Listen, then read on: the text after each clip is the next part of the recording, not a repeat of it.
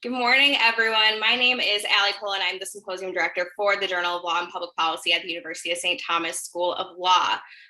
Welcome to our symposium. We are really excited to have you all here today. Before we begin, I would like to invite the Dean of our law school, Rob Vischer, to open our program and welcome everyone. Dean Vischer. Thanks, Allie. I'd like to welcome you to the St. Thomas Journal of Law and Public Policy's Spring Symposium. I want to thank Allie, Dr. Reed, all the student editors who've worked hard putting this together, and all our speakers who've taken time to join us today. This is an important conversation, and it's especially important for a Catholic law school to be the venue for this conversation, as I'll explain in a moment. First, though, before we begin, I want to pause and note that we are 3 miles from 38th and Chicago, where George Floyd was killed, and we're 9 miles from Brooklyn Center, where Daunte Wright was killed. It's important that we acknowledge where our law school stands, even in these times where we're connecting by Zoom, but physically where our law school stands and the relationship of this land to past instances of injustice. We are on what was Dakota land until that land was ceded to the United States through the Treaty of 1851. That treaty called for the payment to the Dakota of what amounted to 12 cents per acre. Treaty negotiations were driven by the American Fur Company, which had been providing supplies to the Dakota in exchange for fur. As the lands were overhunted and European demand for fur dropped, the system collapsed and the Dakota were left owing huge debts to the American Fur Company. Debt payments, inflated by the company, were taken out of the land proceeds before anything was given to the tribe. Essentially, the fur traders were bailed out by the US government. The US government got 24 million acres of land, and the Dakota got almost nothing. This was all made possible by the strategist behind the arrangements, Henry Sibley, who was a partner and agent of the American Fur Company, the future governor of Minnesota, and a lawyer. We have to understand history and the role that lawyers have played in almost every aspect of our nation's development, for better and for worse. Once again, just a few blocks away from here at the Hennepin County Courthouse, lawyers are at the center of another painful chapter in our history. Our recent and our more distant histories are filled with painful chapters. So where do we go from here?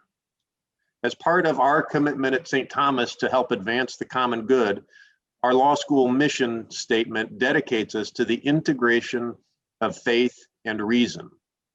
We think it's important that our deepest commitments and beliefs can be brought to bear on who we become as professionals, and that the wisdom of our faith traditions lend insight to our treatment of those on the margins. The project of integrating faith and reason may seem almost hopeless these days, especially given the number of Christians who are leading the charge to promulgate the latest conspiracy theories on the presidential election, on the origins of COVID, on nefarious purposes underlying the vaccines, on climate change being a hoax, or on Tom Hanks leading a global pedophile ring. Like most phenomena worth studying, the complicated relationship of American Christians and conspiracy theories is not reducible to a single explanation. In any event, we cannot wait for the sociologists to sort out the root causes before responding to our fellow believers who have begun waving QAnon signs, either literally or figuratively. A few basic truths should underlie any strategy. First, this will not be a quick fix. Critical discernment is not a light switch to be turned on and off at will. It is a discipline to be cultivated. American Christians who want to pull their fellow believers back from the QAnon world need to commit for the long haul. Second, Christian believers need to focus on God's actual promise. Conspiracy theories are attractive because they help us feel in control. Rather than facing a randomly occurring virus that is wreaking havoc on our daily lives, for example, it feels better to place the virus in a narrative that connects us with other true believers in a grand battle against the forces of evil. God's promises do not include assurance that Christians will always feel in control of what's happening in the world. Through scripture and tradition, God repeatedly and consistently promises us himself, which should be all the assurance we need even when the world feels completely out of control. Third, Christians embracing conspiracy theories are a threat to our democracy. Many of the conspiracy-embracing Christians are caught up in Christian nationalism, which is a merger of our religious identity with our political identity. When that happens, we will do anything to ensure that our political tribe prevails. We are no longer debating ideas about which reasonable people can disagree. We are defending Christianity against its enemies. It's how noted Christian author Eric Metaxas could say, in reference to his claims of a vast plot to steal the election, that it's, quote, God's will for America to keep spreading liberty around the world, and so, quote, who cares what I can prove in court? Regardless of what the courts say about election fraud, again to quote Metaxas, we need to fight to the drop of blood because it's worth it. When a particular political outcome becomes a tenet of my Christian faith, there's nothing left to argue about. And when there's nothing left to argue about, that's a very dangerous place for democracy to find itself. Fourth, we have to recognize the threat it poses to our public witness. Christians are not called to escape to a fantasy of the world as we wish it would be. We are called to engage and minister to the world as it is. That requires us to invest time and effort in understanding reality, not a tribal narrative presented in YouTube videos and anonymous internet messages. The fact that Christians have a leading role in QAnon and other outrageous conspiracy theory movements is a scandalous departure from the dictates of our faith. When the world sees Christians as gullible, naive, and unwilling to do the hard work of critically evaluating information, Christians lose credibility on everything, including our assertions about the historical veracity of the gospel. When we post a meme about Anthony Fauci or Bill Gates plotting to distribute the mark of the beast through a vaccine, and then we follow up with a post about eyewitness accounts regarding the life of Jesus, both will tend to meet the same response. This person is not a trustworthy source on questions that matter. Christians believe that our minds are a gift from God. Like all good gifts, we are called to steward them wisely. As conspiracy theories infiltrate the church and compromise its witness, we can't just roll our eyes as though we're accommodating an embarrassing uncle who drops by for holiday dinners. The gospel speaks to the heart and to the mind.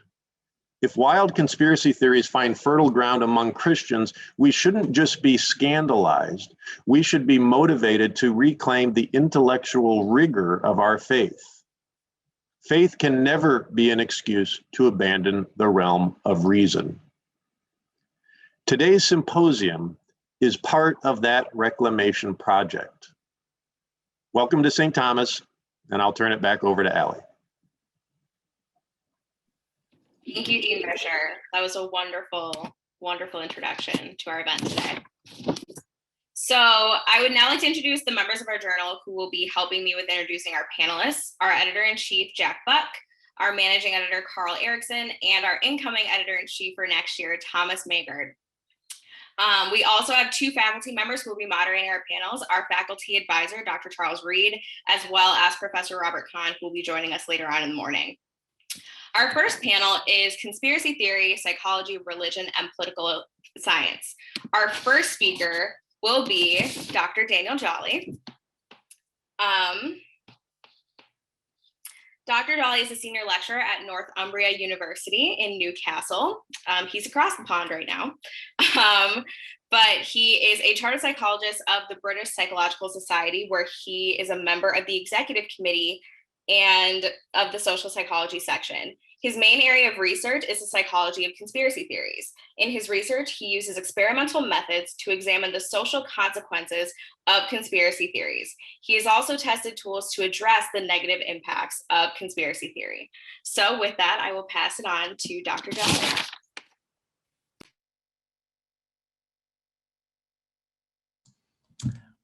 Thank you very much. It's an absolute pleasure to take the floor first. So as that absolute great introduction, I'm over the pond in the UK. I am taking the floor to talk about the psychology of conspiracy theories.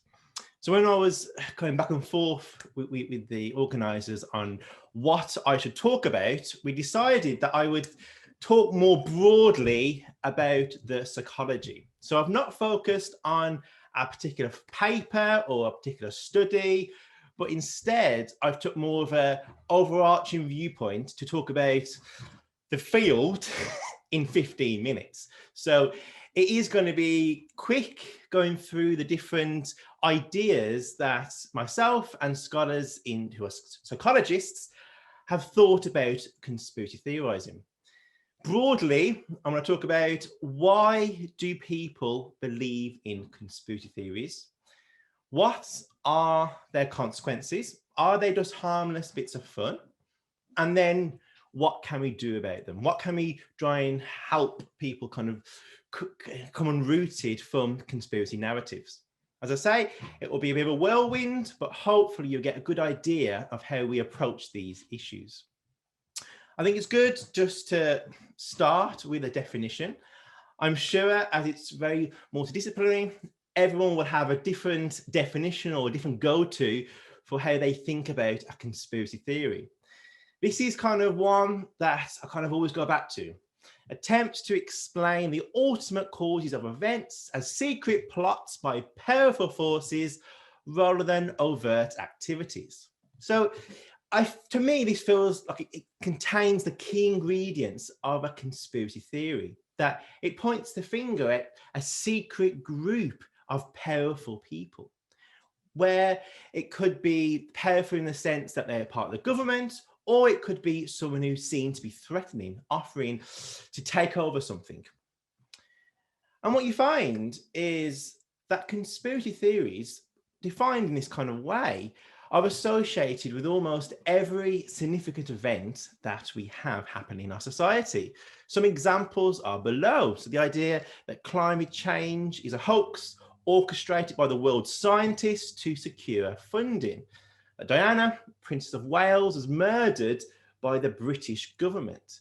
Or that the harms of vaccines are being covered up for the pharmaceutical companies to continue making huge profits. And of course, I'm sure we all know that there's a whole range of different COVID-19 conspiracy theories, from the suggestion that Bill Gates is involved to the suggestion that it's 5G. It's all secret plots by powerful people. But the conspirators can be a whole range of different people. What's often thought that it's addressing governments, it can accuse any group who's perceived to be powerful. And I think here is the perception that they are powerful is the key term. As Karen Douglas talked about in a paper in 2019, an event such as climate change, as a second example here, can be suggested to have a whole range of conspirators involved, where scientists are accused, Democrats, the government, the oil industry. So I think for here, it's highlighting that for one event, there could be multiple conspirators, in essence, multiple explanations to explain that same event. And they are popular. They are much more widespread than is often assumed. And I've just included just 2 examples here, but there are many large polls done by YouGov, public polling, that have demonstrated that there's a reasonable number of people subscribing to these types of viewpoints. So for example, a survey showed approximately half of the American population believes in at least one conspiracy. Similar over the pond here, where 60% of British people believing in one conspiracy theory. Of course, conspiracy theories have been around since arguably the start of time. And I'm sure there are many experts here who could talk to that more than I can. But it's over the last decade or so, maybe even less, that people have become interested in trying to understand the widespread nature of conspiracy narratives, where there's lots of talk about, oh, is it the internet? Is it social media that has brought these narratives to our fingertips? Where, of course, the internet plays some role, but these beliefs have been around for a very long time. And there's lots of other researchers that has tracked them before the internet. And the suggestion that it's the internet that has caused a resurgence in conspiracy belief, I just don't think really plays out. But the fundamental is that they are widespread, that many people believe in conspiracy theories. So a key question is, who believes in conspiracy theories? And in psychology, typically it's based around surveys, questionnaires, where people indicate their belief in real world conspiracies, so how much they believe that climate change is a hoax, whilst also indicating more general tendency to engage in conspiracy theorizing. So believing that hidden forces are involved in plots and schemes. And there's actually limited, reliable demographic differences. Typically, there's no real male and female differences. Some studies do find that males more than females, some females more than males, some find absolutely no difference. In my own personal work, I found no difference in some of my experiments. So there's no real indication that gender is playing a role. I think it's very specific depending on the context involved. Younger do seem to have a higher conspiracy belief than older. Some recent work that I've been involved in has conducted the first real bit of research with young people in the UK, polling their belief in conspiracy theories. Because there's been a lot of work on adults, but we know absolutely nothing about young people and whether they are also engaged in conspiracy theorizing. What we found in our work was that age 14 seemed to be a real peak time for conspiracy theorizing. And this was more heightened than compared to adults. Potentially around this age is where young people are relying less on emotional regulation. They're feeling a bit more anxious. They're more likely to pull away from their family and be more influenced by their friends. So potentially it could be a real peak time. So for me, a real important question is to understand more about the psychology of this age group and how it's interacting with their conspiracy beliefs. But one consistent difference does seem to be in minority group status. For example, some early work found that AIDS conspiracy theories were more common amongst minority group members. So the idea that AIDS and HIV is human-made.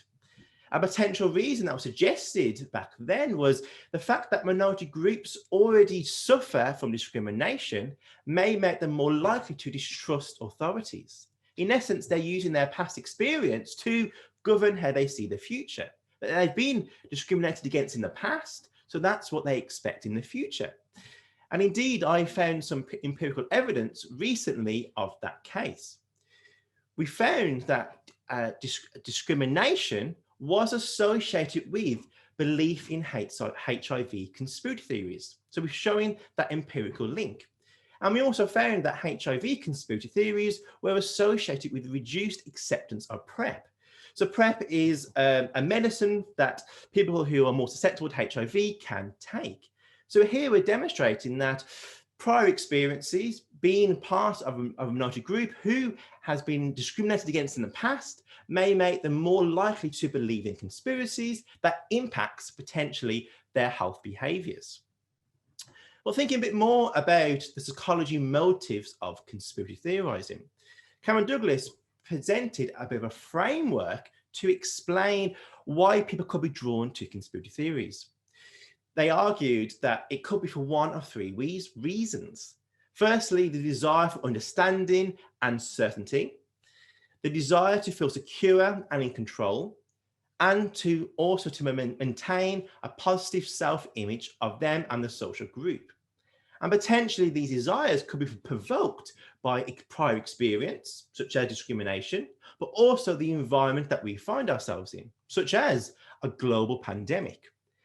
To take you through each of those sections very briefly, we've got the need for some certainty. So we all want to feel certain in the world and our lives. And conspiracy theorizing can help maintain our certainty, make us feel better in essence. So it's been found that belief in conspiracy theories increases in situations where people feel uncertain. It's stronger when events are especially large or significant.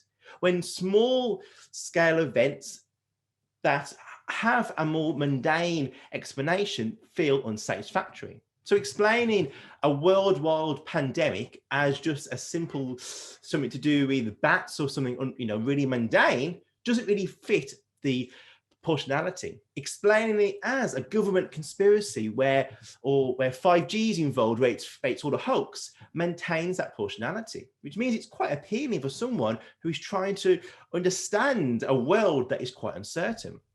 And indeed, it's been shown also to be stronger when people are trying to look for patterns. So when people are trying to, in essence, understand what is going on in a very complex situation, when they have this need for certainty, a conspiracy can offer some of those answers. It can make you feel better when you are primed to try and find patterns. It offers a pattern that makes you feel better. Another arm is our need to feel secure and in control. So it's been found that individuals who feel more anxious are more likely to find conspiracy theories really appealing.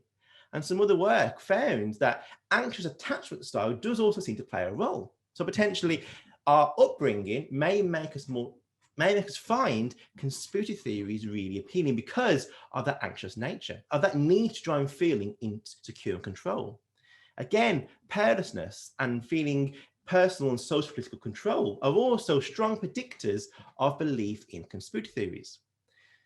Paranoid thinking also does play a role. Now, back in the early days, psychologists did think that paranoia was a really strong predictor of conspiracy beliefs. People were seen to be irrational.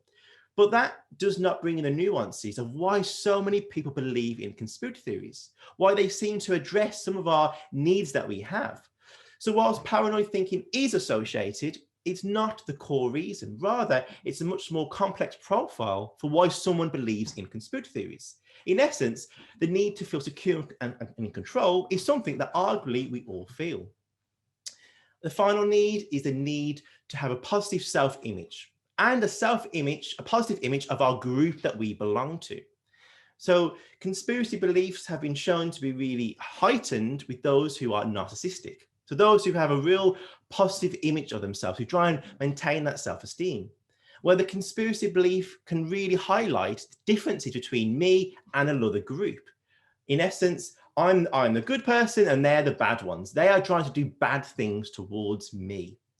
So potentially conspiracy theorizing is arguably a normal process that we all could kind of find ourselves engaging in. Potentially there's a conspiracy theorist in each of us. But are they harmless? This, which I think is a real important question, by that if potentially they're addressing some of our motives, they're making us feel, in control, do they actually have a harm on society? Research is certainly suggesting that it can impact the smooth running of a society, where millions of people potentially believe for normal reasons, but it can actually impact themselves and society. So themselves being that it can change the way they think about events. So research has found that after exposure to conspiracy theories, people were more likely to endorse the conspiracy account without being aware. So the hidden impact of conspiracy theories. So potentially being exposed to the information on Twitter, on Facebook, could potentially, after a period of time, make us more susceptible to believe in that narrative. Indeed, conspiracy theories have been shown to discourage people from voting, reducing the carbon footprint, or vaccinating. And in the context of COVID-19, believing it's a hoax or that Bill Gates is involved does reduce people's protective behavior to do with COVID-19, which of course makes sense, because if I believe that climate change is a hoax, why would I want to reduce my carbon footprint? Similarly, if I feel that vaccines are dangerous and this has been covered up, I would not want to, engage in vaccination.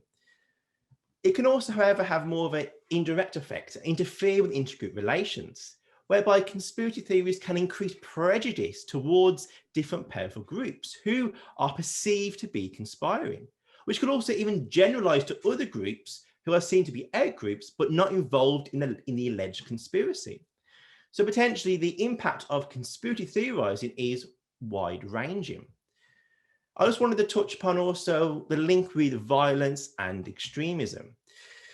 So there has been lots of discussion about conspiracy theories and extremism, and there's lots of arguments that actually these two things go hand in hand. And empirically, this does also seem to be playing out. Some early work highlighted that people high in conspiracy thinking were more supportive of political violence and more in favour of gun ownership laws. Similarly, when people took the perspective that society is governed by conspiracies, people were more supportive of violent extremism, which during the COVID-19 pandemic, which is still going on, but last year, in the UK at least, there was a whole spate of 5G towers being set ablaze. And it was suggested by the police that this was being caused by 5G conspiracy beliefs. So we were really interested to kind of poll people to see, does belief that 5G caused COVID, is that associated with more support for violence? To try and understand whether a link actually exists. And we found empirical evidence that having the belief that 5G of COVID causes 5G, no, it's the wrong way around, 5G causes COVID, that this was associated with greater justification and willingness to engage in real life and hypothetical violence. So we're highlighting that conspiracy theories could motivate people to want to engage in offline action. And in essence, we tried to test a model to see why that was occurring. And we found that people who had higher belief in conspiracy theories indicated that they were more angry. And this anger was then associated with a higher level of a violent response. And the link between anger and violence was more pronounced for those who were indicating that they had higher levels of paranoia. So potentially there's an indication that there's an interaction going on between people's beliefs and emotions, which I think is a real kind of important finding. The last part I want to mention is just thinking about interventions. So if potentially conspiracy theories are believed for normal everyday reasons, but they can have a real world impact, what can we do to try and empower people to not rely on conspiracy narratives? One way could be the use of counter arguments. So directing counter arguments at potential consumers of conspiracy theories in order to inoculate them against accepting such theories in the future. And we found in 2017 that in the context of anti-vaccine conspiracy theories, if people were given counter arguments before being exposed to conspiracy theories, this improved their intentions to vaccinate. So potentially giving people who are more susceptible to be exposed to conspiracy narratives counter arguments that argue against the conspiracy up front could potentially inoculate them against believing the narratives if they saw them online. So in essence, kind of pre-bunking before they get to that stage. Another intervention is a bit more proactive, and it's trying to deal with some of the needs and skill sets that make someone be more susceptible to engage in conspiracy theorizing. So some techniques, for example, could be promoting critical thinking as a way to reduce belief in conspiracy theories. Because we know from other research that those who have lower levels of critical thinking are more likely to believe in conspiracies. So trying to develop this skill set has been shown to be a proactive intervention tool. Others could be trying to deal with some of the needs that we have. So making someone feel more empowered and in control can reduce belief in conspiracies. So potentially trying to address some of the, in essence, the predictors of what could draw someone into a conspiracy narrative to ensure that they are having the environment and mindset to think through evidence so they can ask questions, which we must ask, but then also evaluate the evidence. So the summary of the last 18 minutes or so, obviously a bit of a whirlwind of the psychology of conspiracy theories. They can be tricky to define, many definitions, but concerning a powerful group acting in secret. They are popular where millions of people endorse them, and arguably, from our view, it's because everyone potentially susceptible, that they address some of our important needs that we have. The need to feel feel in control and secure, but they can have a tangible impact on ourselves and society, where, for example, it's been shown to be linked with extremism and violent responses. So interventions where we instill skill sets such as critical thinking so people can ask questions but also evaluate is also, I think, really timely. And 15 seconds shy of 20 minutes, I'm going to stop there. Thank you very much for listening. Thank you so much, Dr. Jolly. That was a really wonderful presentation. I'm looking forward to all the questions we have for you. Up next, we have Professor Enrique Guerra-Pujol from the University of Central Florida. I almost said South Florida. That wouldn't have been accurate. But Professor Guerra attended college at the University of California, Santa Barbara, and graduated with honors. He received his JD from Yale Law School, and after practicing business law for many years, he began his academic career at the Pontifical Catholic University of Puerto Rico, where he's currently teaching at the University of Central Florida. His areas of research include markets, property rights, and the philosophy of law. So with that, I will hand it over to you, Professor. Thank you. Thank you for that very gracious introduction, and thank you for the invitation. And lastly, thank you for working with me as I was negligent in double checking the Central Standard Time, as I may have to miss part of the second panel, but that I was originally scheduled to attend. But since I will be talking a little bit about psychology, and I'm actually very happy to be following up a previous presentation because I think there will be some connections. And so what I'm going to do here is I did make a, not so much a slide presentation, but a visual presentation of some of the ideas I want to talk about and really walk through the paper that I'm working on and I'll be submitting in July. I have been, and I should say just by way of background, that I've always been fascinated by conspiracy theories. One of my interest in this whole thing, although I teach business law, and usually I'm more in the in my research interest is more on the philosophy of law side or jurisprudence. But I should say I believe I was in fourth grade when my teacher said that the Warren Commission was a bunch of malarkey. And as an impressionable fourth grader, I thought, of course, naive, why would our government want to lie to us? And of course, the more you dig into the John F. Kennedy assassination and conspiracy theories, it's just it's something that has been sort of this unrelenting fascination, and so I have to say that just by way of background, what really caught my attention, the other thing I should say that caught my attention is the whole stolen election narrative from here in the United States. And which a lot of people sincerely believe in, and I have to say that New York Times published at least a couple of pieces drawing a parallel between the stolen election narrative and the stab in the back legend, or in Weimar Republic, and I have to say that I wanted to explore that further. That was a sort of another thing I've always been interested in. I'm not even sure where to begin, but what I'll do is I'll provide some background here, and I just have this old map of Central Europe, and all I want to do here is my original proposal. I went down a rabbit hole that I'll be describing shortly, but my original proposal, and it's building on previous work. So the paper where I'm most well known, to the extent I'm known at all, is a paper called Goodell's Loophole, where I examined this sort of urban legend or myth that the great logician Kurt Goodell, when he was studying to become an American citizen, he had discovered a logical contradiction in the Constitution. And I call this sort of an urban legend in that nobody really knows what the logical contradiction is. There's some speculation that it's given Goodell's background in mathematical logic and his special fascination with recursion and thing and self-reference problems. It's one speculation that I address in my Goodell loophole is the possibility of self-amendment, of amending Article 5.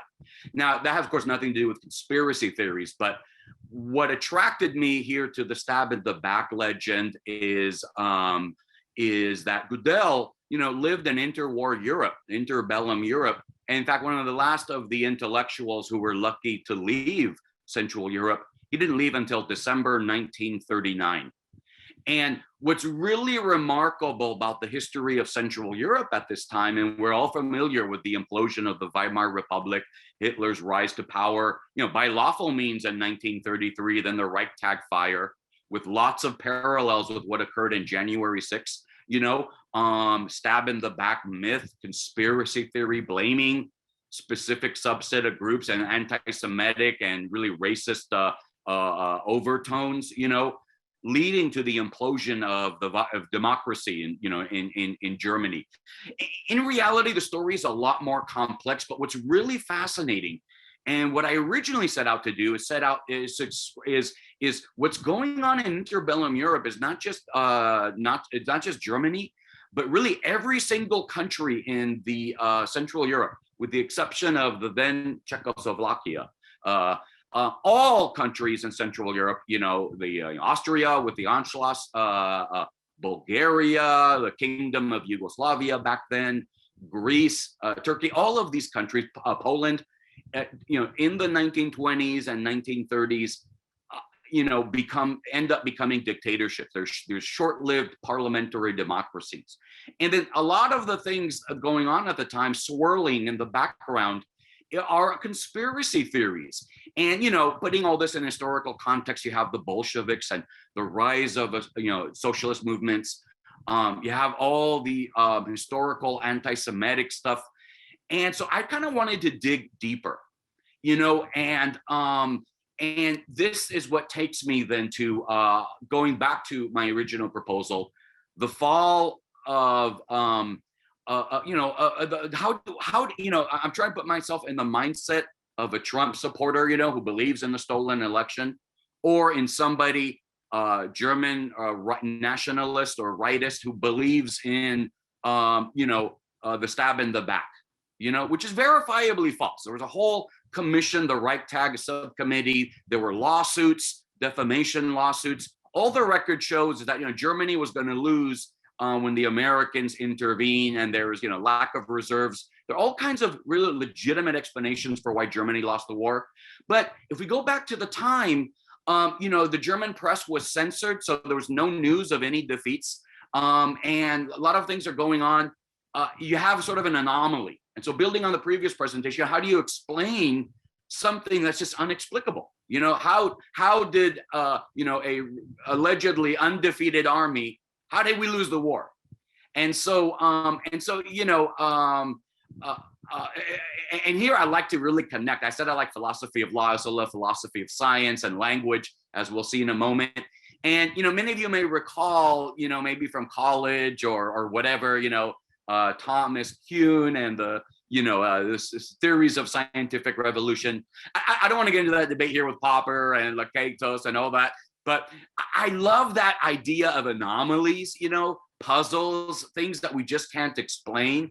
And maybe conspiracy theories are just sort of the non-scientific version of what's going on in science, It's something I wanted to consider. How do you have all these conspiracy theories swirling all over Central Europe, leading to, in the case of Germany, and all these other countries, a complete destruction of the short-lived parliamentary democracy. And there's so many reasons. I don't want to draw a direct connection. It's actually the deeper I go, the more complex I see this whole thing is. So now let me go to the rabbit hole. Let me now talk about what I'm. And by the way, there's all kinds of art and literature. There's sort of a resurgence in interbellum Europe studies and stab in the back myth, even antedating the Trump stolen election narrative. And that's what I was originally going to do. But what I want to talk about is what I'm calling here in the title of my talk, the Leibniz Conspiracy. I want to go back to Goodell loophole. And, I give Goodell the benefit of the doubt if he says he discovered a logical contradiction in the Constitution. because he is considered sort of, the greatest logician since Aristotle, by according to his biographer John Dawson and Hao Wang, and everyone who studied the work of Goodell. And one of the interesting things about Goodell is, in my original paper, Goodell's Loophole, I talk about, we have to look at the context. He's living in Central Europe when all of these parliamentary democracies, including the country in which he lived at the time, Austria, all became dictatorships. And one of the things, though, as I studied further into Goodell, is he was fascinated by Leibniz, a great German polymath, co-inventor of the calculus, and there's the whole dispute with Newton and the priority. But one of the things Leibniz is, reportedly said he discovered or was attempting to, was working on during his lifetime was this. A way of creating a sort of a universal symbolism for all thoughts and trying to reduce ideas into, there'd be a way to mechanically reproduce ideas as a way of resolving all kinds of disputes. It's very complicated, the Characteristica Universalis, but suffice it to say that Goodell was interested in this, and given Goodell's background and his work in mathematical logic and the way he actually set up about to prove his incompleteness theorems, it would make a lot of sense that Goodell would be interested in this stuff. But there's a lot of reports by colleagues and friends of Goodell that, he did all this research and he actually, looked up all the works of Leibniz, and it got to the point where Goodell, and I'll just cut to the chase. This is the rabbit hole I fell down. And he ended up believing there was a worldwide conspiracy to suppress the works of Leibniz. And the reason why he believed in all this is because he just, he saw references to the Characteristica Universalis in Leibniz's work and direct citations of Leibniz to other parts of his work. But when he went to find those other citations, they had all disappeared. And I won't get to all the details. I'm going to save that for the paper, the story, because there's actually some foundation to this. But to me, this is an anomaly within anomaly. And I want to now build on the previous presentation. How do you inoculate the great, the smartest man, the 20th century, from believing in a conspiracy theory? How do you, how do we, how do we go about, if someone like Goodell could fall, and admittedly, this is a very, idiosyncratic, I call it a private conspiracy theory, as opposed to a public conspiracy theory. All the few people that Goodell confided his belief in this suppression of the work of Leibniz, these unpublished manuscripts, they discounted it as paranoia and fevered mind kind of thing. But again, I want to give Goodell the benefit of the doubt here, and so I kind of want to explain, because if we can explain why maybe Goodell could invent and believe in a conspiracy, that could go a long way to understanding conspiracies theories generally, and so in alternate realities, etc. And so there was a reference to that, this is something that the Sunstein and Vermeil work, they talk about. There's a very thin literature here, but in fact, there's a contemporary of Goodell, Franz Neumann, and he, Herbert Marcuse published a year after his Newman's death, collection, anthology of his essays, including Anxiety and Politics. And it's a very fascinating essay because it addresses all these conspiracy theories at the time, and creates a taxonomy. I found it a very useful essay. Some of the elements he says, you have to have an identification, you have to have a target, you have to have someone to blame, you have to have conspirators, you have to have a false concreteness. There has to be some element of truth or plausibility to the theory. But then he ends up talking about a third, and what he emphasizes the whole essay about paranoia.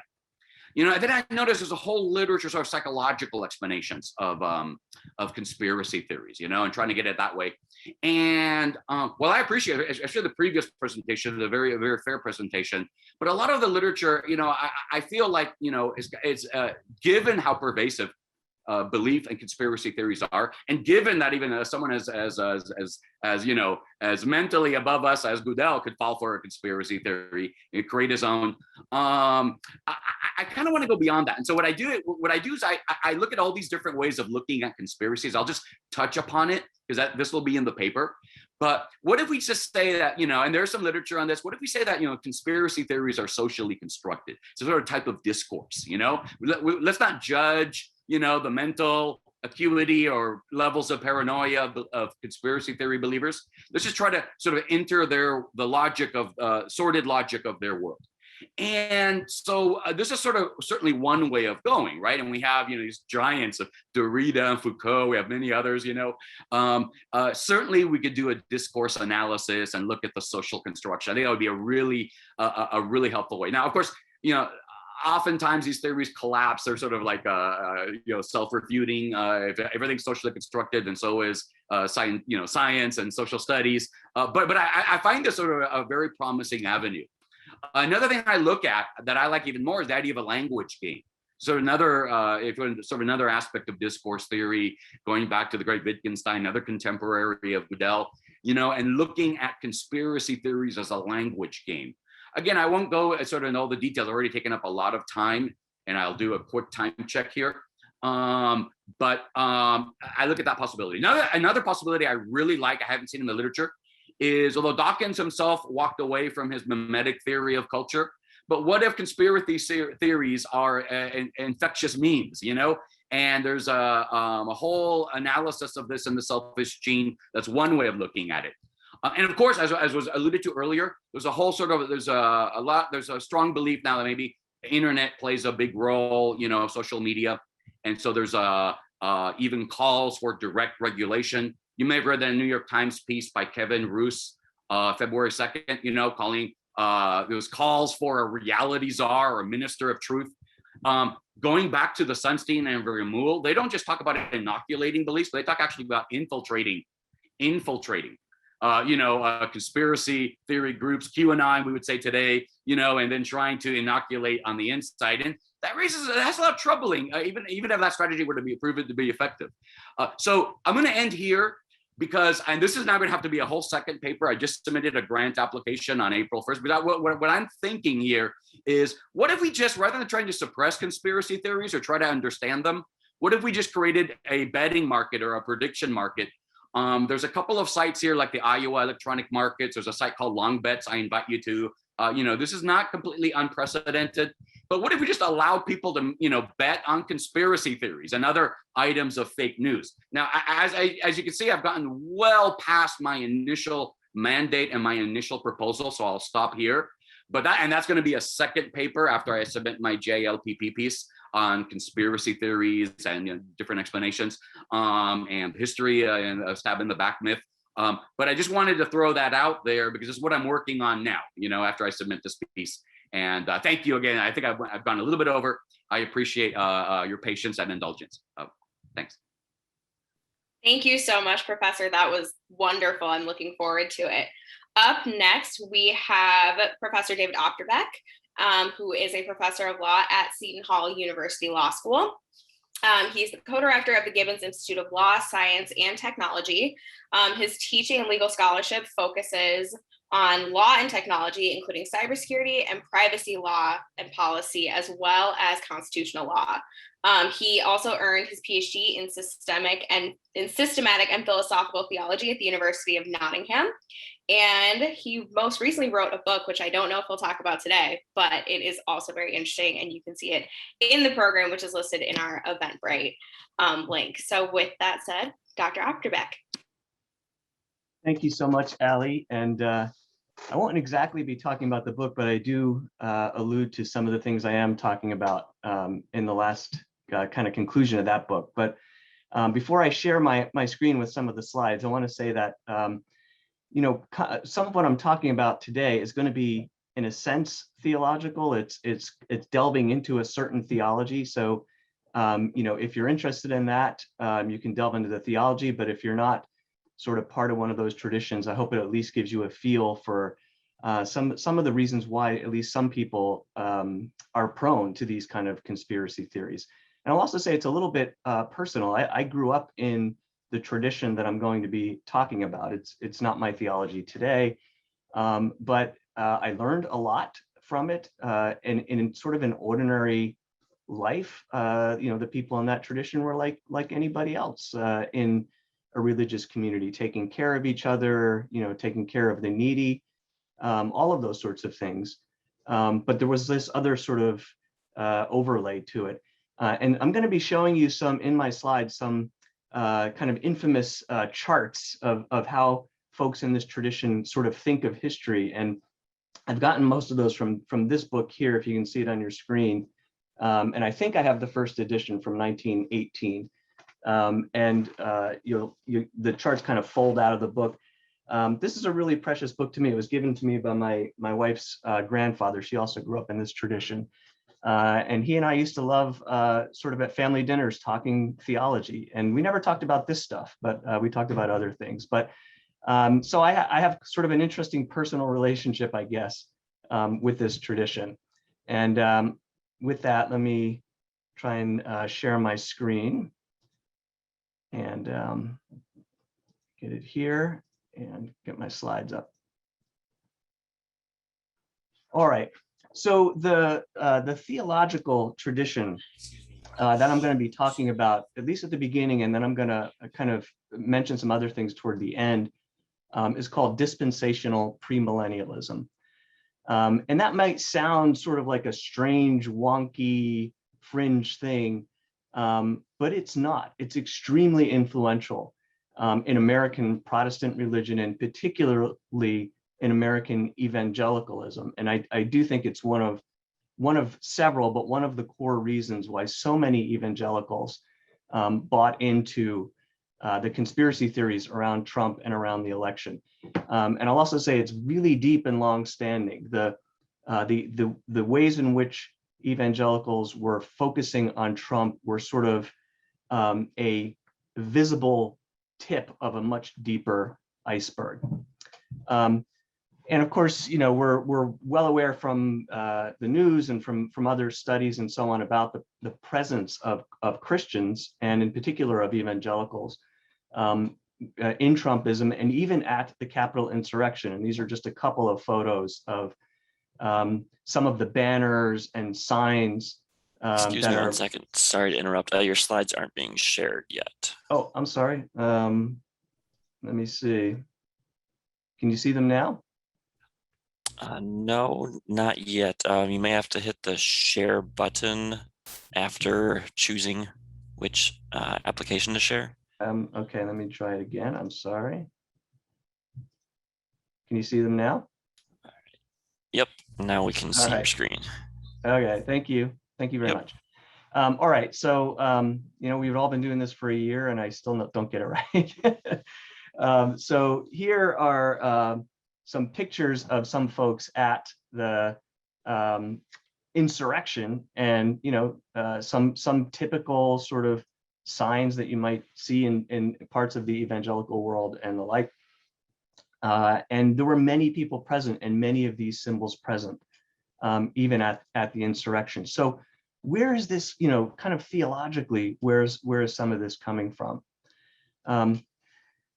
This is a picture of Pastor John Hagee. He has a large congregation in Texas. He's written a number of best-selling books.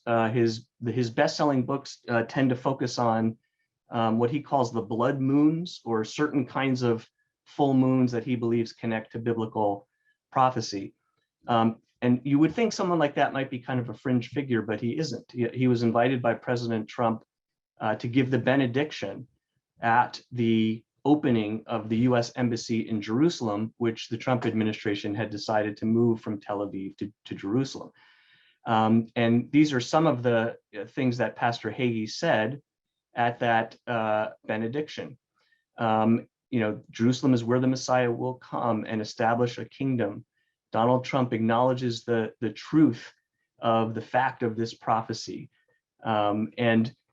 This is a powerful signal to people in that community, and it connects the idea that when President Trump, when the Trump administration was doing things like moving the embassy to Jerusalem, that was actually a symbolic, a theological thing, actually a fulfillment of prophecy.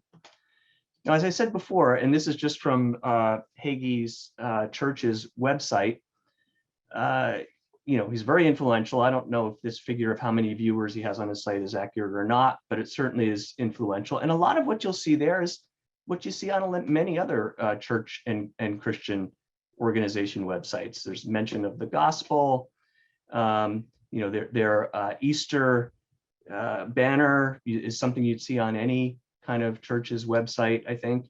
But then you also have things like this, and this is one of Pastor Hagee's best-selling books, where he's promoting this idea that there's this thing happening at the end of the world. This is that book, which I did force myself to read for this presentation. So Earth's Last Empire, The Final Game of Thrones. So Hagee is saying here, Bible prophecy reveals that just before the rapture, and I'll talk about what that means, 4 powerful kings race onto the world stage. And Pastor Hagee is going to reveal to you, not literally who exactly those people are, but at least where they're supposed to come from. Here's some words from the book. We have to learn how to discern the signs of the times. A big aspect of this spirituality is having a feel for where are we now? What's happening? And it does involve the Jewish people coming back to Israel, technological explosion of knowledge, apostasy, rise of Israel's ancient enemies, which are connected by many of these folks. Some of the biblical literature speaks of Gog and Magog, and they connect those with Russia and China. So all of these things are part of these themes. And very curiously, this is a chiliastic eschatology, is expecting the end of the world as we know it soon. But there's always been this sort of sense of the uniqueness of the United States, of having some role in these events, and maybe even a role of holding off some of the worst parts of these events for a while. And that was the connection that Hagee and others were making with President Trump. President Trump can hold this off for a while, but if he fails, make way for the New World Order, which is not a good thing in their view. So where is this coming from? Well, part of it is simply from the biblical text and the history of wrestling with the biblical text. In the book of Revelation, there's this mention of this 1,000-year period where the evil one, Satan, will be bound, and good things will flourish on the earth. So Christian theology has always wrestled with what can this mean? And there's really 3 main views. So premillennial, Jesus will return again to the earth before this millennium, and somehow that return will inaugurate it. Postmillennial, Jesus will return at the end of this millennial period. So the period might represent sort of the growth of the church on earth. And amillennial, which is this literature is really symbolic. And there can be at any various time in history, we could be in a period like this or a period not like this. It's not meant to be taken literally. So through most of the 19th century, American Protestant religion, which was the dominant religion in America, was postmillennial. The belief was the church would grow, and as the church would grow, the gospel would spread, knowledge would spread, ethics would improve, and then eventually Christ would return.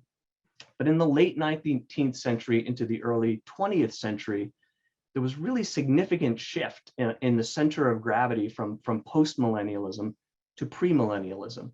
And I think this connects with the previous 2 talks on this panel. We can see some of those psychological dynamics and some of those discourse dynamics right around the events that are happening. You have the Civil War, you have economic collapses, you have in a little bit later periods, the run up to World War I. You also have some religious dynamics. You have these ideas getting popularized, and some of them kind of originally shaped by an Anglo-Irish person named J.N. Darby, who does some missions trips to the US and starts to spread these ideas.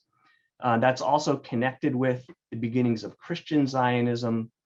It is also connected with the rise of Pentecostal religion in the US, the Azusa Street revivals, and much of that gets tied into this. And then the fundamentalist modernist controversy, which really we can't minimize here. So late 19th century, early 20th century, there's these debates in Protestantism about the new methods of biblical criticism, about how to understand modern science, about the nature of the Bible, about some doctrines that are being challenged or even swept away by liberal Protestant theology that creates this big controversy. And all these divides contribute to it. And then kind of on into our present period, World War II and the Cold War. Actually, growing up with this myself in the 1970s and 1980s, a lot of it was about the Cold War. So there's Cold War conspiracies that feed into this, and then the upset of the 1960s social revolution and how this affects churches and the perception of morality, and like all these things stew into this mix. So how does this, you have sort of historic premillennialism, which in some way is taking this notion of the millennium in some sense literally and seeing Christ returning before it, but how does it become dispensational premillennialism? William Blackstone in the early 19th century writes a book in the US that takes some of Darby's ideas and some other ideas and really begins to popularize them. And you see some of the themes here. One of the themes is that it purports to be a literal interpretation of the Bible. Now, I think as you dive into it, it ends up it's literal when it's convenient to be, and it's not literal when it's convenient to not be literal. But the claim, and this is a claim against modernism, is that it's taking the Bible seriously, and it's very interested in some of the symbology of the Bible. I mean, if you've studied the Bible, there are symbolic themes. There are numbers, that the number 7, the 6 days and the day of rest, and then it's repeated many times throughout the Bible. That's true, but it picks up on some of those themes and tries to find kind of literal applications to what some of those themes are. So Blackstone begins to popularize it.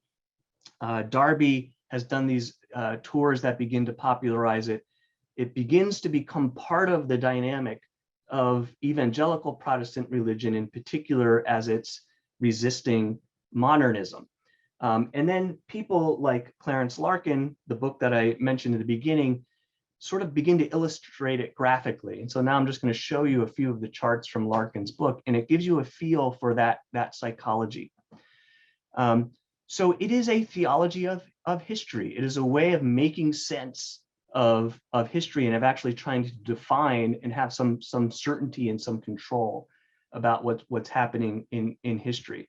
And so the idea of the dispensations is that history is divided into distinct periods, and that God is dealing with people in distinct ways in those distinct periods.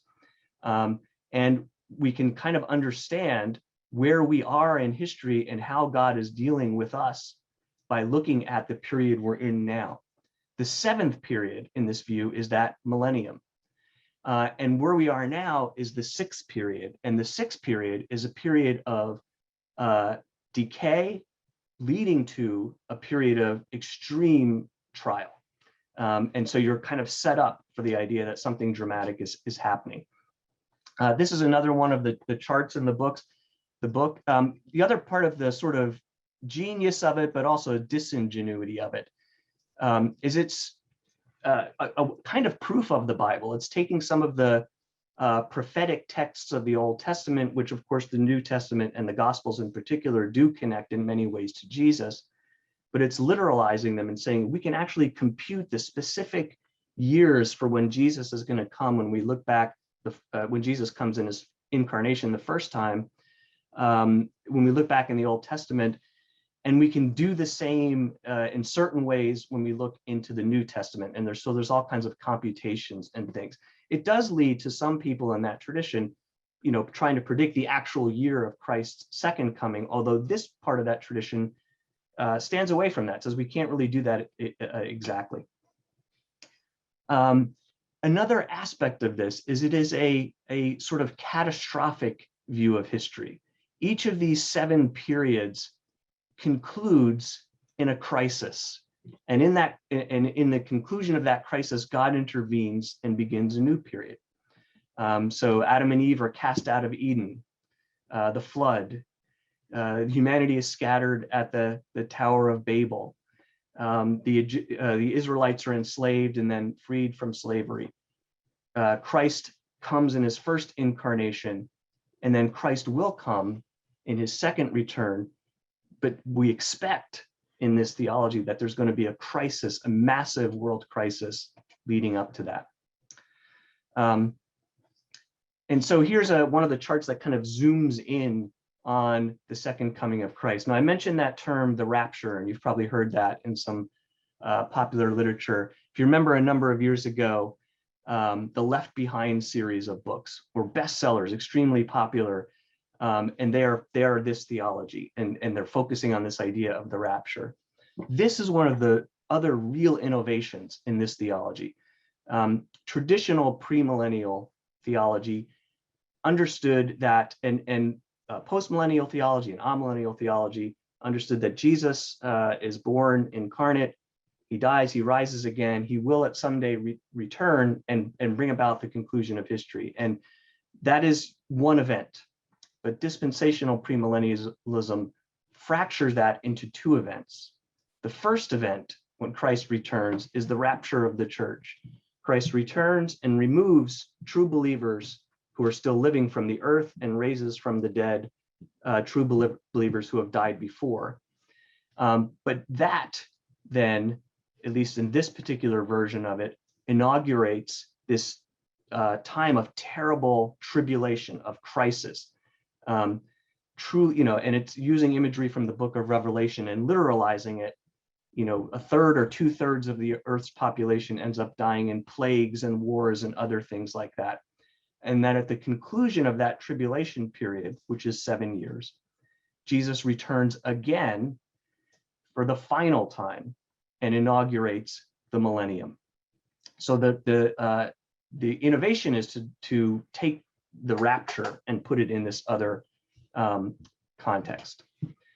Now, as I mentioned, it's a time of degeneration presently. So we expect, by the way, in this time of degeneration, it picks up in many ways on sort of know-nothingism previously, and conspiracy theories about the Roman Catholic Church, as well as Protestantism. There's only a few Christians in each denomination that really are genuine. But the whole world is degenerating. Christianity as a whole, other than the narrow faithful in each branch of Christianity, is failing. But there's this unique place for the Jews.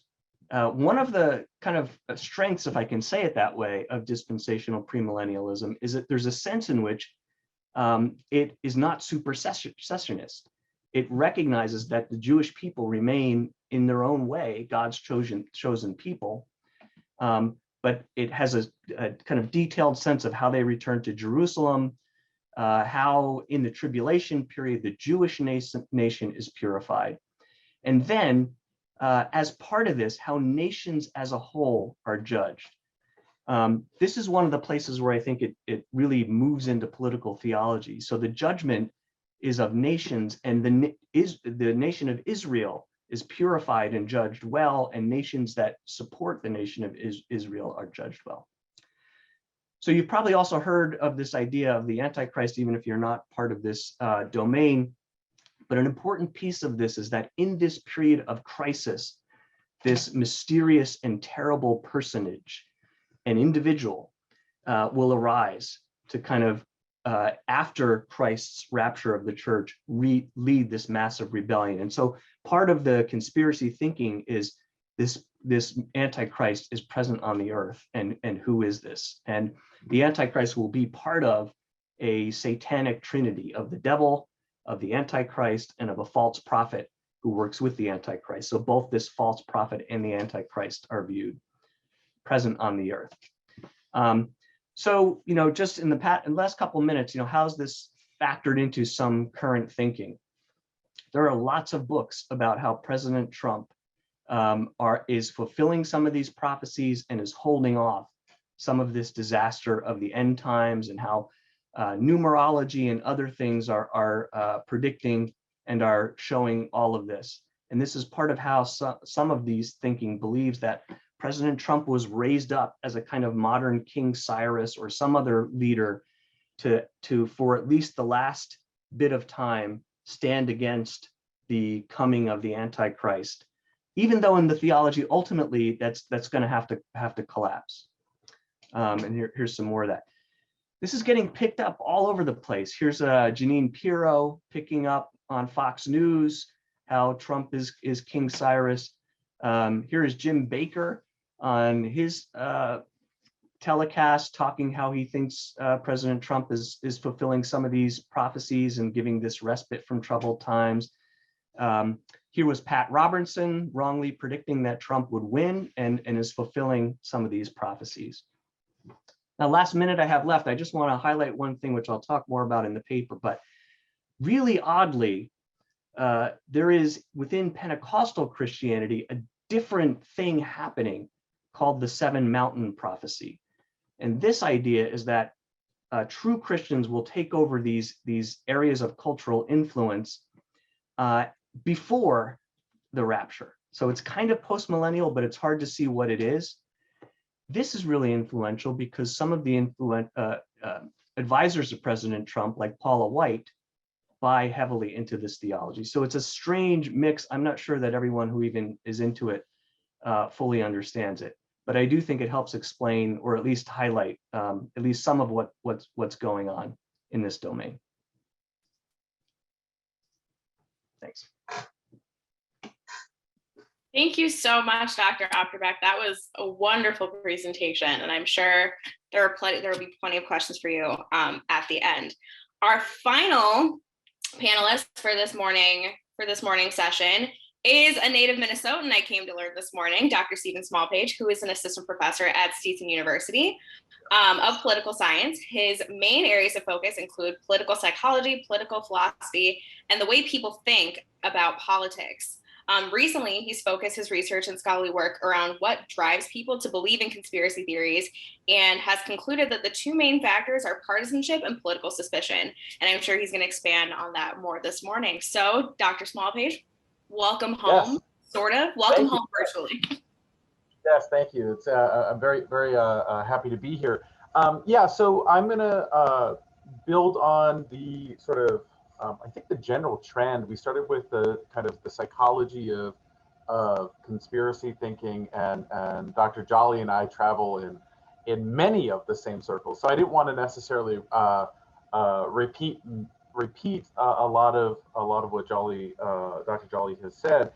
Instead, I'm going to go in kind of the thematic direction, again uncoordinated, but thematic direction of kind of contextualizing historically sort of the how to put it, this phenomenon of conspiracy thinking, right? So I want to my actual background is actually in the history of political philosophy. I do a lot of empirical political psychological work, but mostly I am the theoretician of my co-authors. And so I want to sort of go back to the beginning. So I will share my screen here, and we'll go back to the beginning, as I call it. Let me open it up here, of liberal democratic thinking. And so my topic here is I've written a piece in an edited volume on tolerance, and the problem, the issue of tolerance when it comes to conspiracy thinking, largely because I think that, as I'll talk about, one of the key virtues of sort of democracy, liberal constitutionalism, liberal democracy is tolerance, right? And it's really hard to tolerate conspiracy theorists. It's really hard to do that, right? And it's hard to do that for a number of reasons, largely because, often we just think that they're plainly wrong. as Dr. Jolly pointed out, and as we've seen, there's always the specter of Hofstadter's seminal work in the 60s, basically just saying conspiracy theorists, conspiracy thinking is just part of sort of a paranoid style, right? And that sort of clinical definition is always kind of floating in the background. So instead, I want to sort of go one step sort of back in history for a second, and I'm approaching this as a political philosopher, so I want to introduce some of the sort of core political, and again, this is a part of actually two larger book projects that I'm working on, but this one I think distills nicely some of the core problems, or the core things that we as a liberal democratic people have to deal with when it comes to conspiracy thinking. So I'll just start with the question. I mean, I'm a political philosopher by training. What good is conspiracy thinking? Now, of course, it's going to be very odd, considering what we just covered about, sort of the inherent view or the common view, and certainly a reasonable view that conspiracy thinking is in some sense corrosive or erodes our liberal democratic sort of system, our constitutional system. And it does. Conspiracy thinking really does raise these fundamental questions about core liberal democratic norms, constitutionalism, free speech, tolerance. I mean, there's on the edge of all of these is the question of, to what extent can we allow someone who espouses these sort of conspiracies to really engage meaningfully, right, in our democratic processes and be a part of our democratic culture. And I think Dr. Jolly's right when it comes to conspiracy thinking. It's sort of this view. The easiest way to summarize it is just that this kind of fundamental inherent suspicion that things could be otherwise, or rather things are not what they seem, right? And so is this idea, things are not what they seem, being inherently suspicious of particular actors like the government, especially the government, right, necessarily corrosive to liberal constitutionalism? Right? Of course, right, I'll just tell you my answer. The answer has to be no. It can't inherently be a problem. The idea that conspiracy thinking is inherently a problem of liberal democracy is itself a problem, right? Rather, we have to deal with the problem as we've inherited it, right? Which is well known to one of the great, however many great intellectual grandfathers of our liberal Western tradition, John Locke, right? And so I want to sort of focus on John Locke. He's someone I know very, very well, not personally, but someone that I've studied quite a bit. And I'm not the only one that pretty much has pointed this out. One of the sort of major divisions within liberal sort of democratic theory is sort of this kind of split between this kind of liberalism of rights versus this liberalism of fear, right? Liberalism of rights, coming from people like John Rawls, right, is this idea that our system of government can be predicated, sort of our entire notions of justice and what's right, and the institutions that we have can be sort of deduced on sort of logic, on first principles of what we consider to be just. Right? A kind of competing claim, and I think as many of us who study this have pointed out, that's a very flimsy neo-Weberian defense of liberalism, which, as was just recently pointed out, one of the Weber, living through that interwar period in Germany, even he himself couldn't really give a kind of full-throated defense of the Weimar Republic, and then it inevitably collapses. So instead, we focus. There's a general large trend within the literature, within sort of thinking about our liberal constitutionalism. What is it that grounds it?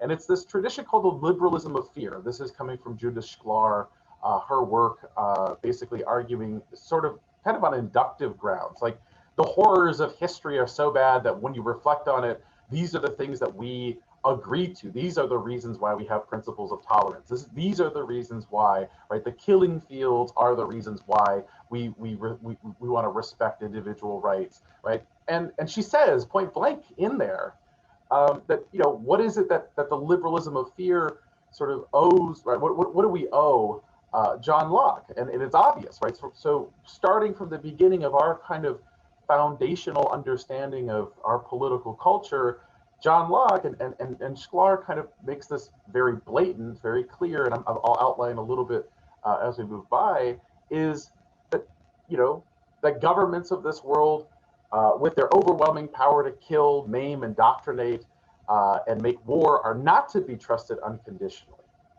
And that any confidence that we might develop in their agents must rest firmly on deep suspicion. This is the reason why we can't just merely say to all conspiracy theorists or all conspiracy thinking that, you know, go away, right, ignore the, right, just, you know, cast them out, is that on some level our system, at least, and I'll outline this, I'll show you, I'll do a little heavy lifting, right, and to show you this, is that our system, you know, all the way back to, for example, like the idea of separation of powers, checks and balances, is predicated on this kind of inherent suspicion, right? This inherent distrust, this cultural distrust of power, right? And so you can't throw the baby out with the bathwater, right? And that's our problem. That's the problem that we face today. That is more than anything the democratic dilemma that we face. And so Locke actually is very helpful here. Locke, the very beginning, the first to really try to in his own time, dealing with multiple epistemological problems, tons of divisions within the church, the whole world around him was just filled with everyone making all these different claims about what the right kind of way to live is, what God was telling everybody, right? Who was in fact the real tyrant? I mean, this was, if you want to talk about a world in which, you know, epistemic alternative realities was just rife. It's his world. It's this is the world that Locke was you know, sort of raised in. And so when we read him, we have to sort of, you know, there's a lot that we can see when we try to deal with our own problems of alternative reality and conspiracy thinking. And so I just want to, you know, outline a little bit here, right? He says, great, right? Given the nature of politics, the overwhelming truth of governmental power, right? He raises this question. He says, okay, great.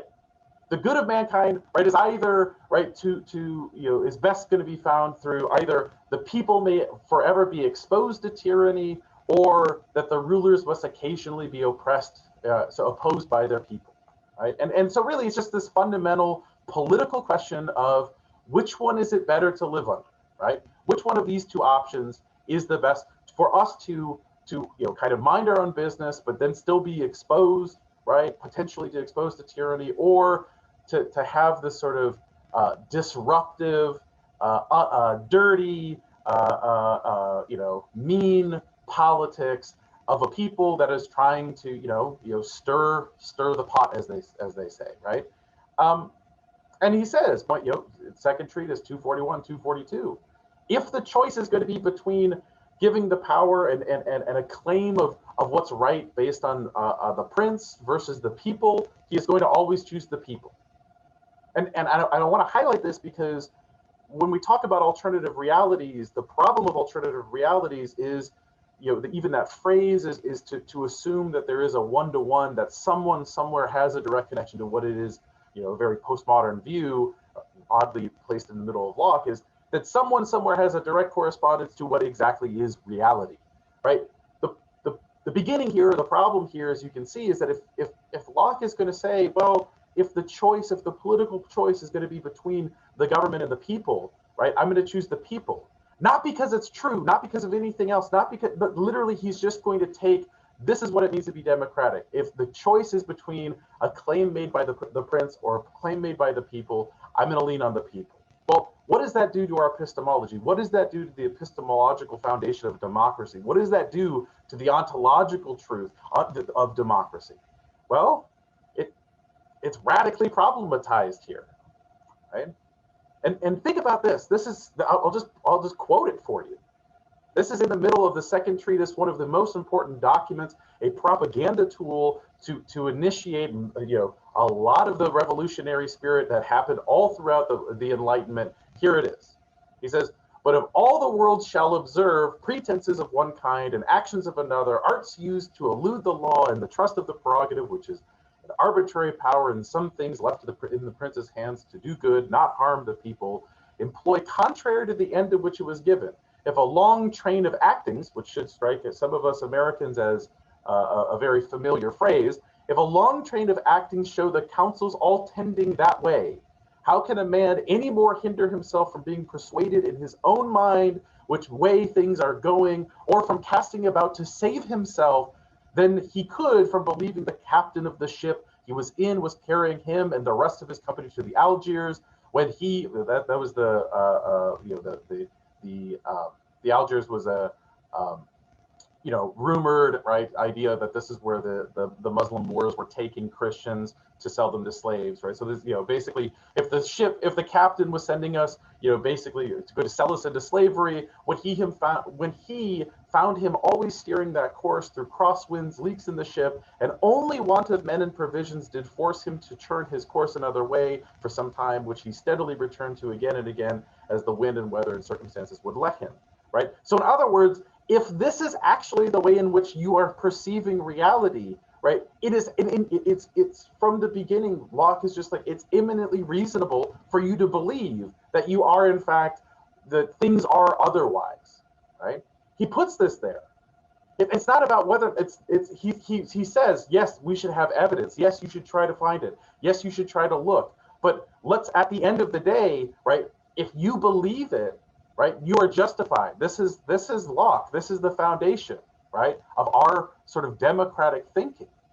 And so for Locke, I'll outline another section in a second, but if we really accept this fundamental political principle that the people is somehow the final arbiters of political right, Locke has to accept a number of subsequent positions, which because we've adopted a lot of the Lockean political culture, we sort of have also inherited, but now we're kind of, I believe, resisting them, right? And I'll quote Second Treatise 230 in a second, but having accepted that it's better to have the possibility, right, of political revolution, of the opposition of the people, rather than not, Locke has to establish a political and public space for this mechanism, for the idea, for a space for opposition to exist. If rulers are to be opposed, doesn't this lead to the possibility of a constant revolution? Because as he asks, every busy head could stir up controversy. And Locke says no, right? On practical grounds. Practically, there will always likely be a limit on the sort of traction of any sort of charge and conspiracy. As was just pointed out, right, there might be a distinction between private conspiracies and public conspiracies, right? That in fact, maybe there's a free market of ideas, if you will, floating around back here, that if it doesn't get traction, then it doesn't matter, which, by the way, is very democratic. And that's really problem. I mean, think about where we're going here, right? Well, I'll wrap it up at the end, but there are lots of threads here, lots of bits that we're dropping where this is probably very uncomfortable. And so principally, right, not practically, but principally, we have to accept this is a possible state of the world, right? And so here is a full quote, right? And he says basically, no, like anyone who wants to resist, anyone who wants to cause mischief, right? The busy head, right, is none other, turbulent spirit is none other than the what we would call a conspiracy theorist, right? To desire the alteration of the government. It is true that such men may stir whatever they please, but it will only be to their own just ruin and perdition, for till the mischief is grown general, and the ill designs of the rulers become visible, right? Or the attempt sensible to the greater part. That's the democratic move. Once the people have accepted the conspiracy as true, then what? Right? Then what?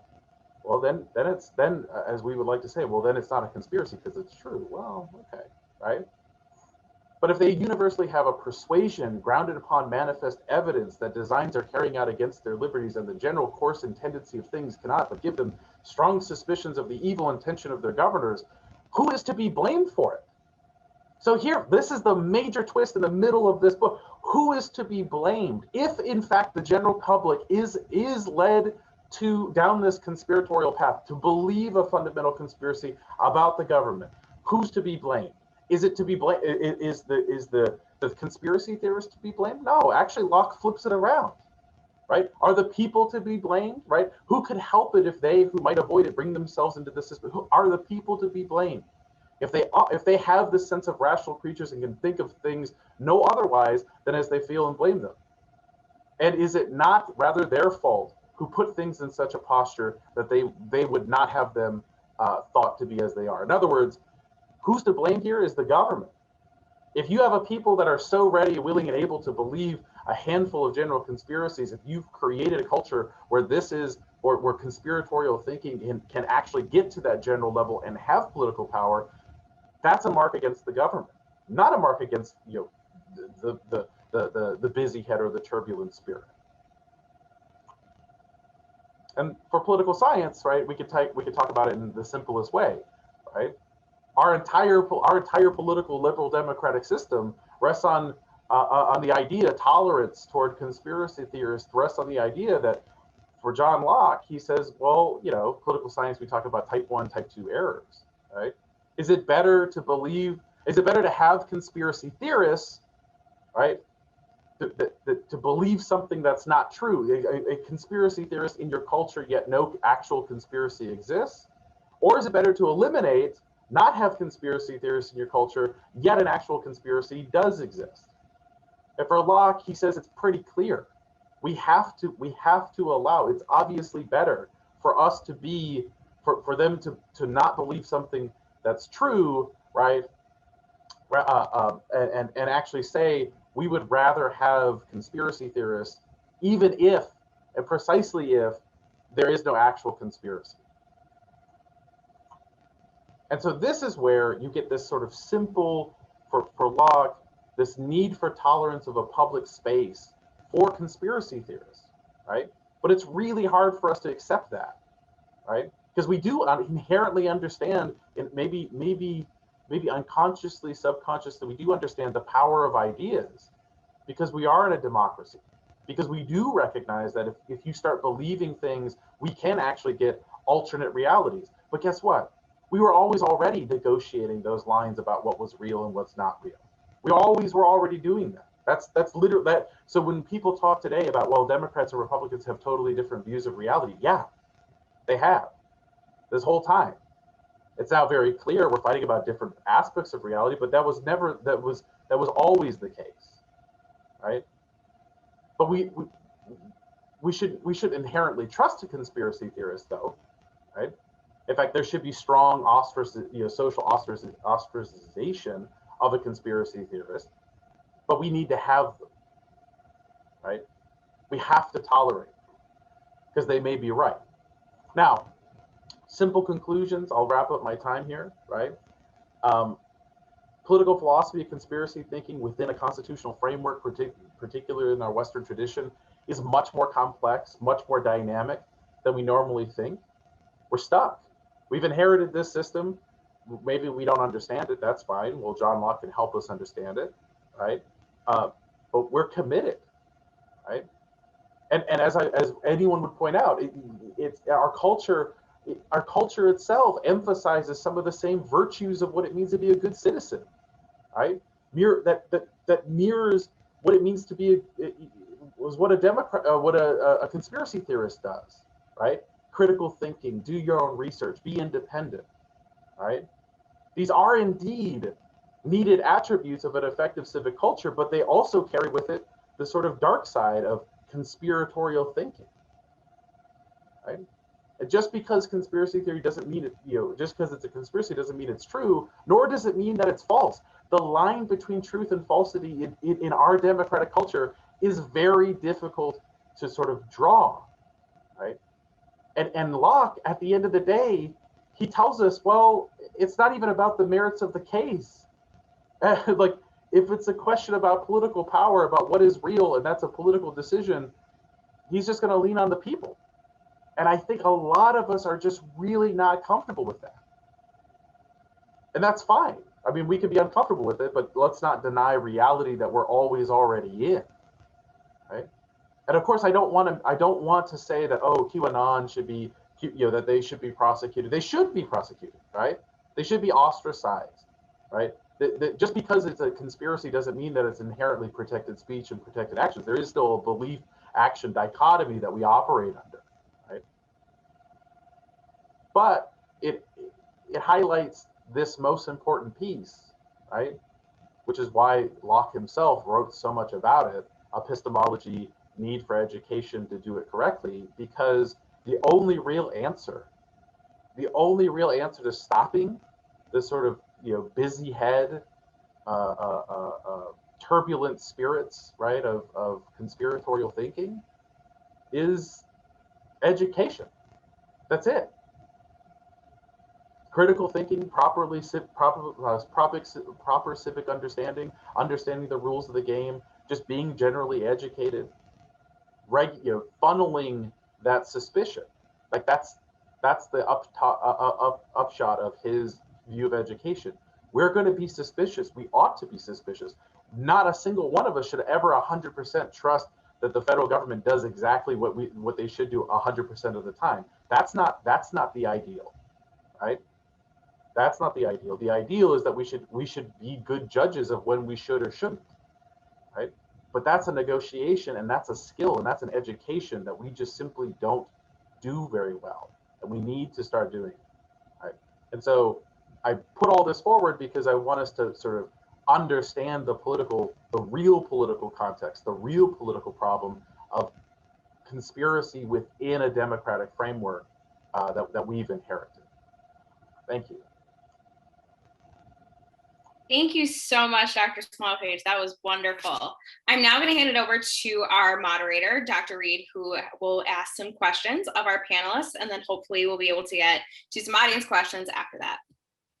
I want to say first, thank you all. Thank every one of you for wonderful presentations this morning. And I do have a question that for each of you that you may want to consider now or in preparing the final version of your papers. And I'll begin in the order we've had presentations. I'll begin with Dr. Jolly.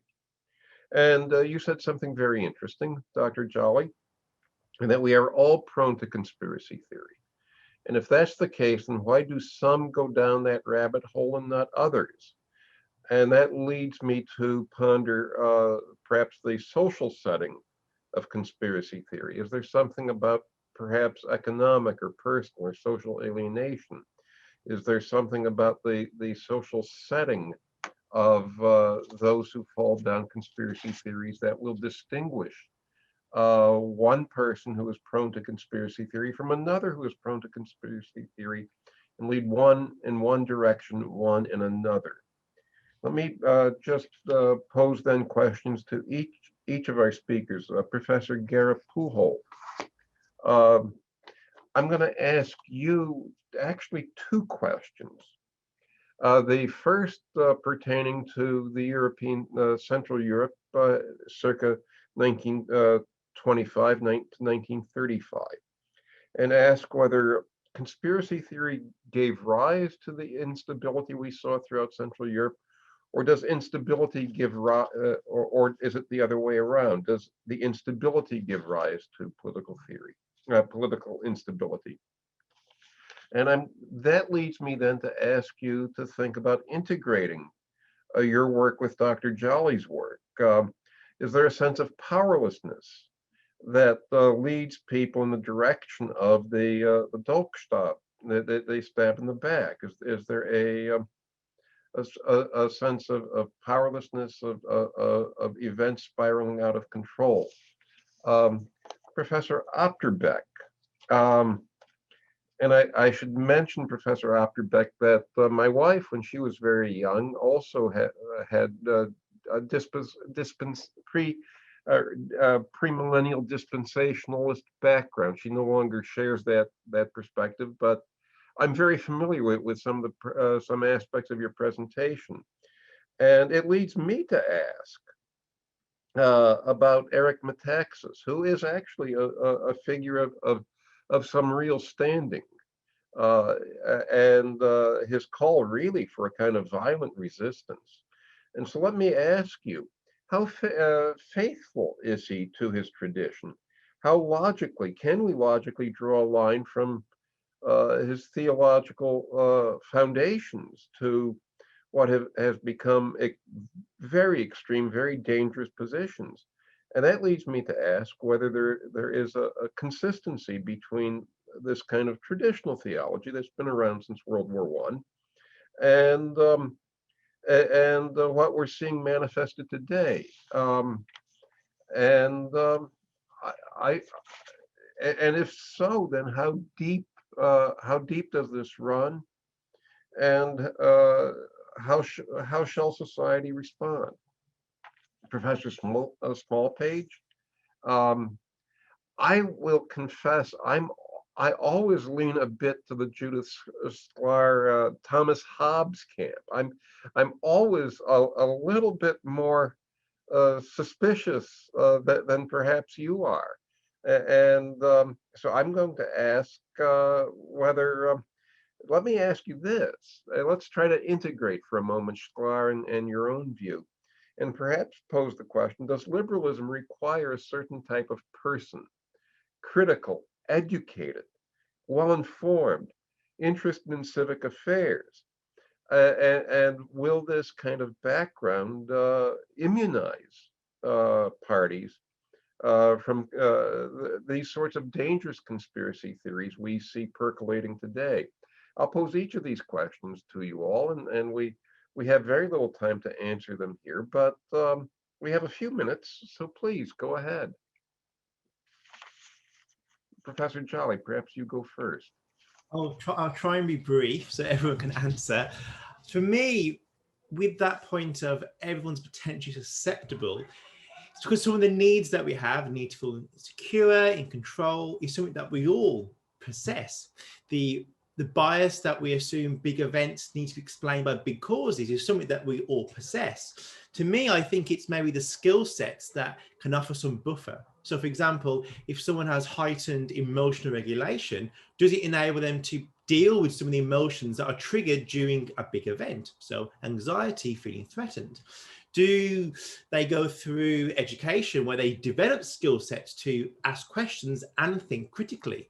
Does that skill set enable them to push back against that desire that we all have? Is it the skill sets? And for someone who maybe has been a victim where they've been on the receiving end of discrimination, does that indeed cloud their view of the world? And an interesting paper last year highlighted how it's the perception of victimization. The actual and the perception seem to be predictive of conspiracy beliefs, which kind of goes across demographics in a way that if I perceive that this has happened to me, that I'm a victim, my group is a victim, that may indeed make me susceptible to believing conspiracies. So to me, I think it's very about skill sets. So for example, emotional regulation and critical thinking. Thank you. And Professor Garapuho. Oh, I'll be very quick. I'm agnostic. I think that's a great question, by the way, on the instability causing conspiracy theories or the other way around. I'm completely agnostic on it. I can see arguments both ways.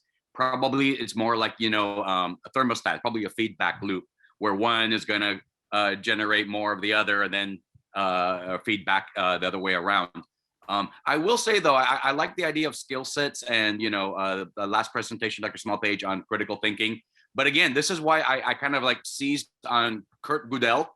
Granted, he's a unique and idiosyncratic individual, but he's the greatest logician since Aristotle. And he himself, although he may not have believed in the stab in the back myth or these other things, but he was certainly prone himself.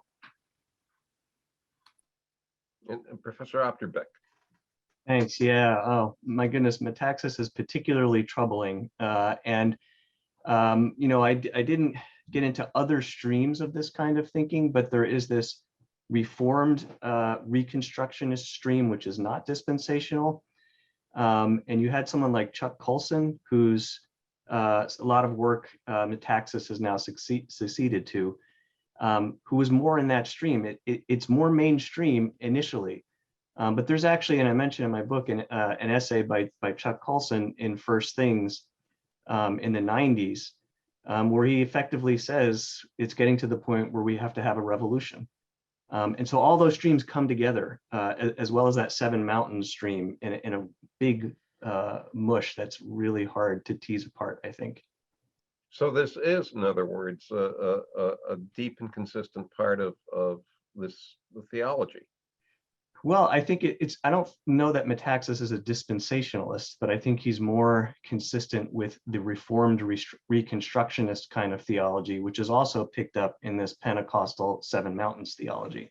Okay, thank you. Dr. Smallpage. Yeah, so, okay, yeah, so there's a lot of stuff to talk about whether or not the democracy requires a certain individual, right? I think from the Lockean perspective I'm giving, I mean, he revolutionized the entire way we talk about epistemology. He revolutionized education, the way that we understand how to raise children, and he, you know, again gave quite a bit to the idea of toleration as a meaningful virtue, right? So it's you know, from the one, you know, on the one hand, yeah, we need to have a certain kind of person is someone that has these sets of virtues that can actually, you know, live and operate and be inoculated, right? I love the metaphor of inoculation, by the way, going through a lot of our presence. I think it's great, but to inoculate them from these sort of thoughts. However, I do want to problematize just for a second, right? Because, you know, this is where I'll bring in the political science part, right? What is politics about? I mean, politics is not. We would love to believe as if in the Enlightenment, you know, the following some you know, sort of objective Enlightenment tradition, that politics is about we all agree on the facts of the world and reality, and then we just have differing opinions about policy and how we get there. That's not even close. That's not even close to how most of politics has ever functioned, let alone in our own narrow world of Enlightenment, a Western tradition. That's not how politics works in most any other time, most any other country. Politics is about determining and defining reality, right? I mean, that's really, like, that's what it is. I mean, that's what politics, at the end of the day, you're not just, partisanship and politics is not about merely, oh, well, let's just sort of agree to disagree. Compromise is in fact the exception that proves the rule, right?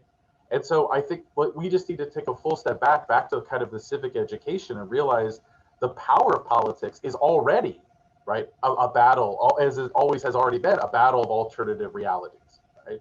We've existed for the last 30, 40 years, post-war, especially in the United States and more or less in the Western democracies, in a sort of, dare say, dogmatic slumber for the last 40 years, 50 years, post-war, right? Because we didn't have to think about this. We could say, okay, cool, well, we'll just take advantage of our position as the main globalizing forces, and we'll take the economic advantages, and then politics will just, we won't have to worry about it because we're all rich and healthy and better off. Fast forward, oops, the bills come due, and now we're back to where we already were, about fighting about reality. Now, of course, it's new to us, but it's new to us in the last 60 years at most. So that's where I'll leave that point. Thank you.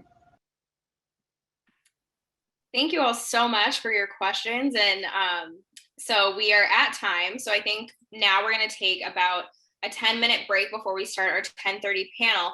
But to our speakers, obviously we ran a bit short on time. We have some questions from some attendees in the Q&A. You all have the ability to type your responses to them. So if it's not too much to ask, I would love for you all to answer our audience questions. And thank you all for starting off our day on such a wonderful note. So with that, we'll take our 10-minute break, and thank you. Studies program, law degree and Master of International Relations programs at the University of Champlain since 2006. She also lectures on U.S. constitutional law and British common law and the LLB program at the University of Toulouse. Her fields of research include electoral strategies, in campaigns, political systems in Britain, France, and the United States, fundamental liberties, and liberalism. Dr. Breyer, please take it away. Well, thanks very much. I would like to say a big thank you to all of you for organizing this wonderful symposium. So first of all, I would like to explain my title because we deal with conspiracy. So I'm going to do a general overview on my article. And the title is Conspiracy Theory and the American President's Exercise of Free Speech on Social Media. So it deals with constitutional issues and challenges. So the American president's exercise of free speech, I'm going to refer to Donald Trump. So I'm not saying that Donald Trump won the election. So the election was not a fraudulent one. So it's just the fact that when Donald Trump his account was suspended on Twitter, he was still an active president. So that's the reason why for my title. So let's start. So freedom of expression is the corollary of a rich, vibrant, and dynamic democracy. And the exercise of this freedom is all the more fundamental in the debates that animate societies. It's an essential tool for the democratic exercise. Freedom can be weakened or subject to controversy in the communication of politics, an essential vector that links representatives and citizens. Free speech leads to a marketplace of ideas in which the truth prevails and falsehoods are widely rejected. So the concept of the marketplace of ideas has influenced the First Amendment doctrine for many years and the conceptualization of public debate. Yet the recent proliferation of conspiracy theories contradicts the principle that reason always wins out in the public square of liberal democracy. It also endangers the democratic order and its pillar, the Constitution. Donald Trump has substantially modified the implicit and tacit rules that govern rhetorical exercises and political communication, especially through the prism of his increased use of conspiracy theory on Twitter, with its climax on allegations of fraudulent elections. So this practice of communicative rhetoric raises different issues and concerns correlated to government.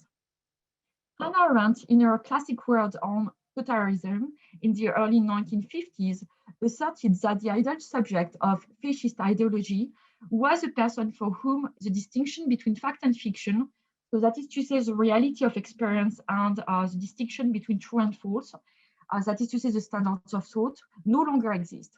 So the state is far more than information.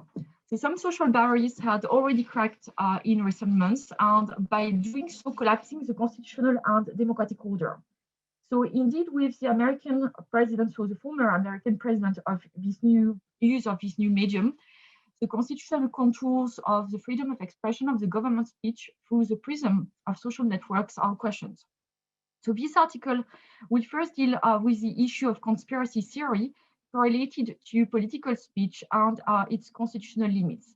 Then it will analyze the idea of internet platforms trying to police political speech, raising the issue of social networks as the new courtrooms. So since his election, Donald Trump has continued to plug conspiracy theories, claiming, for instance, that the 2020 presidential election was rigged and that his opponents were criminals. He has even dipped his toes into the waters of QAnon. So the notion of post-truth and conspiracy expressions of alternative facts or fake news or false news have only come into our debate quite recently. But what they refer to is not necessarily new. There has always been lies. There have always been lies in politics, and besides, transparency is not automatically a good thing.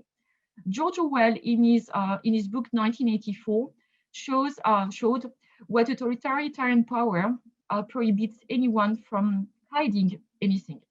From time immemorial, public opinion, even in a democracy, has supported the lie on the part of its leaders, its political leaders, and especially if they are offered bread and games. So public opinion is not resentful, but there is a legal difference between small lies and big lies. So there are two explanations for lying. Well, there are of course many explanations, but two major explanations for lying in politics, which might put forward, and they come from Machiavelli and Jonathan Swift. So depending on whether it's used to promote a particular interest in a cynical way in order to achieve or exercise power, or that it is by virtue of a higher general interest in the name of values such as those of the nation, of order, or the common good. So it's a kind of bottom, from the bottom to the top link. It's otherwise with the second form, which has been accentuated on the area of post-truth, to use the expression of the American writer Ralph Keyes in his book that was published in 2004. And the important thing here is that there is a connection between the top and the bottom. So if conspiracy and post-truth find a large space, if fake news, false news, rumors, untruths are spread, it is massively using the internet and social networks, which information dissolves in generalized communication. So as the Criminal Court of New York held in the case, the people of the state of New York versus Malcolm Harris, and I quote, "The Constitution gives you the right to post, but as numerous people have learned, there are still consequences for your public post.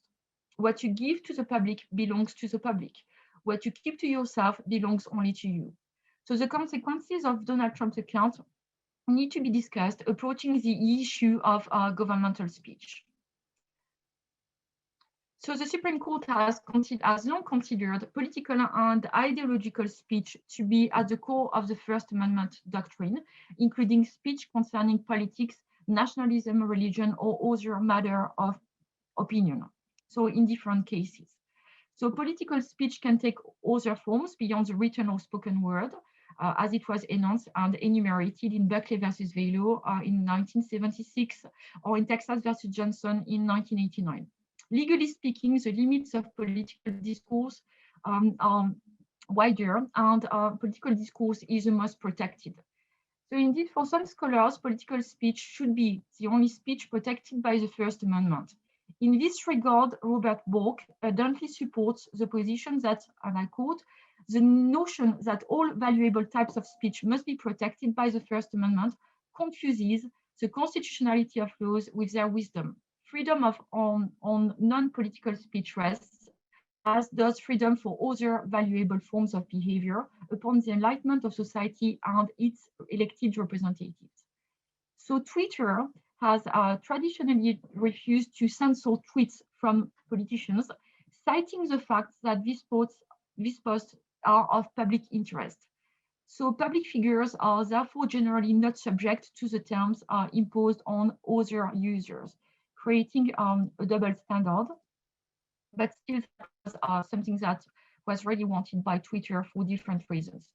So even in the presence of language discrepancies, the platform does not resort to the means usually employed in the event of violation of the rules of use of the network, such as the injunction to withdraw a tweet, the locking of the user's account, or its suspension.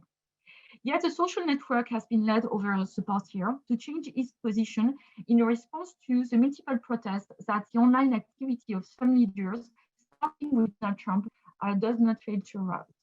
So according to Professor Vincent Blasi, freedom of speech serves as an essential checking value on government. It checks the abuse of power by public officials, and through speech, voters retain a veto power to be employed when the decisions of officials pass certain bounds. So if someone is blocked from exercising his expression in relation to political discussion, it prevents all the mechanisms of the political debate from starting.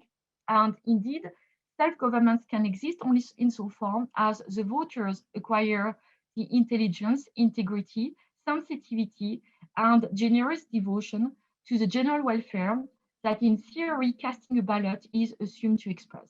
So Twitter now represents a new platform for political discourse, and it has become nearly the only platform for political discourse apart from the traditional media. So the First Amendment was first directed as around powerful government censorship of the freedom of expression, but it was never thought that the government would be censored itself by a platform. So there is no free speech argument in existence that suggests an incitement of lawlessness and violence is protected speech. Quite to the contrary, John Stuart Mill argued argued, the sole reasons one's liberty may be interfered with, including restrictions on free speech, is self-protection. In other words, to protect people from harm or violence. So thus the suppression of Donald Trump's account raises another issue to the legal role of social networks. Incitement to violence is a criminal offense in all liberal democratic orders. So there is an obvious reason for this. Violence is harmful. It harms those who are immediately targeted, and there were people who died in the riots, and those who are intimidated as a result of the violence to take action or speak up against it. It also harms the institutions of democracy themselves, which rely on elections rather than civil wars and a peaceful transfer of power. To suggest taking action against speech that incites violence is censoring the speaker may be misleading. So incitement in the case Brandenburg versus Ohio in 1969, the Supreme Court held that the First Amendment protects advocating the use of force or law-breaking except where such advocacy is directed to inciting or producing imminent lawless action and is likely to incite or to produce such action. So there is no free speech right to appear on a particular platform. Even though access to a Twitter account is not dependent on owning an account yourself, as well as from the public domain one can see like in the infant's garden, Twitter is therefore a public space, a public forum. Because of its public character, the remarks made are similar to those made in an official ceremony and not a private meeting that would gather only supporters and people sharing a common ideology. Nevertheless, the management of the account and the interaction with the user is not mandatory, since the basic element, the prerequisite in this situation is the opening of an account. And there is also no free speech agreement that guarantees any citizen the right to express their views on a specific platform. What does exist is a general right to express oneself in public discourse, relatively free from regulation, as long as one's speech does not harm others. So now a line has been crossed. Yet in all liberal democracies, even the United States, which has the strongest free speech protection in the world, free speech has limits. Free speech has limits, and this includes the incitement of violence and crime. So the last decade or so has been a vigorous debate over the attitudes and responses of social media platforms to harmful speech. However, platforms have recently started to respond to demands and public pressure to address the harms of the speech they facilitate, from countering violent extremism to fake accounts, misinformation, hate speech, and other elements. With great power comes great responsibility and difficult decisions to make. Twitter founder and boss Jack Dorsey believes the decision to ban Donald Trump from the platform was the right one, but nonetheless constitutes a failure and sets a precedent which he considers dangerous in relation to the power held by big companies. And I quote, he said, "I don't feel any pride in the idea that we had to ban real Donald Trump." He tweeted on. "It's a failure on our part to promote healthy conversation." On the other side of the spectrum, this suppression is part of an a priori or a priori viewpoint discrimination and not an a posteriori, which raises the issue of legality. As a sanction of small form of speech, new speech is prohibited. So from a legal point of view, it raises some concerns. So while the president was still president, yet the exchanges between government and people are the pillar on which a democratic system rests. They are corollary to the system of representation and popular sovereignty. This is the very essence of Rousseau's social contract, in that freedom of speech is a deduction from the basic American agreement that public issues shall be decided by universal suffrage, but in order to decide the public issues, one has to be informed.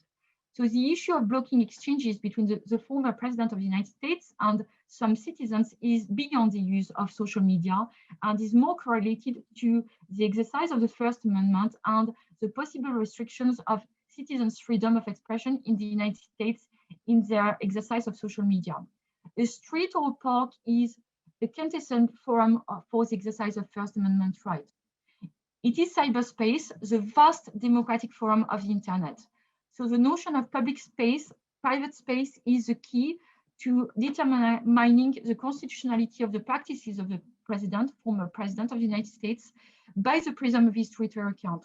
Access to a Twitter account is not dependent on owning an account yourself, as well as from the public domain, but nevertheless, when it comes to a political leader, the fact that an account might be suspended by a company or blocking or erased for life creates and generates some fundamental issues regarding the rights which are, the powers which are given, which are granted to private companies and private entities.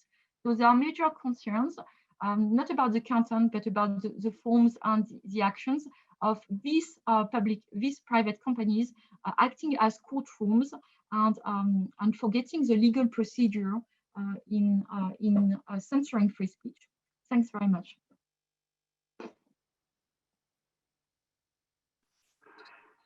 Thank you, Dr. Boyer, for that important talk about free speech and social media platforms. Next, it is my pleasure to introduce the second speaker of the History and Law panel, Dr. Patrick Calloway. Dr. Calloway earned his PhD in Canadian American history from the University of Maine in 2019. His dissertation focuses on the enduring economic connections in the Atlantic world in the era of political change. He earned his master's in history from Montana State. His thesis explained the intersection between religion and public order in the early republic. In 2018-2019, he was a Fulbright exchange student at Dalhousie University in Halifax, Nova Scotia, and has held fellowships with the program in early American history and the David Library of the American Revolution, among others. His conference paper presentations include talks at the Society for Historians of the Early American Republic, Atlantic Canadian Studies, Agriculture History Society, and the Association of Canadian Studies in the United States. He is currently a lecturer in the Department of History at the University of Maine. Dr. Calloway, please take it away. Yes, well, thank you, and thank you for everybody that's putting this together. So my talk today is on conspiracy in the New Republic and the role of Peter Porcupine, an author of the time, and the quote-unquote lessons from revolutionary France. So alleged conspiracy theories and alleged threats against the constitutional republic are nearly as old as the Constitution itself. This is a logical expression of a divided post-colonial society establishing a new form of government while seeking to agree upon the true nature of its revolution. What was the appropriate balance between change and continuity? The vigorous debates in the New Republic through the 1790s reflected a complicated morass of contradictions that defied easy explanation, much less agreement. Many of these debates remain with us still, some 230 years later. The ideological rupture in Europe as a result of the French Revolution further complicated the era's debates. Americans of every profession and every political opinion kept a careful eye on European affairs, and what changes there may serve as models or perhaps warnings for the New Republic. The fall of the French monarchy in 1791 and subsequent execution of Louis XVI in 1793 led to a series of wars in Europe lasting until 1815. The situation presented contradictory lessons on the relationship between liberty and order that were then applied to the United States. The growing divides of the first party system intersected with these external events, and political debate within the US often devolved into a referendum on the European conflict, both in terms of geopolitics, but also as a philosophical examination of what path the American nation should take. As time progressed, fears of a conspiracy to support either a more classically conservative, pro-British federalist vision of the Republic, or a more liberal pro-France vision became regular features in the American press. Into this picture stepped William Cobbett. Cobbett was an Englishman from humble origins who learned to read and write while serving as an enlisted man in the army. He was also a gifted caricaturist. One of his caricatures of himself, you'll see to the left, and a later portrait of him to his right, or to the right of the screen. After returning to England from service in Nova Scotia, Cobbett asked for and received his discharge in 1791. Fleeing potential prosecution for his accounts of corruption in the army and seeking a career as a writer, Cobbett fled to France in March of 1792. The unhealthy political climate in France caused him to seek his fortune in the United States. Settling in Philadelphia, Cobbett soon found himself in demand as a newspaper and pamphlet writer, publishing in support of Federalist-leaning clauses, such as supporting close relations with Britain and opposing the French Republic. For him, the Federalist government ensured peace and ordered freedom for all. France provided a loathsome alternative model that he despised and feared would come to the United States by means fair or foul. As time progressed and his fame increased, Cobbett himself would become enmeshed in the public accusations of conspiracy and counter-conspiracy that characterized 1790s politics.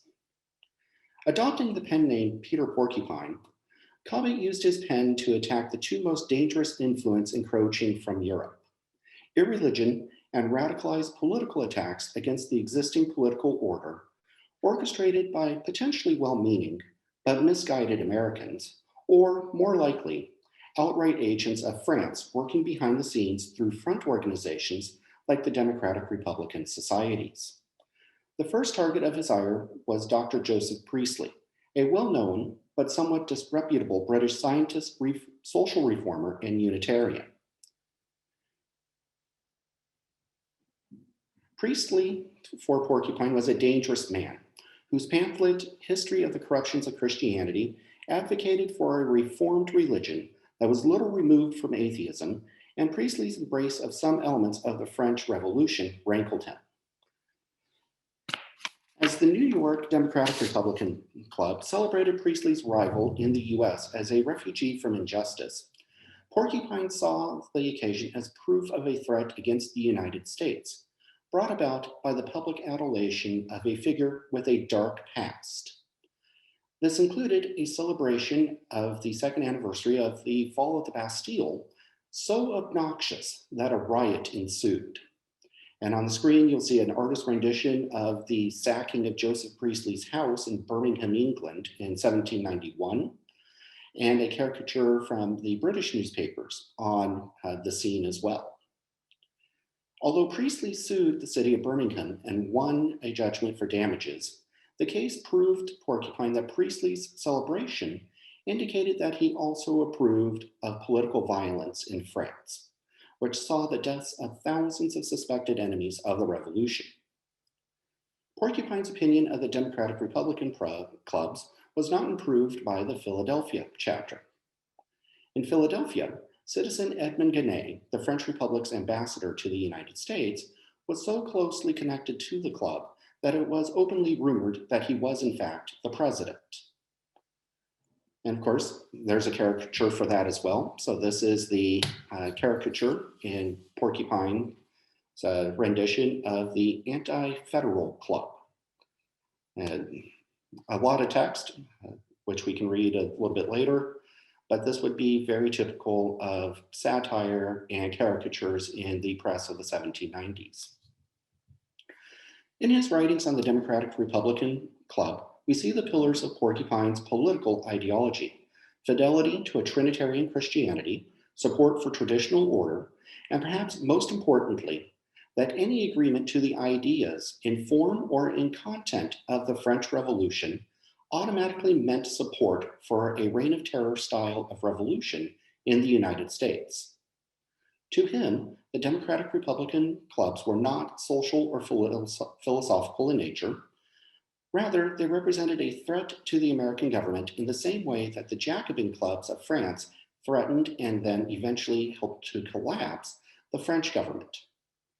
For Porcupine, the debate was a strict dichotomy.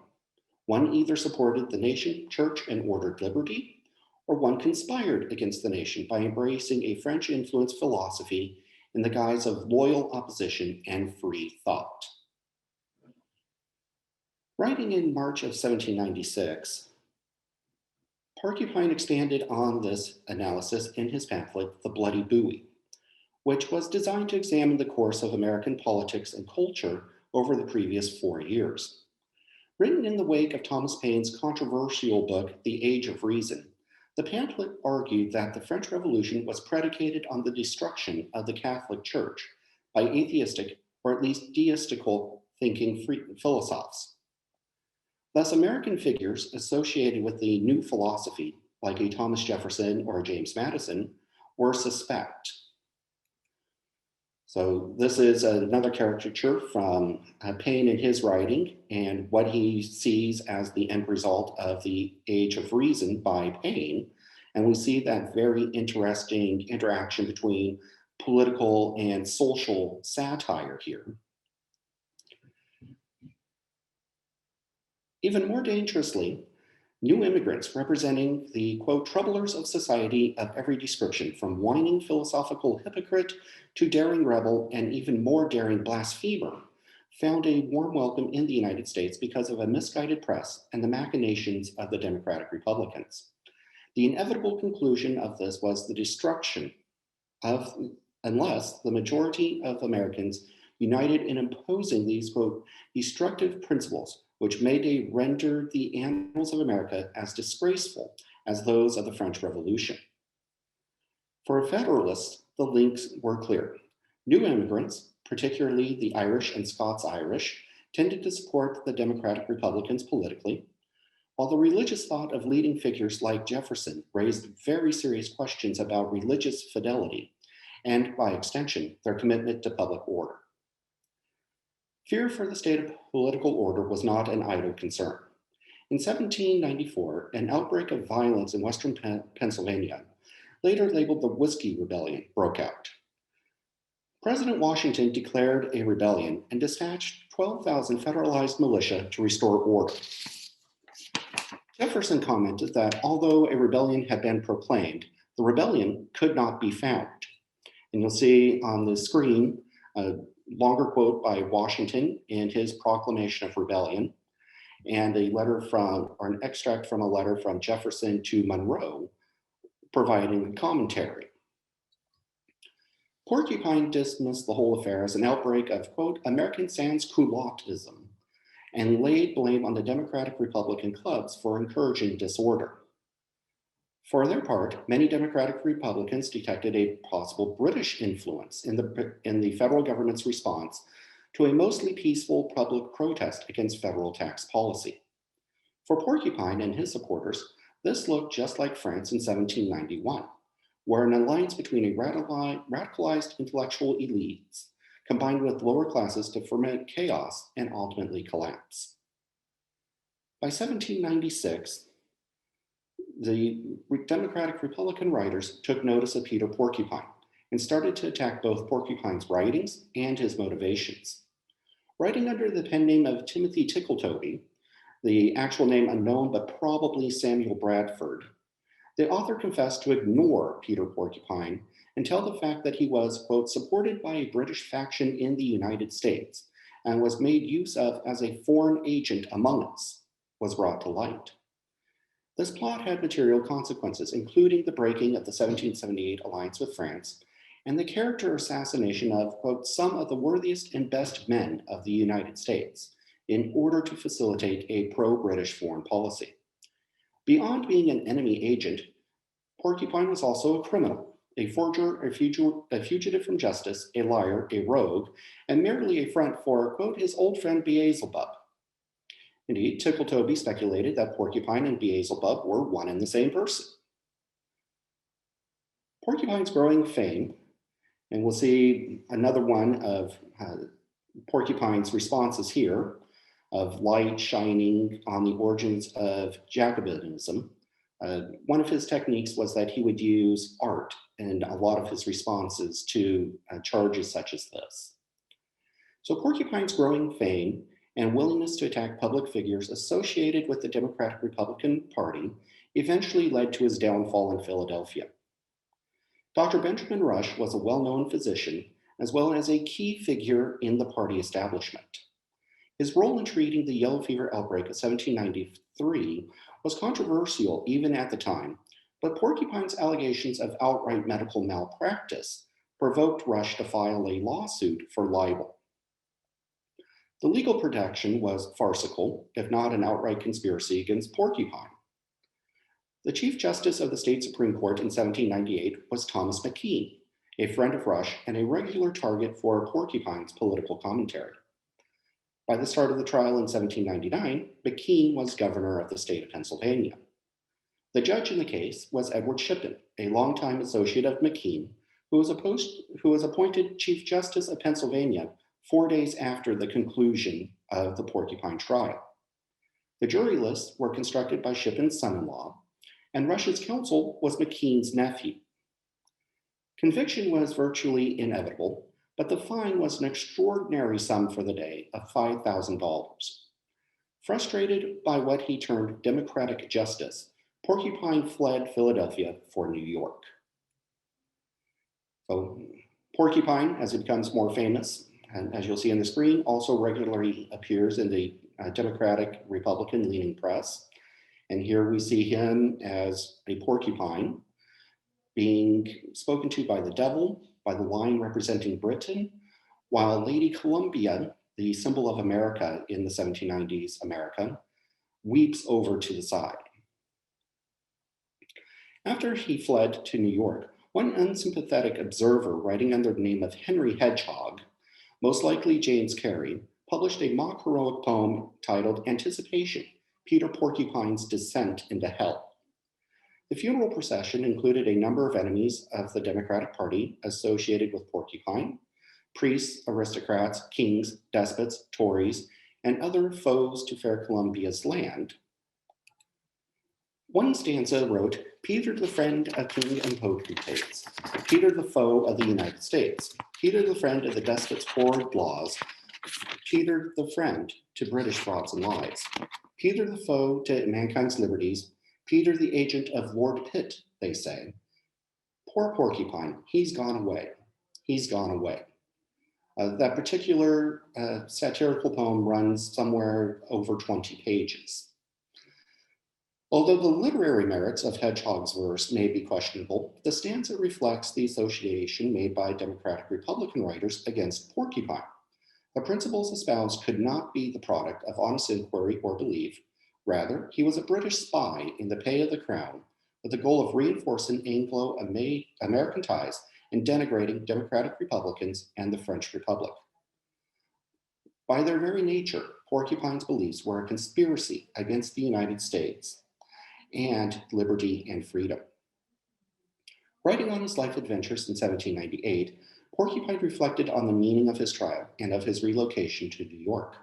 He saw himself as a victim of conspiracy by Democratic Republican politicians, newspaper editors, and quote, every species of cutthroat in Philadelphia, including, among others, Governor McKean and Benjamin Franklin Bache, the editor of the Democratic Republican leaning newspaper, the Aurora. Quote, their great object is to silence me. This was all of their endeavors' point. Lies, threats, spies, and informers, every engine of Jacobinical intervention is well played. Cobbett left New York for Britain in June 1800 as a disillusioned man. Writing a farewell address, he hoped the best for the United States, but did not expect it, and noted that he departed with joy for Britain, where, quote, neither the moth of democracy nor the rust of federalism doth corrupt, and where thieves do not, with impunity, break through and steal $5,000 at a time. America in the 1790s was a country attempting to define itself. What would the new country become? The deep philosophical debates of the era often contracted into a vitriolic battle in the press, where complex ideas could be reduced to conspiracy theories, both real and alleged, against the government and against even private citizens like Cobbett. By the end of the decade, Cobbett was gone, felled by stories of conspiracy and counter-conspiracy, in which he was both an active participant and a victim. So thank you.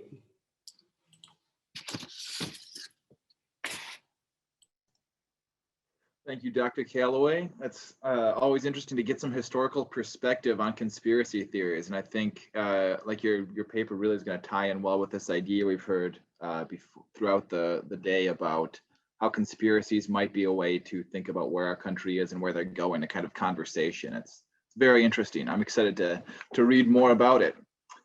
Our next speaker today is Ian Iverson, excuse me. And he is a doctoral candidate at the University of Virginia. He is currently writing his PhD thesis on a period in American history a little bit later, looking at the conservative influences in Illinois in the 1850s. He got his bachelor's degree, or his AB, from Princeton, and he earned his MA from the University of Virginia before starting his doctoral work there. And I'll turn it over to you, Mr. Iverson. We're looking forward to hearing what you have to say. Thanks very much. I really appreciate hearing from everyone who's gone before. It's really an honor to be here as the most junior scholar. And so, yeah, I'm going to talk a little bit today about the political realignment of the state of Illinois in the 1850s and the role of political nativism and the Know Nothing Party. Share my screen.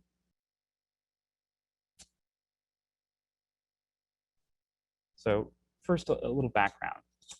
In the wake of the heated 1964 presidential campaign, the historian and public intellectual Richard Hofstadter reflected on a pattern in American politics that he termed the paranoid style. Hofstadter argued that throughout American history, various groups on the margins of the political community had made their case to the nation in, quote, overheated, oversuspicious, overaggressive, grandiose, and apocalyptic terms, and explained the nation's problems in terms of grand conspiracies that threatened to subvert American government and culture, seeing themselves as unselfish and patriotic, that practitioners of the paranoid style often indulged in a feeling of righteousness and espoused an intense moral indignation. In the mid-19th century, the United States featured an abundant variation on the paranoid style, as outre conspiracies forced their way into mainstream thought. In the slaveholding South, the most vociferous defenders of the peculiar institution described an abolitionist conspiracy, a plot by Northerners and foreigners to agitate otherwise submissive enslaved people and trigger an uprising reminiscent of the Haitian Revolution. In a variation on this theme, pro-compromise voices, principally concentrated in the border states of the lower North and upper South, argued that sectional extremists in both the North and South conspired as disunionists to subvert the Constitution and bring about an end to the American experiment by agitating questions over slavery. Throughout the northern states, on the other hand, two distinct conspiracy theories gained traction as new political parties competed to fill the void left by the demise of the once powerful Whig Party. On behalf of the new Republican Party, proponents of the so-called slave power conspiracy argued that a small number of Southern slaveholders had subverted American liberty by taking control of the federal government and imposing policies on the country that benefited elite slaveholders at the expense of common whites. As an alternative, some in the new Know Nothing Party pointed to a Catholic or so-called papal conspiracy. They insisted that the German and Irish Catholics who flocked to America's shores were the agents of a plot orchestrated by the autocratic Roman pontiff. By their account, the Pope hoped that these ignorant peasants, under the direction of crafty Jesuits and other priests, would snuff out Protestantism, republican government, and enlightened individualism in order to restore the superstitious despotism of the Dark Ages. The ubiquity in the 1850s of conspiracy thinking and of the paranoid style presents students of American democracy with a problem. Even as contemporary scholars firmly reject the Know Nothing's baseless accusations of a papal plot, historians have increasingly seen the slave power as a real force in antebellum American political life, citing ample evidence that slaveholding Democrats wielded disproportionate power in American politics. The interplay in Northern politics between the Republican Party's conspiracy rhetoric and that of the Know Nothings demands further attention from scholars. The fact that most Northern Know Nothings eventually entered the Republican Party and that nativist voters sent Abraham Lincoln to the White House raises important questions for our own moment. Can the paranoid style serve noble causes as well as iniquitous ones? To what extent can and should political coalitions welcome in those who hold views many see as reprehensible? The history of the 1850s does not offer clear answers to these dilemmas, but in examining the ideology and political trajectory of the know-nothings in the critical battleground state of Illinois, we can learn how past national leaders grappled with these problems and came to peace with imperfect solutions. I've divided my exploration of this fraught period into 3 parts. First, I will discuss the circumstances that produced the know-nothings and the rhetoric and tactics they employed to gather a following. Then I will introduce the Republicans, describing the tensions within that party's diverse coalition. Finally, I will conclude by showing how the Republicans gradually attracted know-nothing voters from 1856 until Lincoln's victory in 1860. In 1854, the United States faced an unprecedented crisis as the 2 political parties that had long dominated national affairs, the Whigs and Democrats, fractured in the face of popular outrage. Long united by their support for or opposition to economic measures such as a national bank, a protective tariff, and federal funding for internal improvements, the parties now disintegrated and split into factions as the country became embroiled in a renewed struggle over the extension of slavery and the role of immigrants in American society.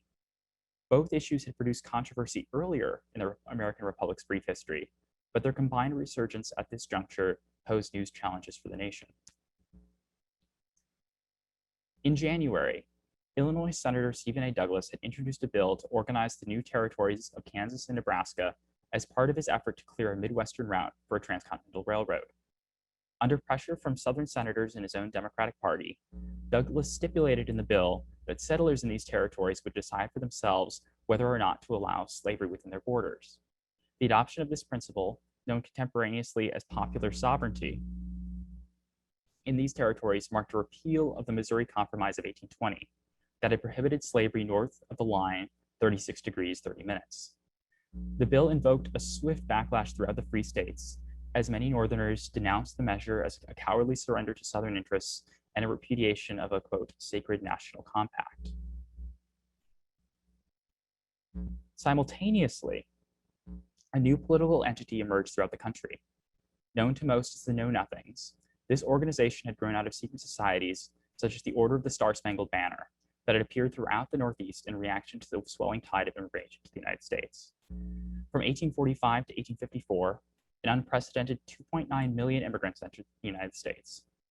Previous waves of immigrants had consisted mostly of middle-class English-speaking Protestants who quickly assimilated into their adopted country.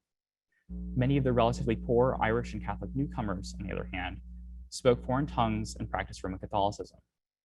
A combination of socioeconomic tension, religious prejudice, and cultural antipathy inspired a backlash throughout the country. Committed to limiting the influx of newcomers and minimizing their political influence, the Know-Nothing sought to extend the naturalization period for recent immigrants from 5 years to 21 years and bar foreign-born citizens from holding public office. Throughout the country, but especially in the North, thousands rushed to join the new organization and pledged to support its candidates in the upcoming midterm elections. Looking back from the 21st century, these 2 events appear unrelated and somewhat contradictory. Popular memory of the Civil War era and contemporary social movements might lead us to believe the opponents of slavery's extension supported a universal human right to life, liberty, and the pursuit of happiness, while nativists stood opposed to the essential truth that all men are created equal. We should not fault ourselves for recognizing the underlying antagonism between the 2 movements, as contemporaries also saw the 2 impulses as contradictory. In 1855, Abraham Lincoln, reflecting on the political turmoil that had thrown his own political identity as a Whig into question, wrote, quote, "I am not a know-nothing, that is certain. How could I be? How can anyone who abhors the oppression of Negroes be in favor of degrading classes of white people? Our progress in degeneracy appears to me to be pretty rapid. As a nation, we begin by declaring that all men are created equal. We now practically read it, all men are created equal, except Negroes. When the Know-Nothings get control, it will read, all men are created equal, except Negroes and foreigners and Catholics. When it comes to this, I should prefer emigrating to some country where they make no pretense of loving liberty. To Russia, for instance, where despotism can be taken pure and without the base alloy of hypocrisy." Nevertheless, as Lincoln also recognized, a key constituency within his home state of Illinois held anti-extensionist and nativist views simultaneously. Although somewhat bewildering from our perspective, these voters felt their convictions complemented one another.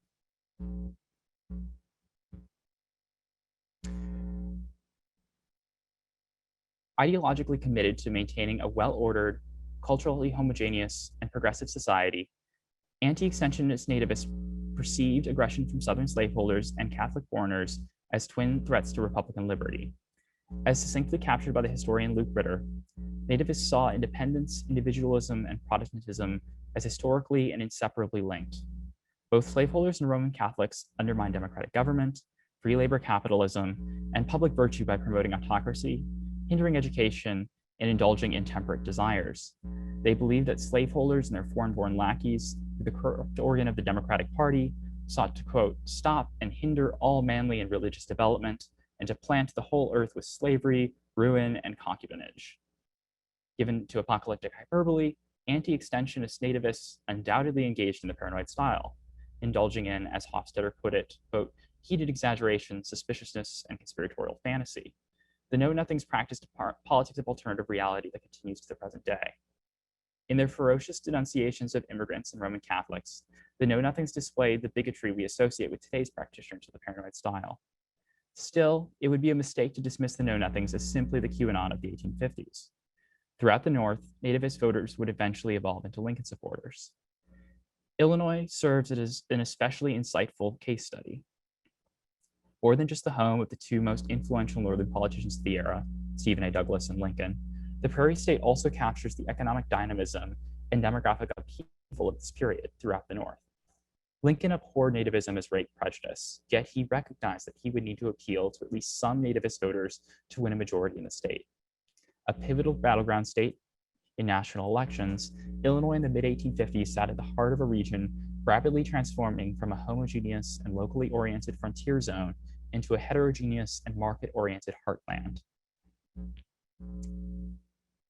The political inferno ignited by the Kansas-Nebraska Act inflamed Illinois' cultural divisions, lately amplified by an increasingly diverse ethnic makeup. Although the native-born predominated, the state contained an increasingly influential population of immigrants, and by 1850 they accounted for 13% of Illinois' population. In the minds of many of Illinois' native-born Protestants, the cultural, political, and economic threats posed by this influx of immigrants necessitated a decisive response. This impulse manifested itself in four separate arenas in Illinois in the mid-1850s. First, evangelical Protestants sought to squelch cultural aberration among immigrant groups by imposing strict Sabbath ordinances, which would prohibit the feasting and drinking popular among Irish Catholics and Germans of all denominations. Closely connected to such an effort was an attempt to adopt prohibition, or the so-called Maine Law, and ban the production and sale of intoxicating spirits. Some nativists sought to check the influence of the foreign-born at the ballot box by imposing restrictions on naturalized citizens holding public office and or lengthening the waiting period for naturalization. Finally, and most obliquely, many nativists supported the establishment of public schools throughout the state, equipped with the Protestant King James Bible as a textbook in an effort to encourage the use of the English language among Germans and check the growth of Catholic parochial schools. The rapid emergence of the Know-Nothing Party served as the political engine for most of these measures. Throughout much of 1855, rather than compromising and coalescing, voters opposed to the Kansas-Nebraska Act further divided. The surge among political nativists and moral reformers evident in the preceding months reached a crescendo as this conservative force, having voiced its support for the Missouri Compromise, now sought to restore order and evangelical morality in the face of immigrant opposition. Although by no means a monolith, the pro-temperance and anti-Catholic know-nothings proved sufficiently organized at the local and state levels to rapidly advance their legislative agenda. But backlash from immigrants and the narrow failure of a prohibition referendum showcased further divisions within Illinois' body politic. Racked by these setbacks, nativists increasingly bickered among themselves. By early 1856, many of the Illinois Whigs who had joined Know-Nothing lodges wondered whether they could maintain their opposition to the Kansas-Nebraska Act and still succeed on the state and national levels as an independent nativist party.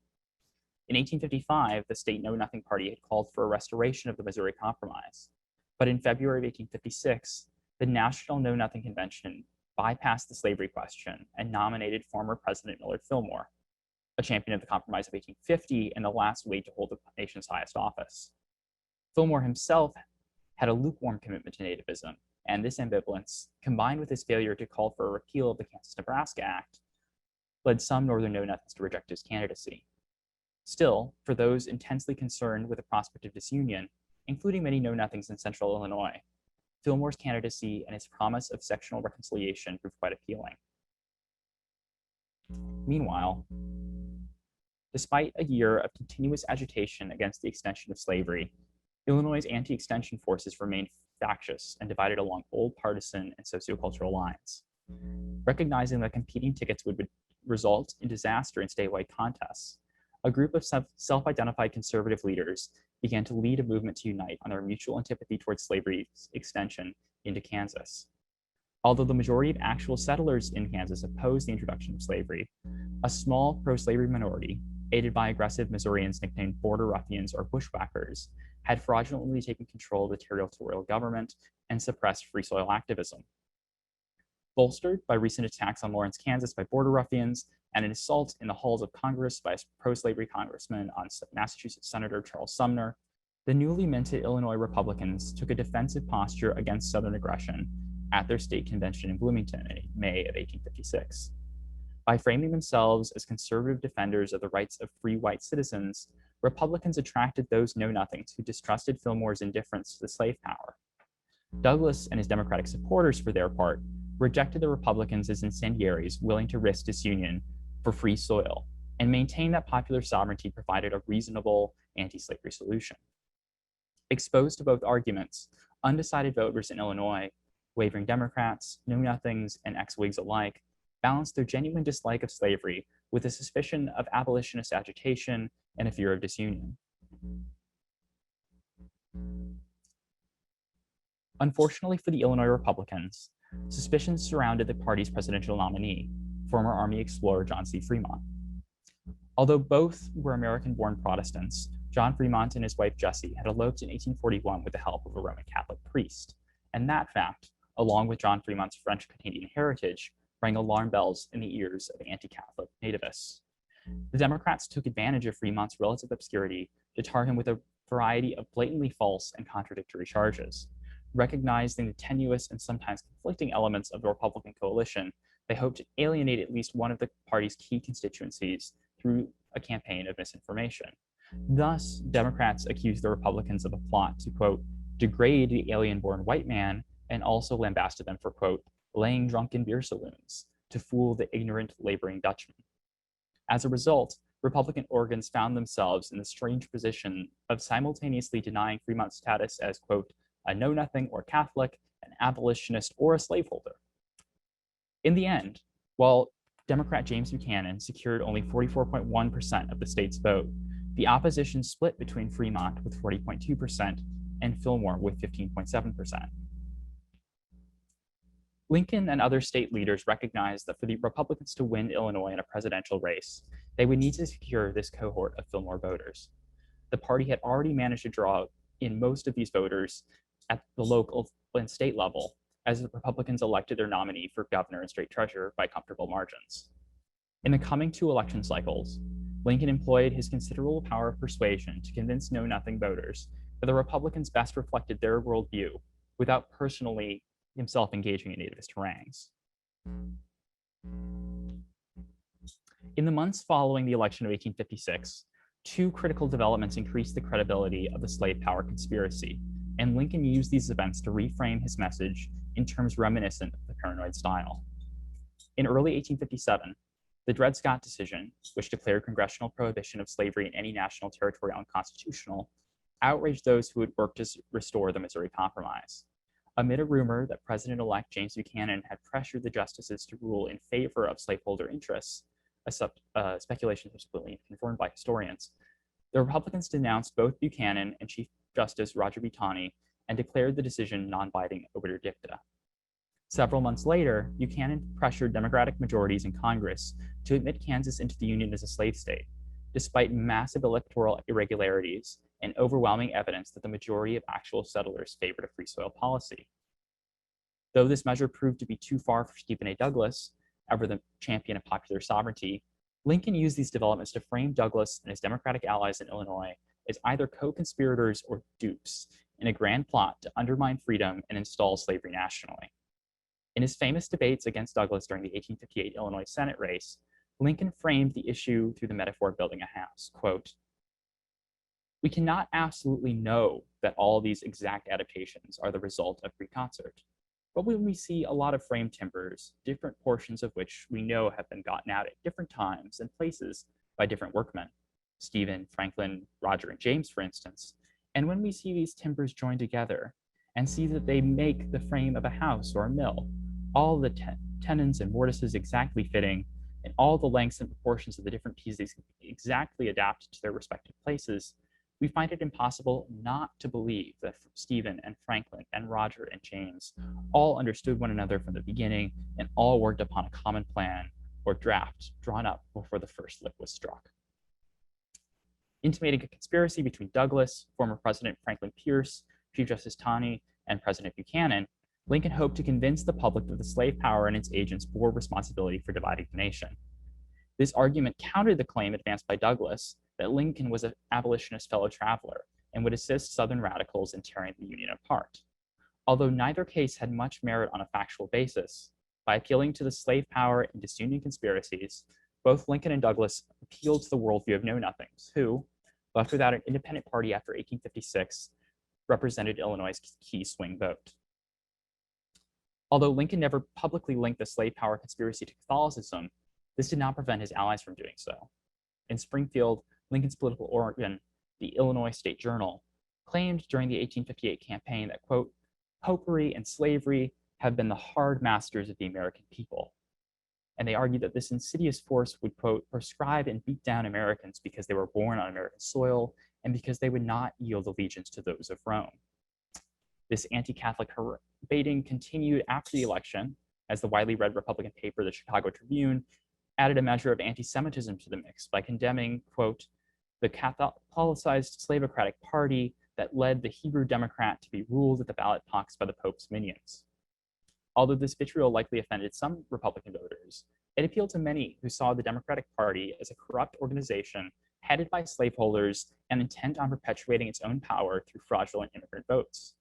Indeed, even Lincoln had noted his fear that, quote, "Catholic gentlemen with black carpet sacks in their hands" might appear throughout swing districts to steal the election. This corruption angle became a principal plank in the Republican platform in 1860, as Lincoln ran for president on a program committed to limiting the influence of the slave power and, quote, "arresting the systematic plunder of the public treasury by favored partisans." The moniker of Honest Abe appealed to those frustrated by startling revelations of corruption within the Buchanan administration. Although Douglas also positioned himself as an outsider, emphasizing his break with Buchanan over Kansas, he remained a Democrat married to a Roman Catholic and a champion of immigrant voters. Douglas did his best to position himself as a defender of the Union and order against sectional extremism. But in Illinois, as in the other key states of border North states of Indiana and Pennsylvania, a majority of the know-nothing swing voters found Lincoln more convincing. According to the analysis of historian William E. Gatt, Lincoln won 74% of the state's former Fillmore voters in 1860. Carefully walking the line between two antagonistic constituencies, Lincoln also managed to win over Protestant immigrants, including a key cohort of Illinois' German-born population. In the months that followed, as Southern states seceded and inaugurated a civil war by bombarding Fort Sumter, both constituencies would rally behind Lincoln to defend the Union and prevent the slave power from destroying the world's last best hope. Ultimately, Republican victory in 1860 and subsequent Union victory in the Civil War depended on the support of one-time know-nothings. Although unintentional and largely unforeseeable, Lincoln's qualified appeals to the paranoid style helped to produce a social revolution that dismantled racialized chattel slavery. This stunning result, though arrived at by accident, ought to give us pause. Thank you very much. Thank you very much, Mr. Iverson. That's fascinating. I'm really curious to read more about kind of the way some of these fractured political identities and competing conspiracy theories are reconciled. I think that's a piece that you talk about that we all too often miss. Our next speaker today is Joshua Kastenberg, who is a professor at the University of Mexico School of Law. Before he entered academia, he served as a lawyer and a judge in the U.S. Air Force for approximately 20 years. He also was consulted with the Department of Defense on cybersecurity and cyber warfare, has been deployed in Iraq, has advised the military on international law, has written several books and law review articles, as well as appearing on more popular media outlets such as Fox News and being cited by the Washington Post. So yeah, he also has some public participation that many people see beyond just lawyers and academics, which is always interesting and exciting to have some real influence on the general population.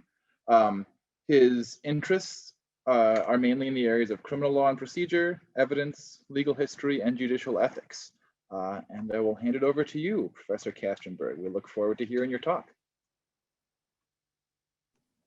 Well, thank you so very much for having me, and thank you for putting on what I think is one of the critical questions of our ages. Let me just say that I wish there were more of these.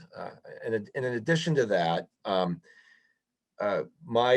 just as an aside, my appearance on Fox News many years ago had to do with the fact that I was in Iraq and I was working on the trial of Saddam Hussein, and my commander, a general, said, "You go on TV." And so that wasn't a volunteer moment. That was a moment that just seemed to happen. And then it, for whatever reason, continued on and spun on. That aside, my research in this area is on the intersection of an institution that often scores in the top two in terms of trustworthiness in the United States, and at least in the top two since the mid 1980s to the present, and that's the United States Armed Forces. And its role in the propagation of conspiracy theories such as January the 6th, or rather its seeming failure to hold those within its ranks to account for taking part in overt efforts to destabilize our republic or our democracy. The military itself sits in an unusual place in American society. For one, and I'll address this a little bit later on, the framers of our Constitution adopted from the British Whigs this idea of a fear of a standing army. And in fact, at the Constitutional Convention, many of the participants, including the firebrand Patrick Henry, didn't want a military at all. They were fine with a Navy because a Navy is not a threat to anything domestically. It's out at sea, but they didn't want a standing army. And at the end of the day, there was a compromise. The United States is a very small standing army with a permanent military establishment, thanks to the man who a musical has been made out of, Alexander Hamilton. But it was intended to be apolitical, not get itself involved in domestic affairs, be out on the frontiers. I'm reminded from the dean's introductory remarks this morning, it was used to suppress native populations. Sometimes it was used to keep white populations out. It doesn't do a very good job of that for most of its existence. And when the United States goes to war in the 19th century, whether it's against Britain in 1812 or the Civil War, it relies on militia. And militia, I don't mean the contemporary view of militia with the Second Amendment, but rather governors called male citizens who happen to be white and over the age of 21 into service after being asked by a president to do so. They're not part of a military establishment. I mean, even during the Civil War, when the Union armies are immense, they're not really an army as we think of the military today. The idea of an apolitical military is grounded in Supreme Court case law, where it intersects with the First Amendment. In Greer versus Spock, for those of you who are my age or older, you may remember Dr. Benjamin Spock. He wanted to speak on military bases in New Jersey and New York about the evils of war and the misguided behavior of President Johnson and President Nixon in regard to the Vietnam conflict and its impact on families. And he was prevented from distributing literature inside of the base. He could certainly do it outside of the base. And the Supreme Court, in a decision issued by Chief Justice Warren Burger with only Brennan and Marshall in dissent, and I would say not surprisingly in dissent, determined that the military can be insulated from the full array of First Amendment rights outside of the military bases. Now, Parker versus Levy, the top case I cited, is a bit different. Dr. Howard Levy was an officer in the military, and he handed out pamphlets and addressed young, largely African-American recruits into the medical corps that Vietnam was an unjust war. And he accurately stated that the draft was unfair. And so he encouraged a silent and then a not so silent resistance. He ends up getting court-martialed, and which is a federal criminal trial of another sort, and going off to Fort Leavenworth. And again, the majority of the Supreme Court, with Douglas and Stewart in dissent at that time, in a decision authored by the newly appointed Blackmun, with Rehnquist writing a very acerbic concurrence, agrees that the First Amendment is not fully embraceable by the military. And then in Flower versus United States, the military can appeal to the Justice Department and prevent people from picketing within a reasonable distance outside of military bases. And so Burger has what I call a very simplistic view of history, but although it's a simplistic view in the military as an apolitical institution, it does have roots in the nation's founding. And then the question, of course, is, what do we do with that? And I'd like to juxtapose a recent event. Some of you may have seen that Tucker Carlson cast an aspersion on the current military and Congress, and involving women in combat positions. And he wanted a more masculine military. He was clearly appealing to a MAGA crowd. And what does Tucker Carlson do? He engages in prejudicial, chauvinistic, and sexual stereotypes, painting the United States as a weak-kneed military because there are women in the ranks. And he's trying to hearken back to, King Leonidas of Sparta and holding the line against the incoming Persian forces, without realizing what the military actually does. Very few people go into combat, and I can tell you that my bodyguards during my 2 years in Iraq, when I would go and meet with sheiks unarmed, were often women who had the highest marks in the United States Marine Corps for marksmanship. They were qualified snipers, and that's something Tucker Carlson wouldn't have understood. But when military generals, in particular the Marines, confronted him on that, he first complains that the military is trying to suppress his free speech. It's victimology 101. He makes that complaint, and then he uses Fox as his great platform and shows that there's a bit of hypocrisy there. His free speech is not suppressed. He calls them woke generals. Now, the figure to the right of Tucker Carlson on my screen, so it may be on the left of yours, is Lieutenant Sharon Franiero, who won a significant Supreme Court decision mandating the equality of treatment in the United States military. Shannon Franiero was an Air Force lieutenant who was married but denied equal pay to her male counterparts. And the military's position at that time was that the equal pay she wanted was housing allowance. It's a non-taxable part of a military salary. It's very complicated why it exists, but it's a non-taxable part of it. She was denied that because she was married. And when she pointed out that men who are married get the non-taxable housing allowance as part of their salary, the military's silly position before the court is, well, they're getting a windfall.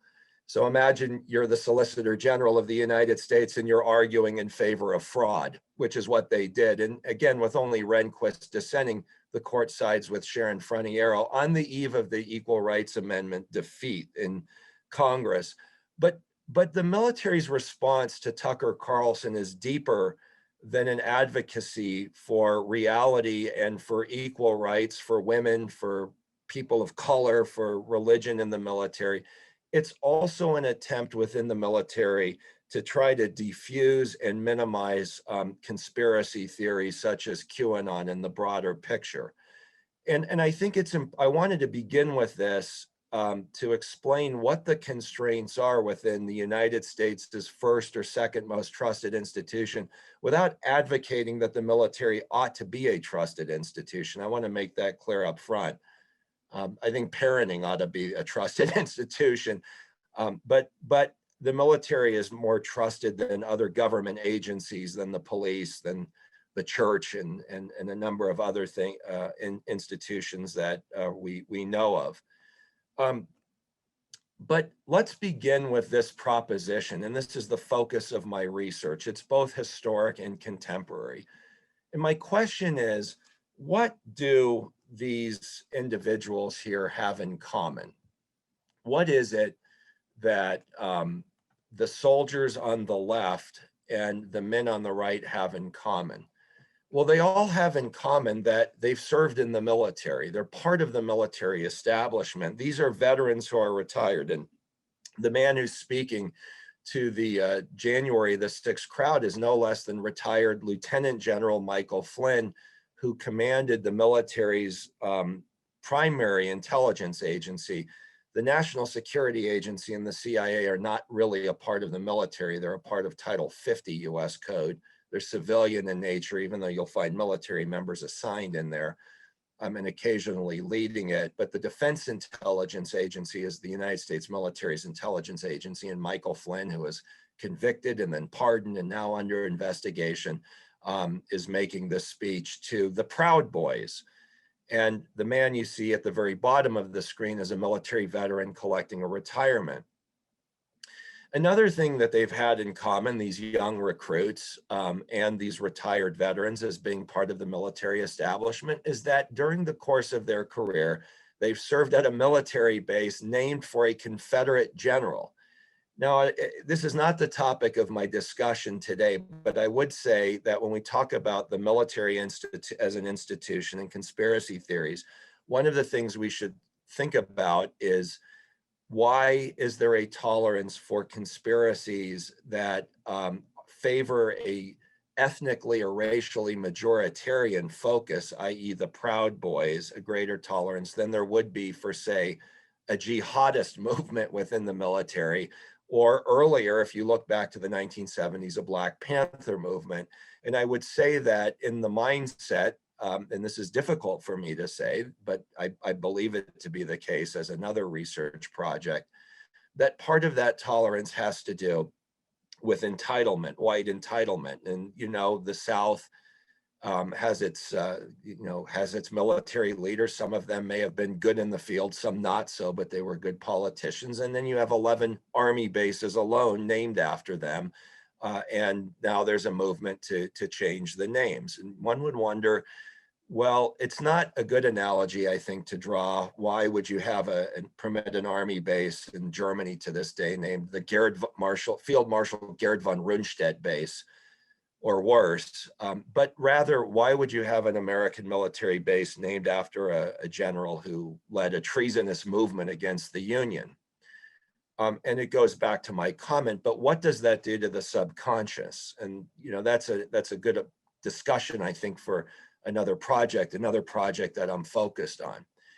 But most importantly, all of them have sworn to uphold the Constitution against the United States, all enemies, foreign and domestic. I took that oath. They all took that oath. And this is something that surprises people who haven't served in the military, or who did but served for 4 years, a single enlistment. They all remain subject to the Uniform Code of Military Justice. There's a case pending challenging that notion in front of the United States Court of Appeals for the District of Columbia, and I'm writing an amicus brief challenging the federal law on that. There's a professor at the University of Texas, Professor Steven Vladeck, who represents the named party, a retired Marine sergeant named Larrabee. But in theory, Michael Flynn didn't have to go to a US district court and be charged. The military could have brought him back on jurisdiction and prosecuted him in a court martial. And perhaps they should have, because the law that's operating permits it, as could the leader of the Proud Boys and so many others.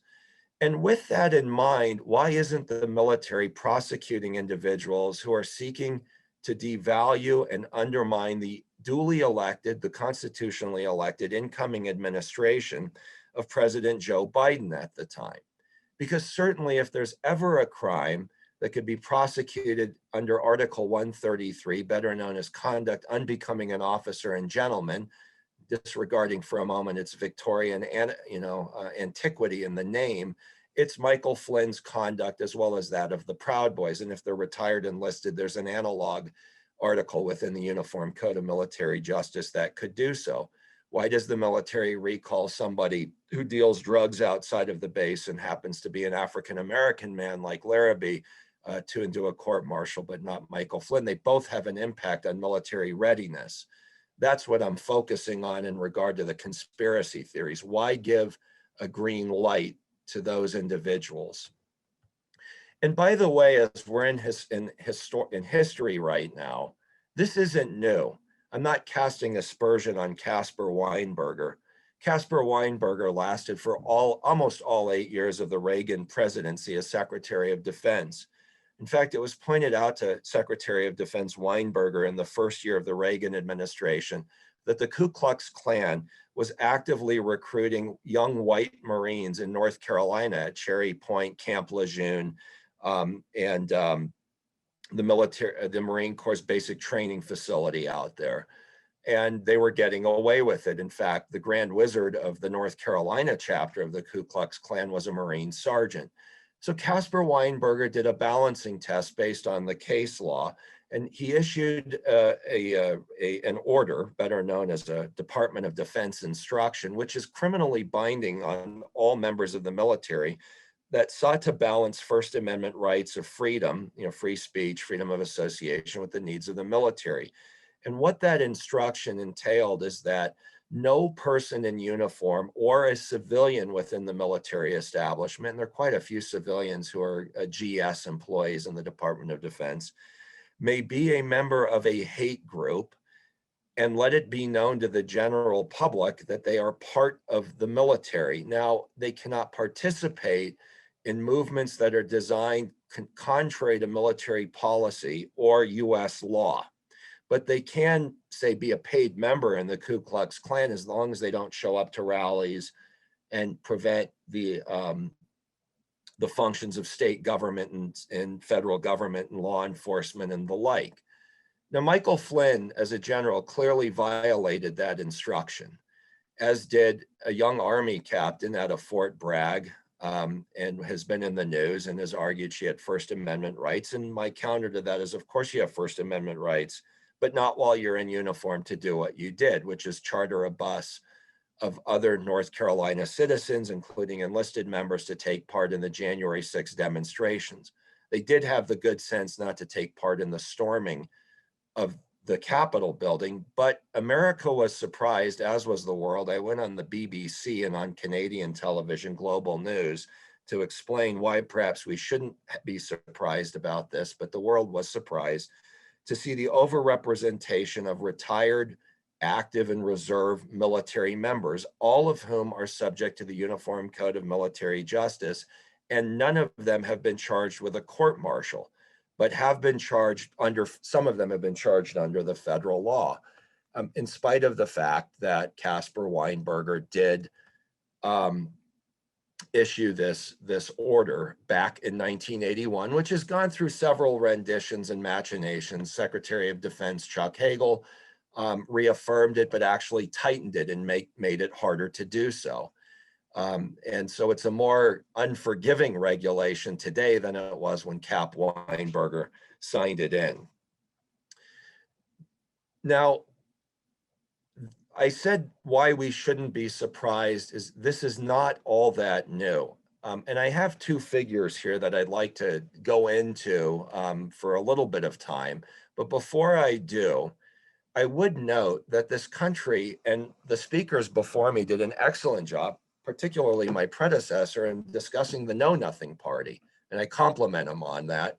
And what I'd add to that is there were also Know Nothing generals, including Winfield Scott, who ran for the presidency. Winfield Scott briefly flirted with the Know Nothing Party until he was reminded that the United States Army, small as it was in the enlisted ranks, inhabited mainly by immigrants from Ireland. So he somewhat backed off from that after he made his presidential attempt.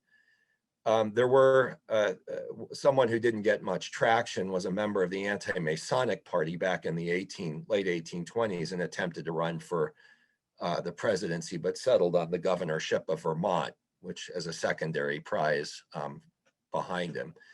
The fellow to my left, or perhaps your right, is George Van Horn Moseley, who rose to become the #2 ranking general in the United States Army at the time of the Bonus March in 1932, which led to Herbert Hoover's immense unpopularity. He was second to General Douglas MacArthur, who himself was quite political. George Van Horn Moseley had fought in the United States military in World War I.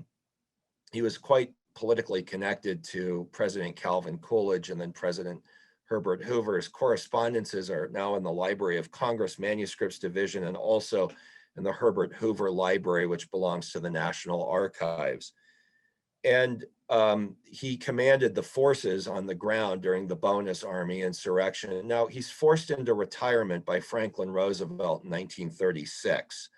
But then he joins the Liberty League and at first aligns with people like Charles Lindbergh and then the Silver Shirts.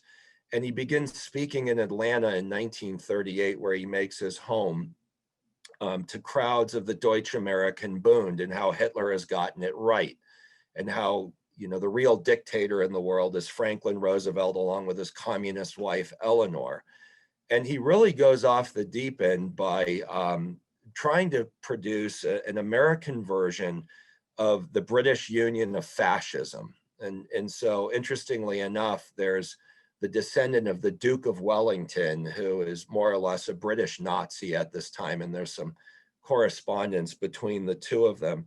After Japan bombs Pearl Harbor, he jumps on the classic line that FDR knew it was coming, wanted it to come. The Jews were responsible for it.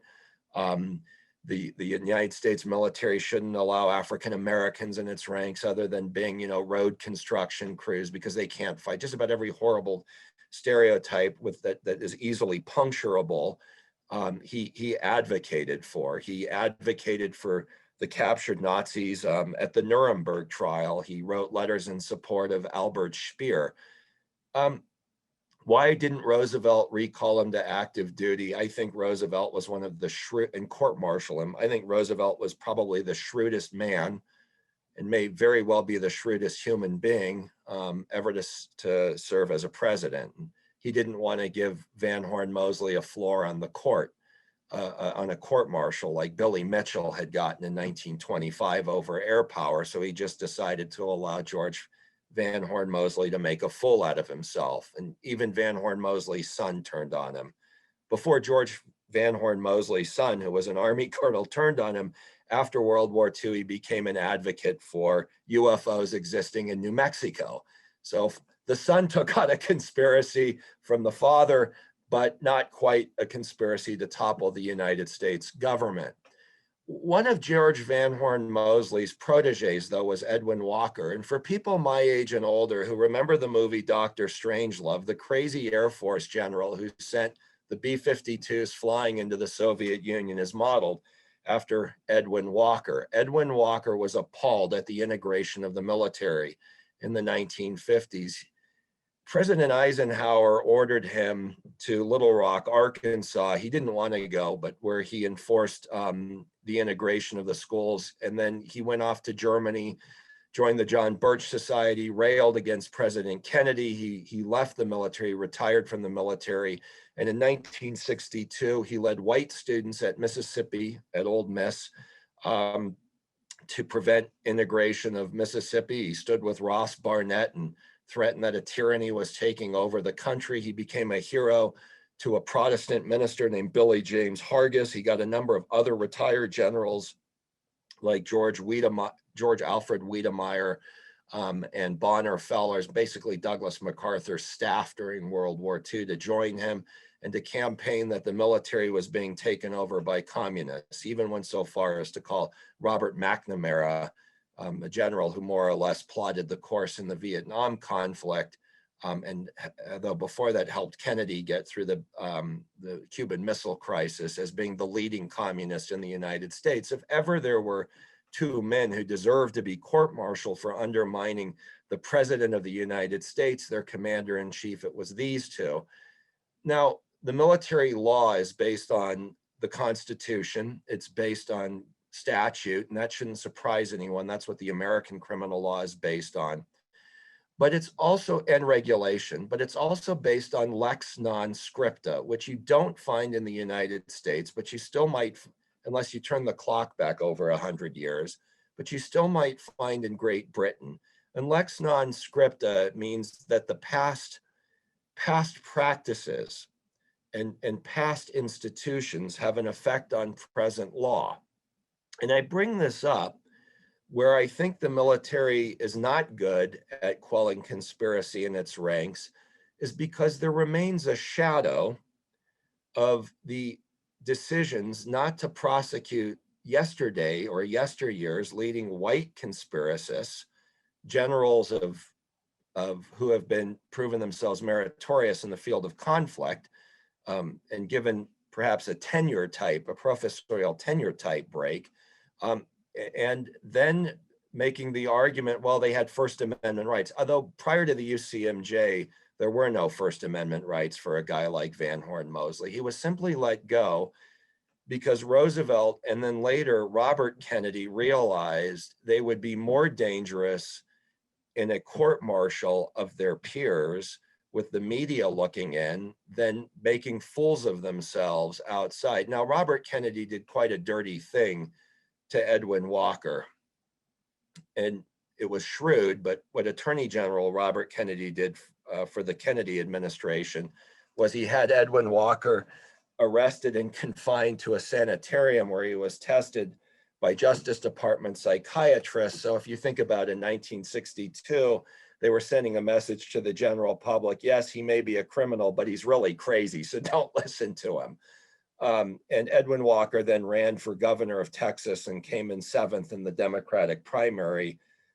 Walker is an interesting study for another reason, or two other reasons. One, he was arrested in a police sting operation that was targeted against gay men, and he propositioned a police officer, and he was convicted of a low-level felony in Texas courts in 1972, but let go and basically given probation. And then the most interesting thing I think happened when we talk about lex non scripta, Ronald Reagan restored him to the military to allow him to retire in a higher pay grade, because a person's retirement income in the military, their pension, is frozen at the time they retire. So Edwin Walker leaves in 1962 on a general's retirement. He's brought back on active duty for a day in 1982 by President Reagan, and he's retired at a 1982 pay rate. And I find that extraordinary. I find it extraordinary that an individual that accused a prior president of being a communist and seeking to overthrow the presidency was given a free pass by a later president. And I'm studying that right now. Now, why is this dangerous? Well, this is dangerous because the military is a separate society. And what I mean by a separate society is the general public understands that when their young daughter or son goes to basic training, they do forfeit some of their First Amendment rights. If the military is good at anything, it's got to begin with uniformity. It's a separate society because people live on bases. They live in barracks. They're exposed to each other. They're exposed to people they haven't met before, seen before, different religions, different races, different parts of the world, and conspiracy theories on top of that. It's a separate, it's important because the current command climate has had to take a look at itself and wonder, are we treating people in the greatest attempts at being a meritocracy as possible and fairness for all, only to discover that the general, the GAO, which is an independent federal agency, looked at military justice just last year and discovered that if you're an African-American male, you're still 4 times more likely to be disciplined by the military administratively or have court-martial charges placed against you than any other group in the military. And I'm not suggesting that there's overt racism, but I am suggesting that coupled with the military's tolerance of white conspiracy theories is the implicit bias of lower level officers who begin the military justice process against individuals at lower ranks. And that we are more likely to recognize the alleged First Amendment rights within the military of white conspiracy theorists like Captain Rainey, who led the bus up to the Capitol, than we would be a jihadist, someone who's arguing for jihadism, or a Black Panther of the 1970s. I mention this because that tolerance goes against the very grain, especially in light of President Trump's tenure as commander-in-chief, of American history and why we were supposed to have a very small military in the first place. It goes back to the British Whig tradition that if the king is a perpetual general, he may model the army as he pleases, and it will be high treason to oppose him. Let me suggest to you this point about President Donald Trump's political appointments in the Pentagon on the eve of his departure from the White House. And so many of these individuals had played into QAnon, to include a retired Army brigadier general that left the military to go on Fox News to claim that President Obama was never born in the United States and was therefore an illegitimate president. This individual that President Trump placed into the Pentagon on the eve of the election was not confirmed by the Senate. In fact, the Senate had the good sense, some of the Republican senators, including Mitt Romney, had the good sense to inform Trump that this retired brigadier general will not get a Senate vote. And so Trump did what many presidents do. He placed him in there under a special provision, as an acting number 4 individual, meaning the 4th ranking individual in the Department of Defense. Would we ever have a communist or socialist or a Black Panther in that position? Of course not. And that goes back to the tolerance of the conspiracy. What was President Trump up to before January the 6th? Why would he have an individual sitting in the Pentagon and a handful of others like that, when it not just, is somewhat of a questionable act in the first place, when it runs against what the very British Whigs were arguing, what James Madison adopted when the Constitution was formed, that we should be very wary of a strong military establishment. Now, of course, James Madison, look, he didn't understand that there would be an Adolf Hitler, a Hideki Tojo, a Kaiser Wilhelm, or for that matter, a Cold War.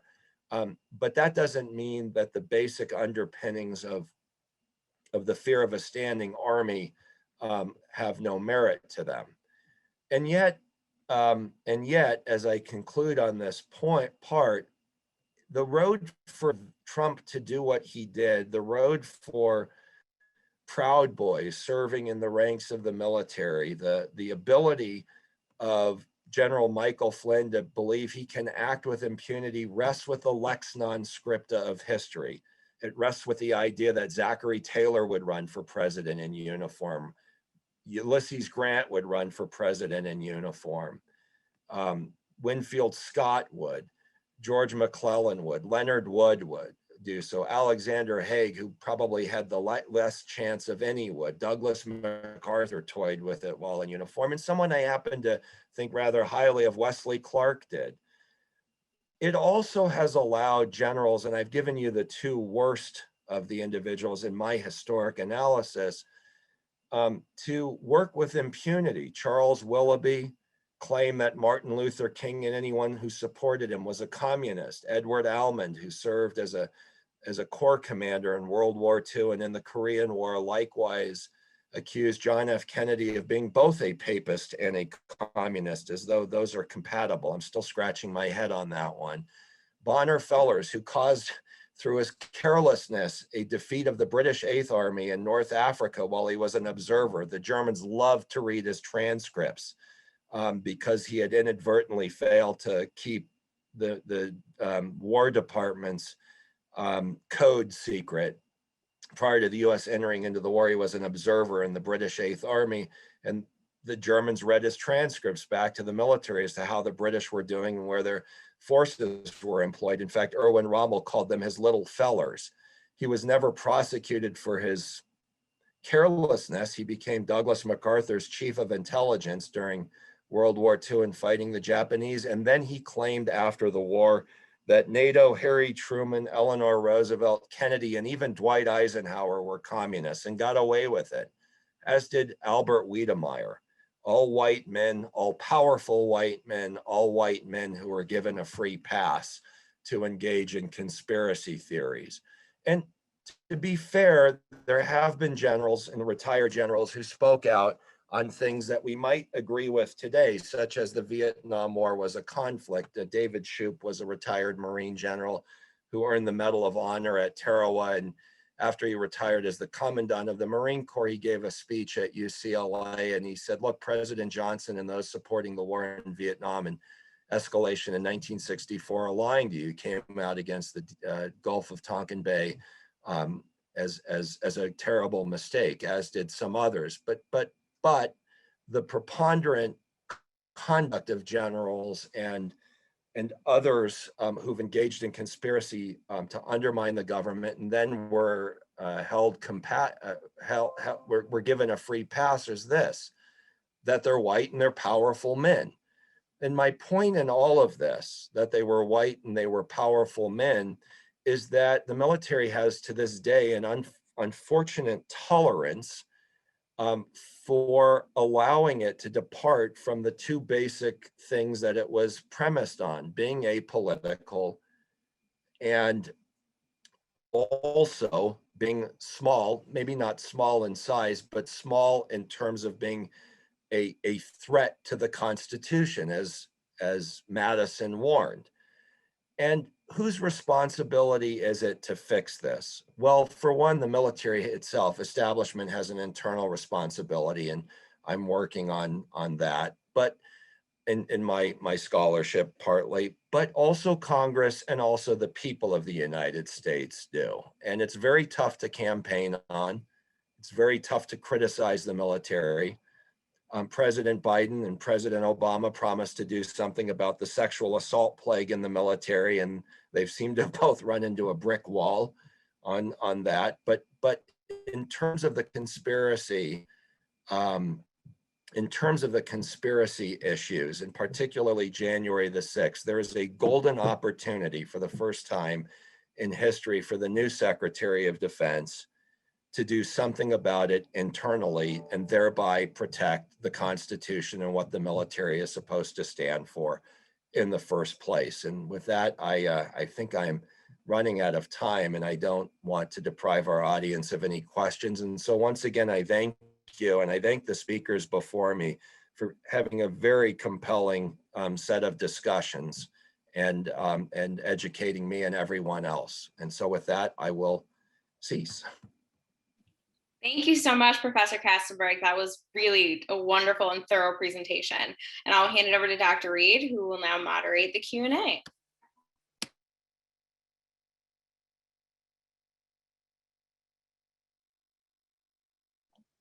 Allie, I want to thank you, and I want to thank everybody who's participated this morning. And I have brief questions for each of our speakers, and I'll pose the questions and let you have at it. And I'll begin with Dr. Boyer. Dr. Boyer, wonderful paper on social media and presidential authority, but let me pose a question. And let me pose a pair of contrasting ideas, in fact.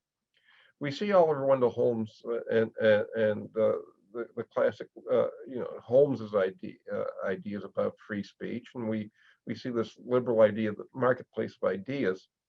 But we also see, on the other hand, Charles Evans Hughes, to name another figure of this time, a Supreme Court justice, posed on the other hand, the Constitution is not a suicide pact. How do we strike a balance? I'll let you, I have ideas, but I'll let you grapple with that. And now Dr. Calloway, a marvelous presentation. and it sheds light on the really unsettled nature of the 1790s in America, as we were trying to reach a reconciliation between two very opposed views, a kind of a French rationalist liberal approach and the British approach to constitutional thought, more grounded in tradition, if I may say, and the rights, the historic rights of English people. But let me pose a larger meta historiographical question to you, and what you've outlined leads up to a very troubled presidential election in 1800 rather, the election between Adams and Jefferson, which is highly contentious.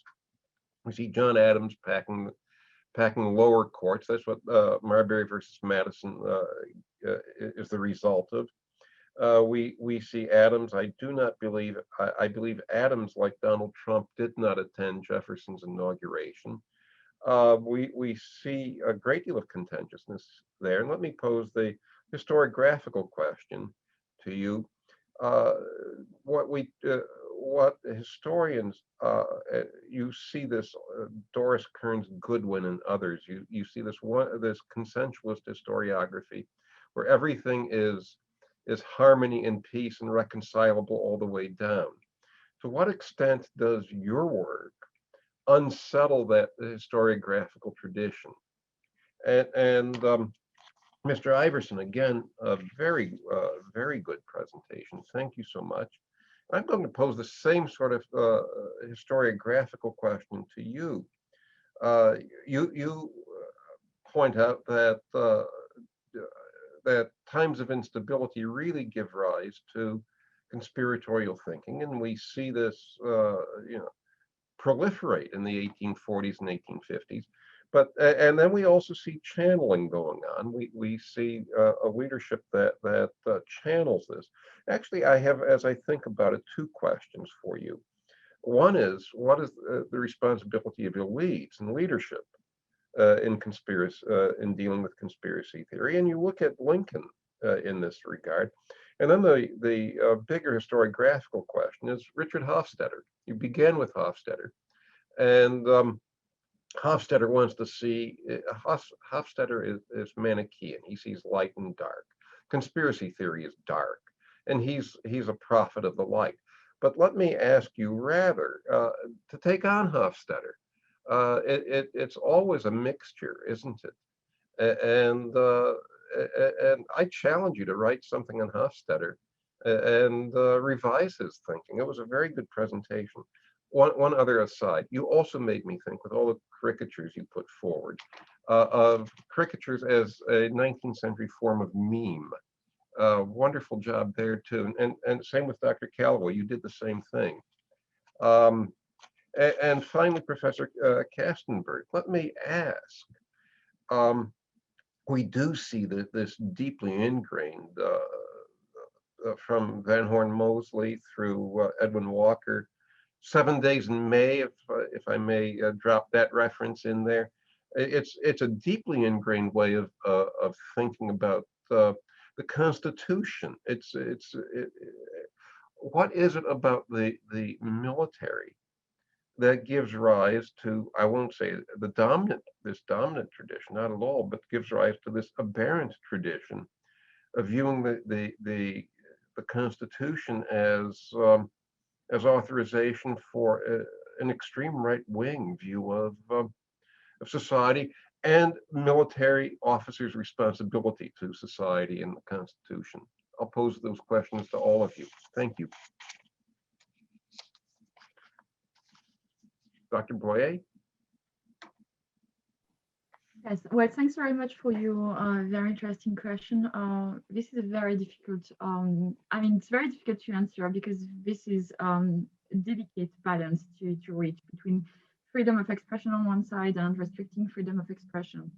The major issue right now regarding social media is the importance that they have regarding political discourse, and the fact that political leaders have used social networks as a public forum, and they have been caught in their own game.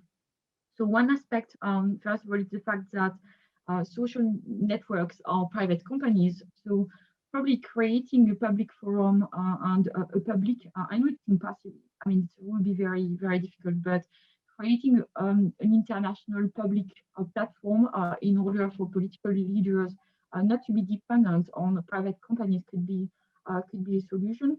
On the other side, the major issue that is currently presented by the social media in the American, regarding the First Amendment, is the fact that their vision is directly affected by the European vision and the restriction and the different European regulations regarding the use of social media. So that's one very important aspect, and this is very tricky because restricting speech is not part of the First Amendment doctrine like this, but it's very European. So we assist to globalization going in the direction of the European Union, which creates problems because, of course, for cultural reasons. So this is very difficult to find the right balance, and that's something that I'm going to develop further in my article. Thank you. Dr. Calloway.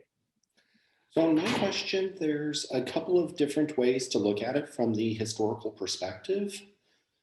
So there has been a great deal of scholarship that has come out, especially over the last 20 years or so, that has really challenged that idea of a consensus history. If you look at scholars like a Woody Holton and others, particularly coming from a neo-progressive perspective, they are arguing that there is a great deal more conflict that has been pretty well glossed over because a lot of people who are looking for, the revolution is ended, we have this great national coming together type of story, concluding with Jefferson's first inaugural about how we are all Federalists and all Republicans. Well, that has a lot of problems. And there is more recent scholarship that has been poking at that. From my perspective, I come at it from a slightly different angle in that if you look at what's happening post 1800 or so, that influence of France as a potential alternative model is really starting to lose its flavor for a lot of people. In 1799, we see the rise of Napoleon Bonaparte, first as the First Consul, then as the Emperor of France. So it starts to lose that role as the alternative vision to a monarchical society. So there's a transition there, I think, that we see in the history itself that starts to change that relationship between the American public looking to Europe as a model and what's happening on the ground over in Europe. Thank you. Mr. Iverson. Yes, thank you so much for your questions. I'm not sure if I have good answers to either. With the first part, in terms of the role of elites and in directing conspiratorial thinking, I mean, I think Lincoln offers, what may have been the best case in sort of redirecting a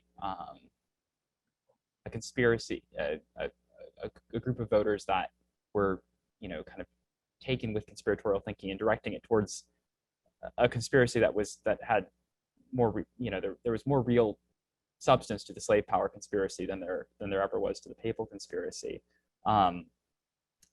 Insofar as, and that's kind of the question I'm posing in the paper, and I don't know if there's a correct answer, but is that justifiable? I think that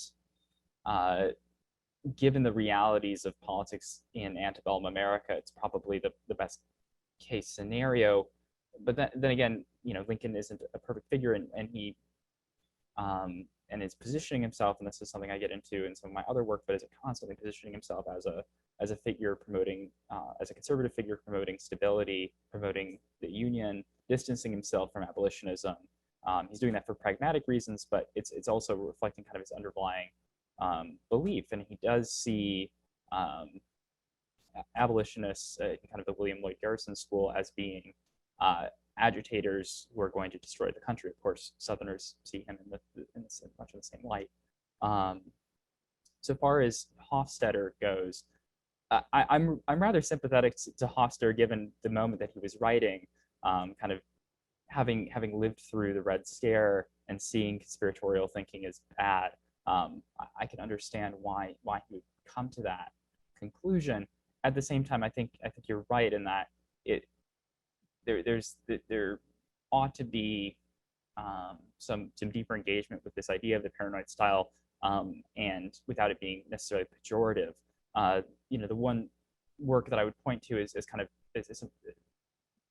where this is done to a certain extent is David Bryan Davis many years ago examined the slave power conspiracy through this lens of the paranoid style.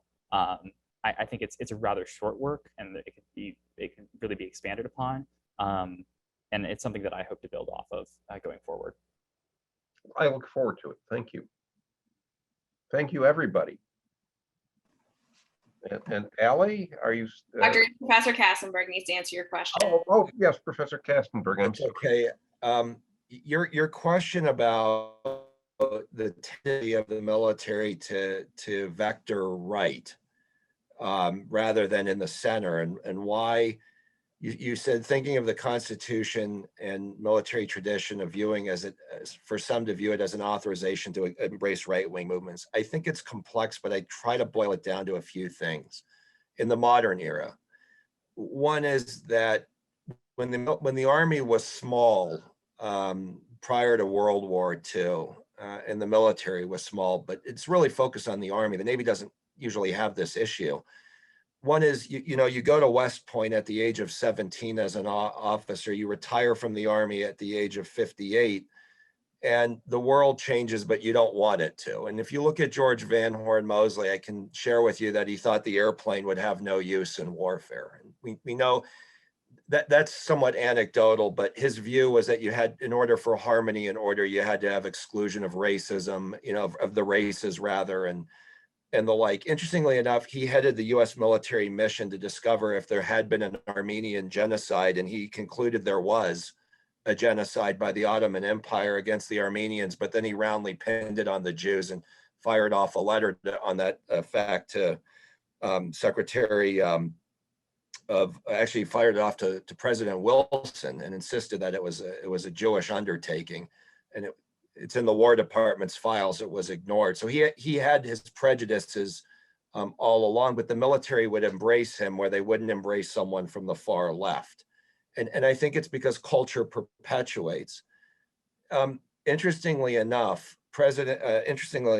General William Westmoreland, who's not thought of as being one of our better commanders in history, warned that as the draft came to an end and there would be an all-volunteer force, we would see a rise of acceptance in, far-right conspiracies in the ranks simply because it's an all-volunteer army and it's not scooping people up. What he didn't realize is that the military recruiting would actually focus on the underprivileged. He thought it would be a middle American thing, but he did have a point. And one of the points I'll bring up in this is Congress. The military will ally where it gets funding. The French army in the mid-1930s during the Paris riots coerced out of Daladier's government during the riots more funding to build their Maginot Line. The British military during the Curragh Mutiny of 1914 on the eve of World War I did the same thing, where they coerced Parliament for more funding in order to settle things down. When Lieutenant William Laws Cowley was being court-martialed, I think Richard Nixon frankly didn't care which way the court-martial would go or what kind of sentence Cowley got. But the far-right members of Congress, to include Strom Thurmond, and he led the pack, but there were many others, leaned on the military and on the Nixon administration to let Cowley go. And for those of you who don't know the name Lieutenant Cowley, he perpetrated what is probably the worst war crime in United States history, with the massacre of villagers in the My Lai village in Vietnam. And so part of it is funding, part of it is the institution, part of it, I think, is public acceptance. When they see generals behave this way, given the trust in the military, they think, oh, well, it's acceptable because the military hasn't prosecuted it, even though it's wrong. So I think it's complex, but I tried to boil it down to those 3 points. And you're right to make the 7 days in May, but I make it a habit to try to interject some humor from time to time in otherwise sordid topics. So I chose Dr. Strangelove. Thank you. Thank you so much, everyone. That was a really wonderful panel and gave us a lot of context and historical perspectives and heading into the rest of the day. So we are 25 minutes into our break time, but we can take about a 5 or so minute break, and then we'll head into our keynote address from Professor Marone, who I believe he's here already. So we can take a few minutes and just get our bearings together, and then we'll head into our keynote address. Thanks, everyone. Thank you. 12:30. So I will begin by introducing Professor James Marone, who is the John Hazen White Professor of Public Policy at Brown University. And he has written, he has a very, very impressive curriculum vitae. But I want to single out a couple of his works for their relevance here. Republic of Wrath, which is a new publication. I'm afraid I've only read the reviews. I have not yet obtained a copy of the book, so I cannot comment on it, but I have read Hellfire Nation, your book from a few years ago. It has tremendous relevance, I think, to at least portions of it to what we're doing today.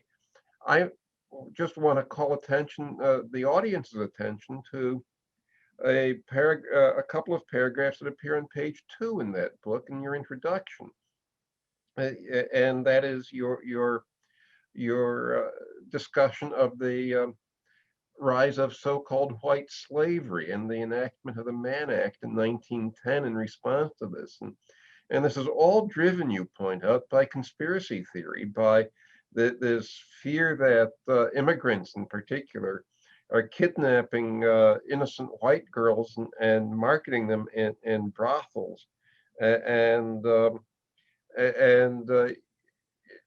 it has reminiscence, I think, of when I read this. I said, this is Pizzagate, isn't it? This is QAnon, isn't it? When the moral champions finally marched into the sex districts, I'm reading from your book, the so-called enslaved maidens laughed at them. There were no iron bars in the brothels, no Jews skulking behind the doors, no 60,000 perishing country girls. But this nevertheless resulted in federal legislation. This groundless conspiracy theory results in federal legislation. And here we are, 110 years later, debating structurally, intellectually, the same phenomenon recurring. With all that said, Professor Marone, thank you for agreeing to be our keynote speaker. We look forward to what you say this afternoon. Thank you. Oh, thank you, Dr. Reed, and thank you, Ali. Thank you, everyone. It's a real pleasure to be here and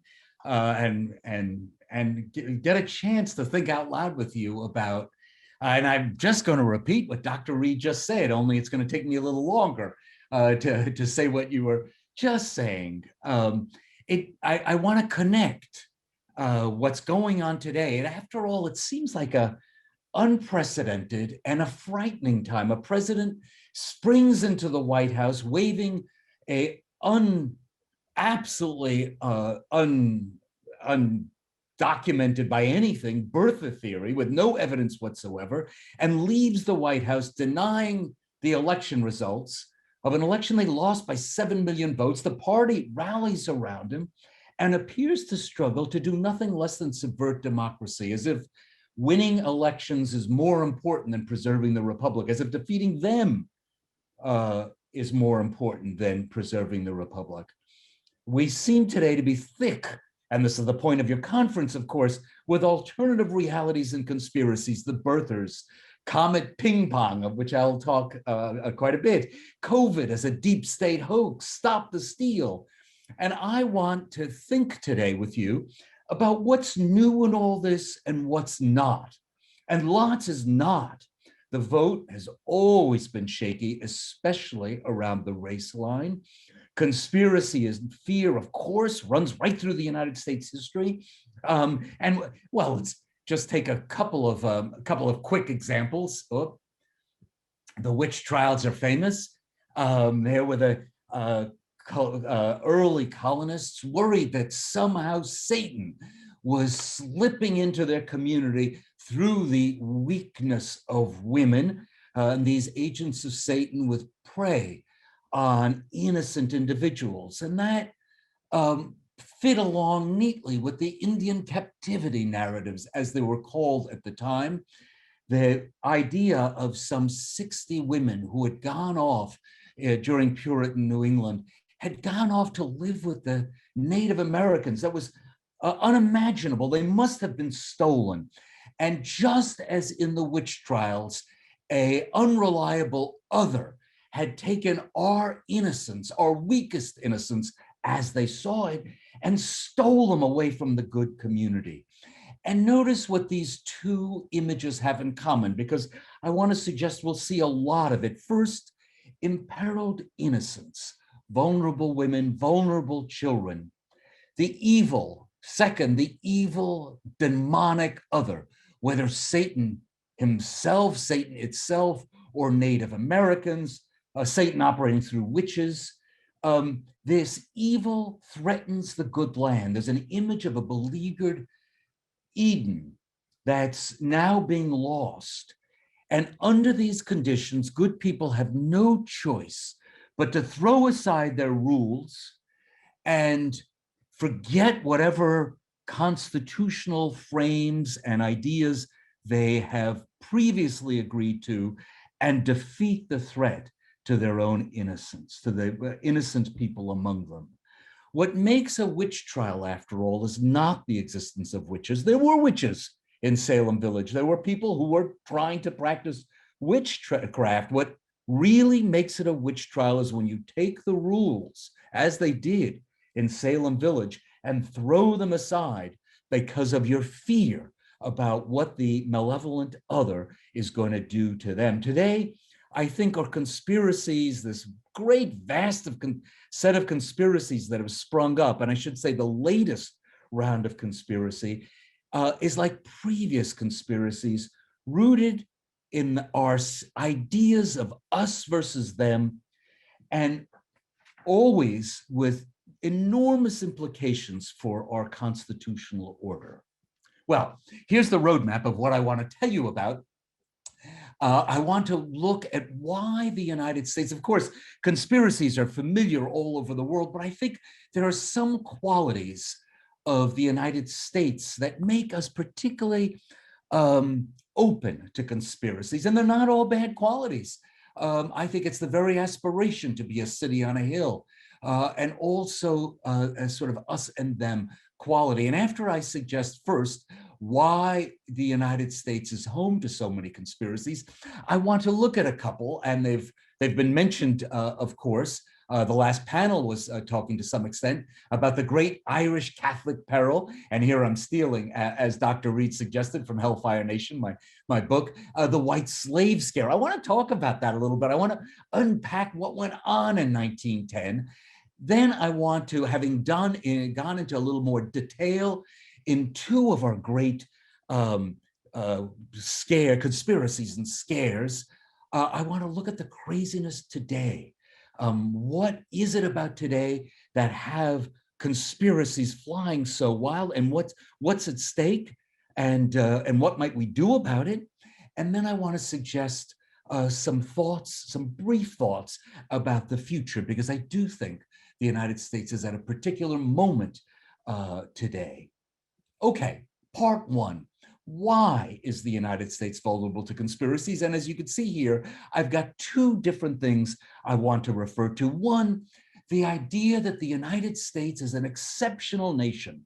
That famous lay sermon from John Winthrop, "We shall be as a city on a hill, the eyes of all people upon us," taken from the Sermon on the Mount, of course, the soaring aspiration in Winthrop's sermon. He never actually delivered it. He wrote it on the we think on board shipboard as the Great Puritan Migration. 30,000 people went from England to New England. Now, of course, Winthrop's line, and notice that God's mission itself is at stake in the city on a hill. This was nothing but what we now would call chutzpah. No one cared about this little group of people on the edge of the world, or forget about them. But the Americans would repeat this image, this idealist idea, this exceptionalist idea, for better and for worse. They would repeat it and repeat it and repeat it. There it is in the First Federalist, First Federalist paper, suggesting that if mankind can be ruled by reason, it's up to the Americans. And there it is in George Washington's first inaugural address. If liberty is going to have a place, it has to be, it's all up to the Americans. And on it goes through history, right through John F. Kennedy's soaring inaugural address. Let us go forth to lead the land we love, knowing that here on earth, God's work must truly be our own. Think about that. God's work is our own. What a thing for a nation to say.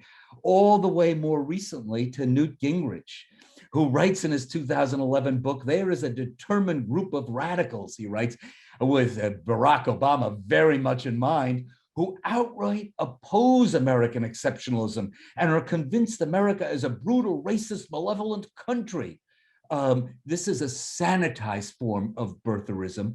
It's the idea that Obama, even if he were born in the United States, still got this anti-colonial hatred of his own country from his African father. Again and again, for better and for worse, the aspiration of a city on a hill. Indeed, I think Trump, I should just say he who shall not be named, I think the former president is an exception, one of the few American presidents not, and quite avowedly not to talk about the city on a hill. I'm interested in if others see that as accurate. So in any case, a great aspiration running through American history. We will be a model for the world. What's on offer as this model changes from era to era, but the idea of the city on a hill remains. And just to complicate things, here's dynamite twist number 2. We have been since 1636, 6 years after John Winthrop wrote that sermon, an immigrant nation. New people always stream in. We're an extraordinarily diverse and have been, the United States has been a rather open in terms of immigration. Not always, as we'll see in a moment, but in many periods of its history. We might be a model for all mankind, a city on a hill, but the latest people to arrive, certainly they will violate the values that made us great. We might be a city on a hill, but the Irish Catholics, the former slaves, the Chinese, the Jews, the Italians, the Latinos, the Muslims, do they have the right values? The idea of an aspiration, exceptional nation, and constant immigration has kept our culture wars on constant boil. It's always us versus them. It seeps into our discussions and makes us, this combination, ripe for conspiracies. And the foundation of conspiracy, the idea of a good us and a dangerous them.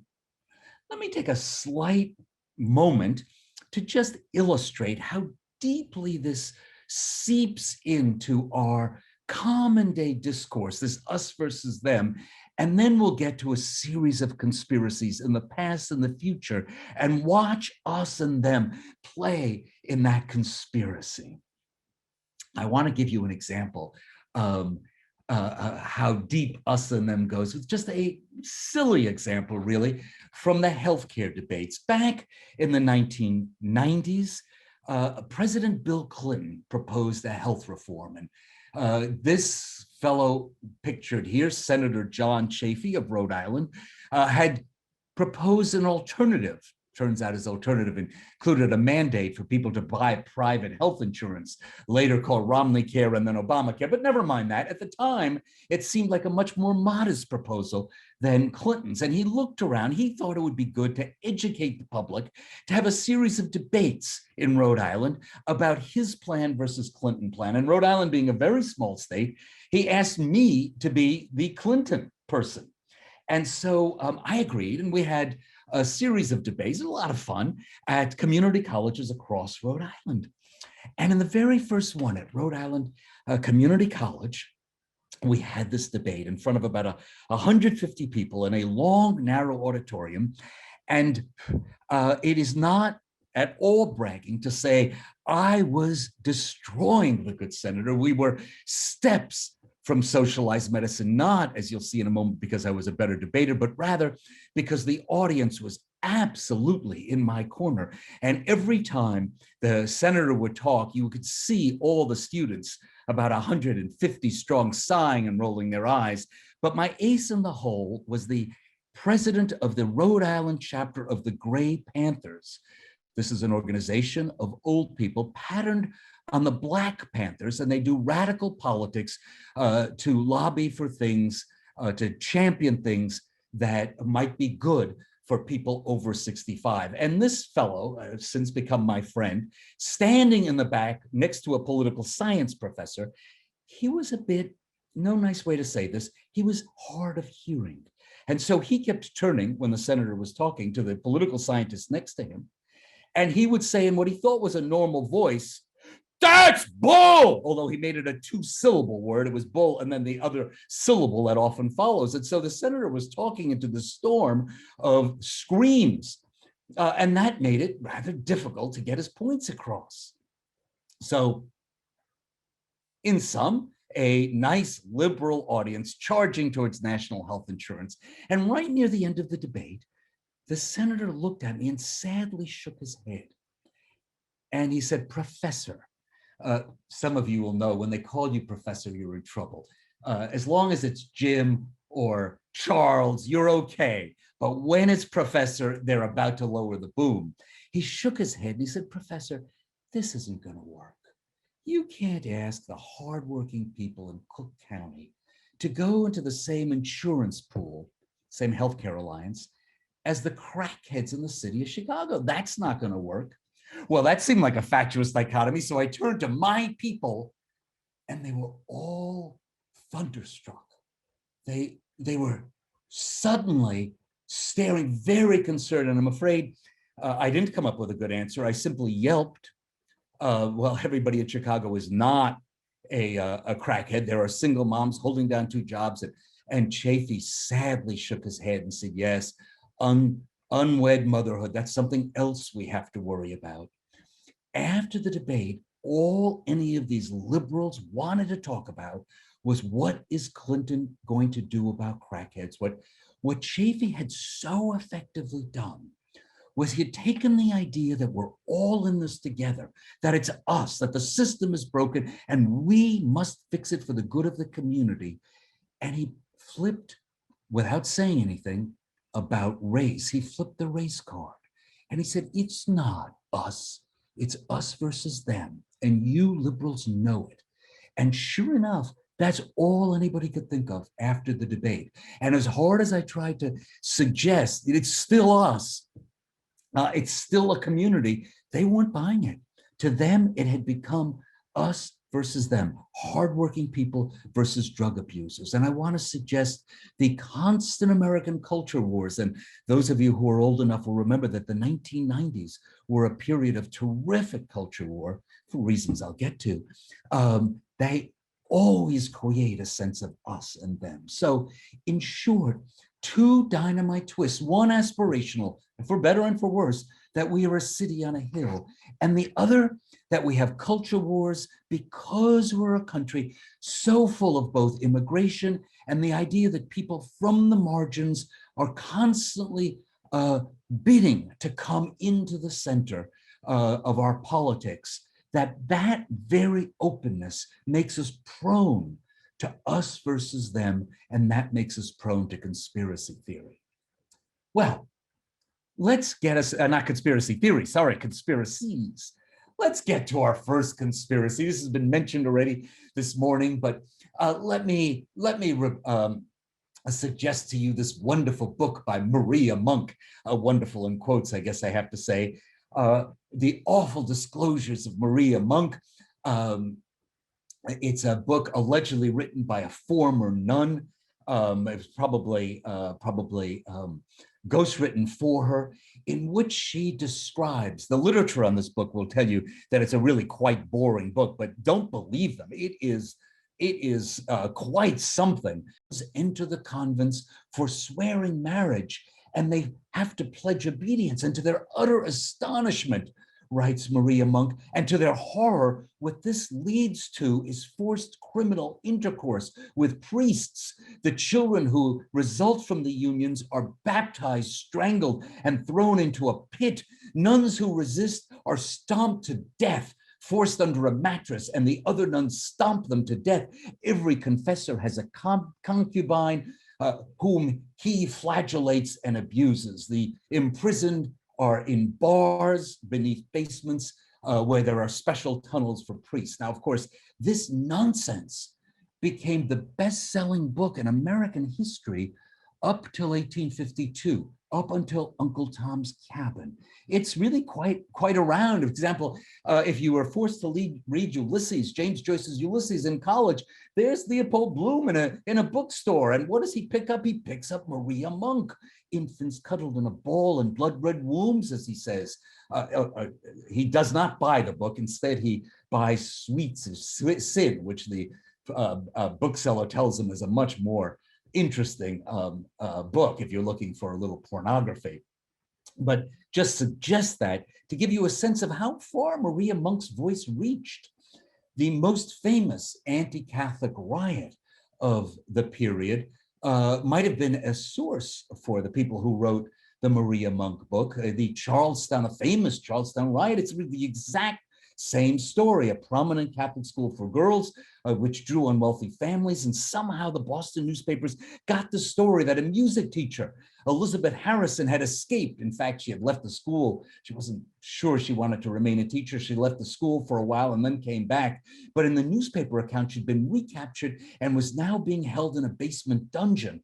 A mob gathered, allegedly up to 1,000 people. They demanded that the women be released from their cells, and a rather strong-minded nun held them off for a while, but they finally shoved past her, and they looted the place. They found no one. They couldn't even find cells in the basement, to their great disappointment, but they burned the place just to be on the safe side, and then marched through Boston patriotically, burning the occasional Irish house and threatening the churches as native patriots. All of which is to say, the Comet Ping Pong Pizzeria with its basement dungeons is nothing new in American political history. What's going on here with Maria Monk being so popular? It's thought that 3 different ministers wrote the book. Protestant ministers wrote the book as a way to stir up anti-Catholic animosity. What's going on when people riot to free alleged women held in cells? Well, part of what's going on is the great Irish immigration to the United States. Just what I was saying before, there hadn't been much immigration. If you can see my chart here, starting in the 1930s, it doesn't look much in this chart, but it's new. We have immigrants coming to the United States, and the prejudice would just grow in the 1840s as the number of Irish people soared. And that triggered a terrific prejudice. The Irish, of course, were Catholics, and Catholics allegedly could not understand American values. Liberty could flourish only on Protestant soil. The American Revolution and the Protestant Reformation had both been revolts against autocracy, revolts against king and pope. American yeomen, true American Republicans, read their own Bible and elected their ministers, while Catholics clung passively to their feudal hierarchy. The sorts of things people today say about Muslims, people back then said about this Catholic. said about Catholics. And from this claim that Catholics could not be Americans and would destroy the values that made America great, from this logic, they leapt rapidly to sin. There were plenty of charges against the Irish. They were violent, they were drinkers, they were lazy, the same charges we would hear again and again to groups on the margin of society and the margin of power. But what they emphasized, as Maria Monk showed us, was depraved sexuality. They will grab your daughters and put them in the basement behind bars. It's the apartheid fear. This is a fundamental reality of all apartheid societies. If you're worried about keeping us and them apart, it becomes absolutely essential to control gender and control sexuality. Otherwise, they will become us. So all apartheid societies, whether it's the South or the fear of Irish in the North in the 1830s, 40s, and 50s, or any other society, will put particular emphasis on gender controls and sexuality. Something Tocqueville incidentally noticed in the 1830s, how tightly Americans controlled women, who he thought were far superior to both European women and to American men, but they were tightly bound in their separate sphere. What's going on under this set of apartheid fears is a fear of the Eve, what I call the Eve narrative. Our daughters are our weak link. The Catholics are shameless about converting people to their faith, and our daughters might actually be converted to Catholicism. Always this Eve narrative that the tempter will triumph through the weakest link. So sexual conspiracies are an intense version of both defining and resisting the them, making the them and then resisting them. The Indians capturing innocent women. It cannot be that one of our women would prefer to live among Native Americans than among the good Puritans. The Irish locking up women behind bars. It cannot be that our daughters really would go over to the Catholics. Or African Americans hell-bent after the Civil War on raping white women, never mind that it was white men committing crimes against African American women. Or Ping Pong Comet Pizza with its long, with its people, children, innocent children locked up in the basement while Hillary Clinton does God knows what. That image stands in a long and terrifying history.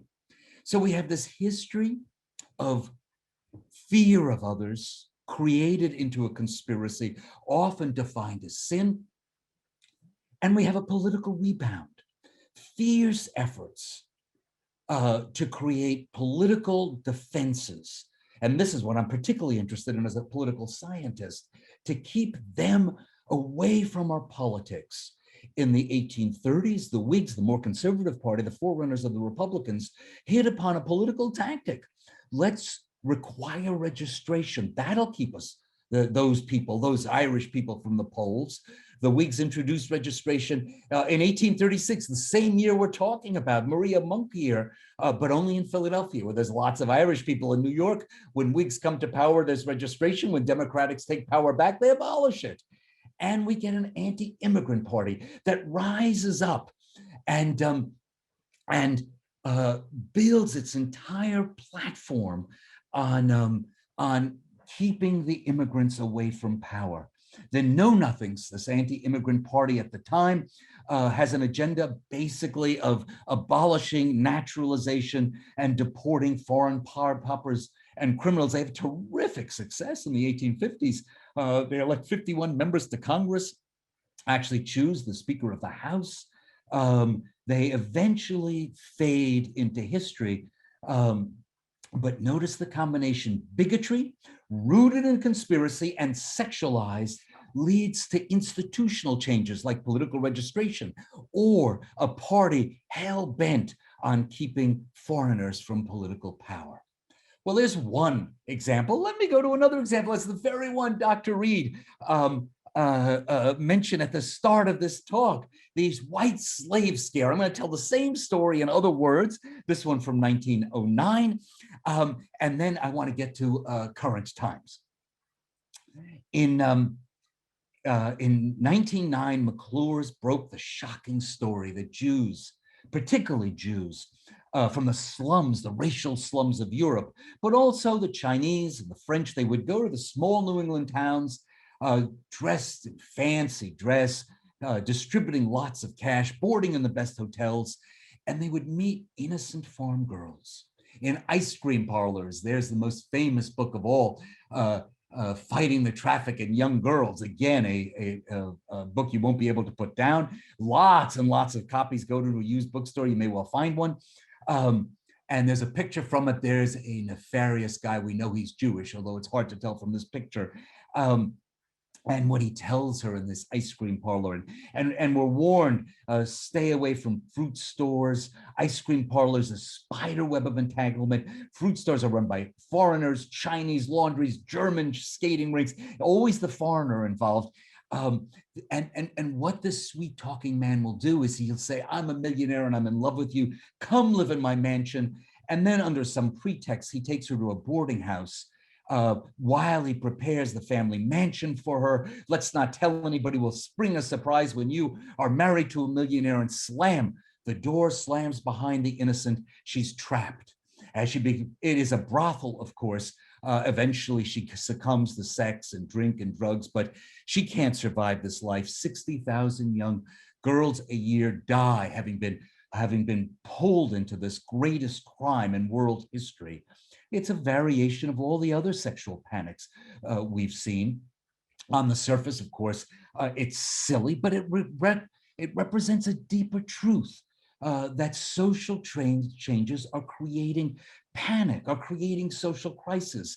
The social changes this time are what's racking American society in 1910s. For one set, the greatest immigration in American history. Here it is, if you can see my pointer.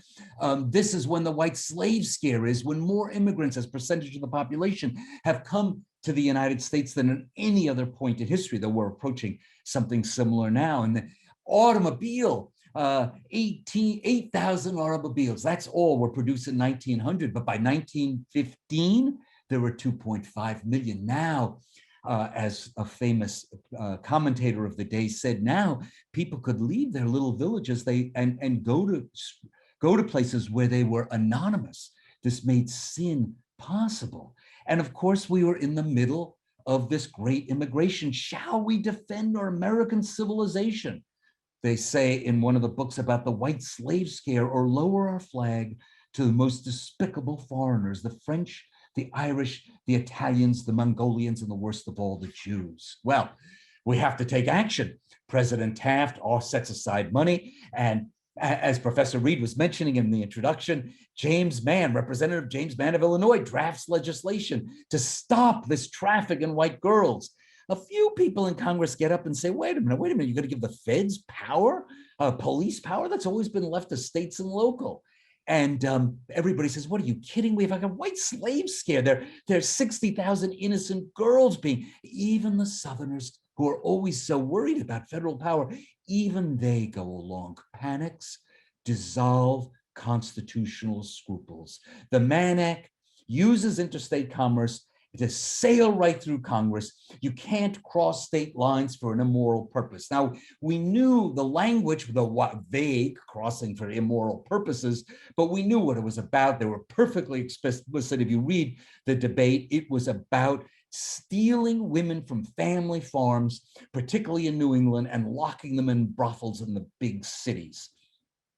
Well, now that we had this law on the book, a little agency with 23 members called the Bureau of Investigation now dedicated itself to suppressing the white slave traffic. The Bureau of Investigation restyled itself the Federal Bureau of Investigation. Yes, the FBI gets its start chasing down the illusion, the mirage of white slaves. There is lots of repression and mistreatment, but it largely involved immigrant women, particularly Chinese women in the brothels, not farm girls. When the reformers and the agents and the FBI rushed into the brothels, there was no one behind bars and the girls laughed at them. One team famously interviewed 1,106 women, and not one of them had been stolen and stuck in the brothel. And it turns out they didn't die after 6 years. The Mann Act managed 75 convictions in 4 years. They were not being ripped from the bosom of loved ones. They were actually escaping dysfunctional families. But now that the law was on the books, it was very hard to resist expanding the law. Forget white slaves. Okay, we couldn't find any, but perfectly willing people would cross state lines with adultery and fornication in mind. In 1917, Supreme Court accepts expanding the scope of the law. They did a common sense reading of the law. Can't cross state lines for immoral purposes. The case is Camenetti versus the United States. Young Camenetti, who was the son of Woodrow Wilson, President Wilson's head of immigration authority. He went to Reno with his mistress, perfectly willing, but they caught him. And now forget white slavery, will now have this arbitrary possibility of enforcing the law. Black boxer Jack Johnson, Chuck Berry, and now Matt gets caught in this Mann Act. Take homes. Social change disrupts traditional society. In this case, we have urbanization, we have immigration, we have new phenomenon like cars. New people come in town through the immigration. A panic begins. What seems like a crazy conspiracy produces a large reaction, and law barrels over constitutional scruples, creating new state powers, the FBI. The court permits it to expand its authority, and we begin to use state control to try to reinforce various versions of apartheid, try to keep us from them. Conspiracies have big consequences in politics. They have great consequences for efforts to control whoever the them is in the society of the day. Well, today we have a rich menu of conspiracies to choose from. By the time Barack Obama left office, 80% of Republicans told pollsters, I don't really believe the statistic, but it is a beauty, that they weren't so sure about where Obama was born. And we had the QAnon, the Stop the Steal, and also the attack on science. There's the former president saying last Sunday, have you ever seen a bigger son of a bitch than Tony Fauci, wearing 5 masks and undermining his presidency with his effort to create a scientific terror about this COVID thing. Once again, we have the familiar, but now something new, and I want to suggest something quite worrisome in the latest round of conspiracies. Let's take both the new and the and what I think is worrisome that I want to draw your attention to conspiracy today. First, the familiar. Children locked in basements. Thank you, QAnon. That runs right through. And was part of the kind of thinking the Irish riots in the 1830s, the nefarious Jews and Italians in the 1910s. Again, the institutional and legal consequences. We've tilted the voting before to keep them out. That's not new. The media bias today draws lots of attention, and I don't want to say that it is not important, as came up in the last panel for its importance, and in a very interesting exchange after the presentations. And yet it has to be said, media bias isn't something new around conspiracies or even around regular politics. The Lincoln Douglas debates, if you read the Democratic newspapers, Douglas practically slew Lincoln and went off on the shoulders of his supporters cheering, and in the Republican newspapers, it was quite the reverse. Or to take something a little bit more horrific, in the violence after the Civil War, one of the great extended periods of domestic terrorism and ethnic cleansing, the newspapers, really, you got a completely different story if you read Republican versus Democratic newspapers. In Louisiana alone, In 1868, in 1 year, a state commission found and documented 834 murders of African-American leaders. It was pure ethnic cleansing. And if you go to the Republican newspapers, you get really horrific accounts drawn from those stories. But if you go to the Democratic newspapers, you'll see that it was all exaggerated for political purposes. It really was like watching CNN and then turning to Fox or whatever is taking Fox's place today, now that Fox has gone careening to the left. So much is familiar, even if more intense today.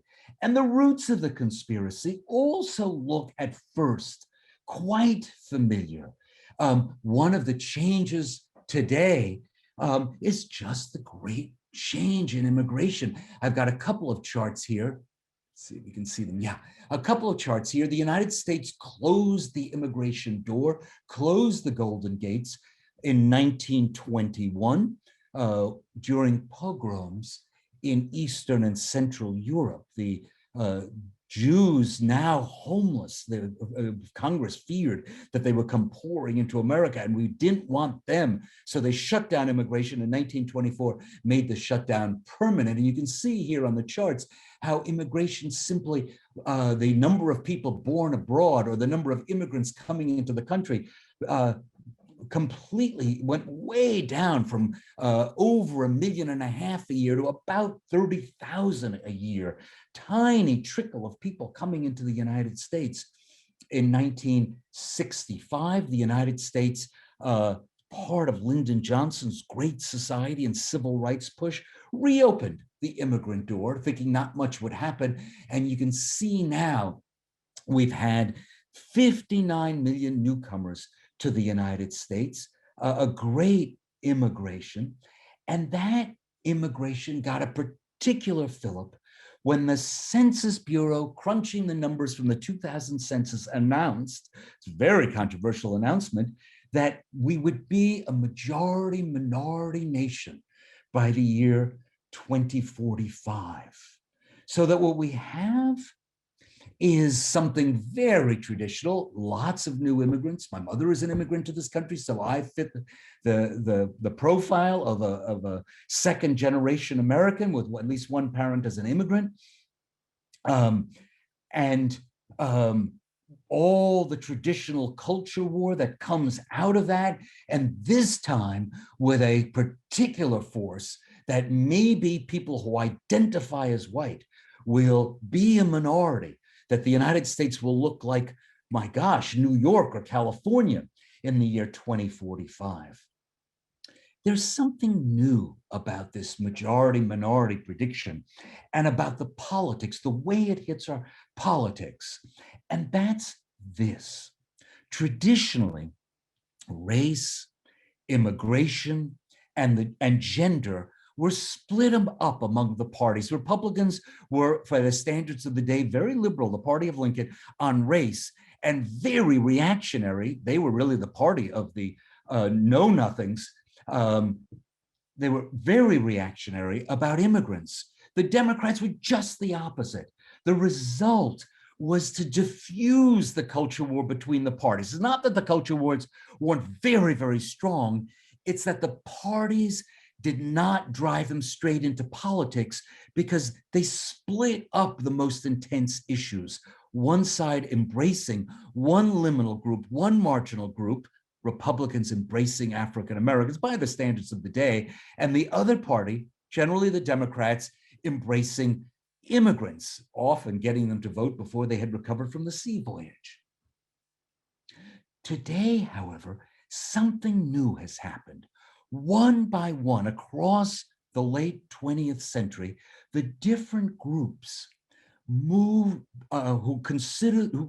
tell the Census Bureau they are not white, groups of people who do not consider themselves white, one by one moved into the Democratic Party. The motion started with African Americans who had been pure Republicans up until 1932, when they began to trickle into the Democratic Party and moved more in 1936, during the Roosevelt era. I can tell you more about that if you like in the Q&A.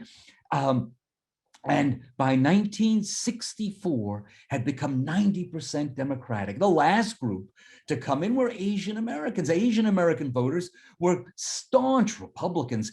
But in 1996, Asian Americans were one of the few groups to vote for Bob Dole.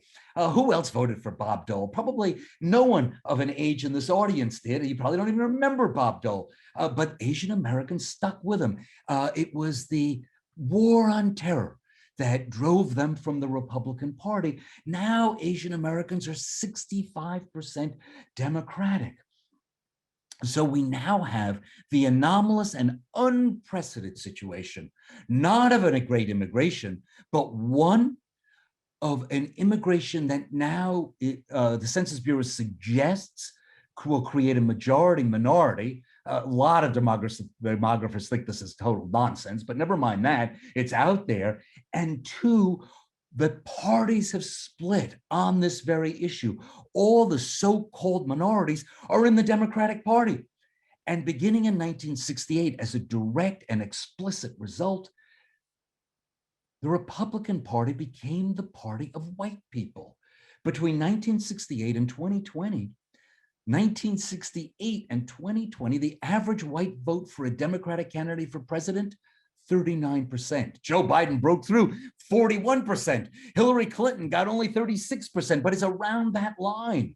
Or to look at it from the Republican part, on average in that era, the Republican Party voter has been 90% white, 9 out of 10. And so we have a situation where the two parties are taking our intense culture wars and projecting them right into our politics. What had been intense as part of conspiracy thinking now has become mainstream party politics.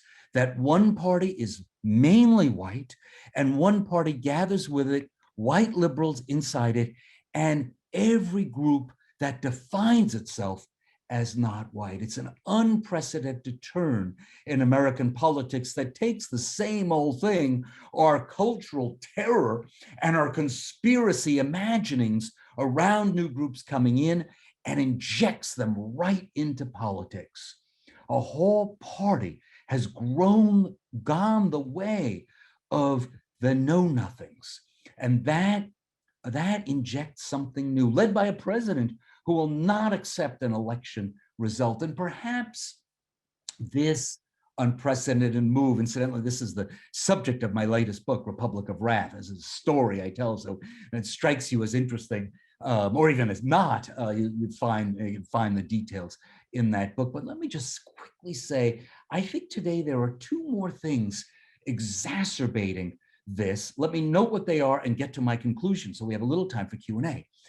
The first thing is the incredible rise of inequality. The two parties, and there's the Republic of Wrath, two parties really quite remarkably different stories, two remarkably different Americas, but I think exacerbated by the rise in inequality. Let me quickly illustrate that rise in inequality. Oh, yeah, here it is. If you look at the Gini coefficient from 1970, I misspelled Gini, I think it's only one N. Gini was an Italian economist. Basically what this means is if you're at 100, we all have exactly the same amount of money. And if we're at 1, Ali Cole has all the money and the rest of us don't have a penny. So it's a measure of how resources are distributed across a society. In 1970, as you'll see on this chart, the United States was 35.8. It was a little bit more egalitarian than France and a little less egalitarian than Japan. Notice we're about 10% off the great socialists, Sweden, Canada, Germany, Denmark, but we're in their league. Fast forward to the latest data, and you'll see Sweden, Denmark, Germany, they're even more egalitarian than they were back then. France, Japan, about the same. The United States has gone from 35 to 45, an incredible increase in inequality. Indeed, it doesn't even make sense to talk about the United States in the same breath as you would talk. We are no longer playing in the European League. We're now in the South American League. And in terms of inequality, Mexico, Brazil are becoming much more egalitarian. Look at Mexico, this vast increase in equality, but not the United States. Indeed, the United States today is closer to Lesotho than it is to the European countries. That inequality produces a second thing, and that's the deaths of despair. If you look at US whites, non-Hispanic whites, you'll see that the only major category in demography, whether it's Canada, France, the United Kingdom, or the United States, where the mortality rate is going up and not down. And it's not just whites. If you've got a bachelor's degree, you are doing fine. Out of a possible 50 years for a 25-year-old, most are somewhere near 49 if they have a bachelor's degree, if they've been to college. But look at the population with no college. Starting around 2010, their life expectancy began to fall, and fall precipitously, something that's unprecedented in rich democracies. So we have three new things. First, the great conspiracies, the great culture wars are now mainstreamed into the parties. The Democrats standing for one view of America, the Republicans for a different view. Second, this extraordinary rise in inequality. And third, the deaths of despair.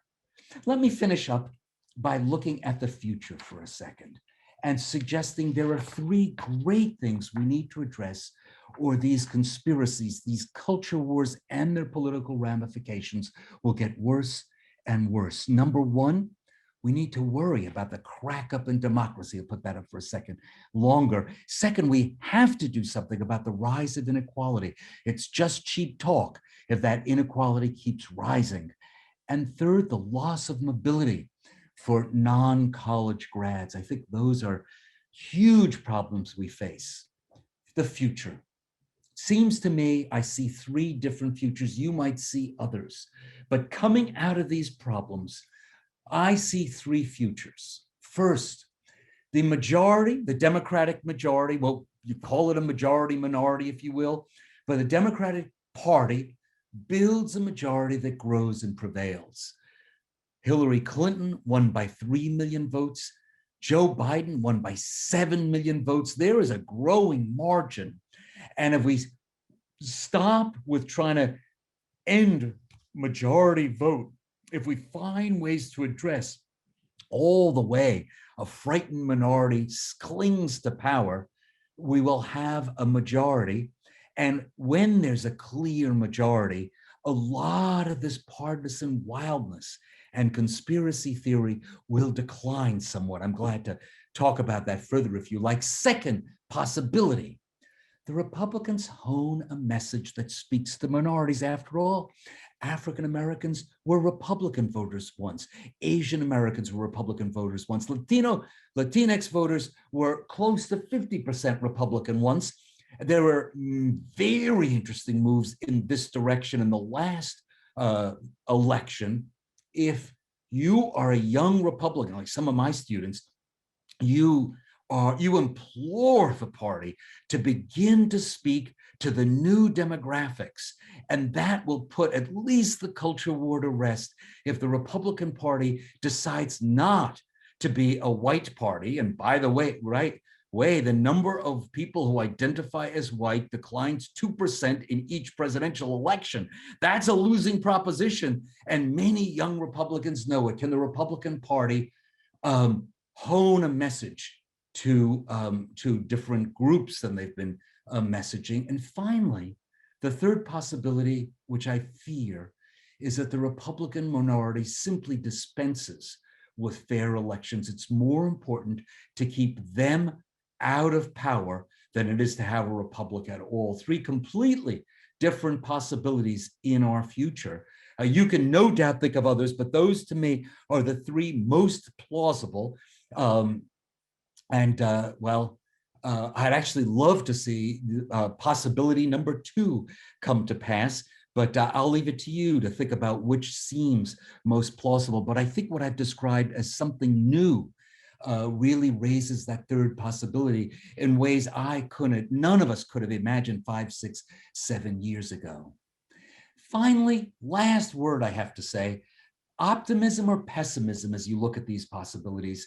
I am a complete optimist, and I'm an optimist for one reason, and that has to do with the picture at the center there. When I look at my students, when I look at the young generation, when I look at how they answer public opinion polls, I think they, not the people who are dying off, the old people from my father's generation, it's they who are the greatest generation, they who have the best values, they who volunteer for time. I look at my students and I think however bad it might be, it's going to be just fine when they're the ones teaching the classes and running the country. So you students out there, if there are students out there, you are the future and you are my only reason for optimism. So I'll just say thank you. And I guess I've left 6 minutes for Q&A if that's what you'd like to do, though I'll completely understand if you just decide it's a good time to take a break. Ali and Professor Reed, back to you.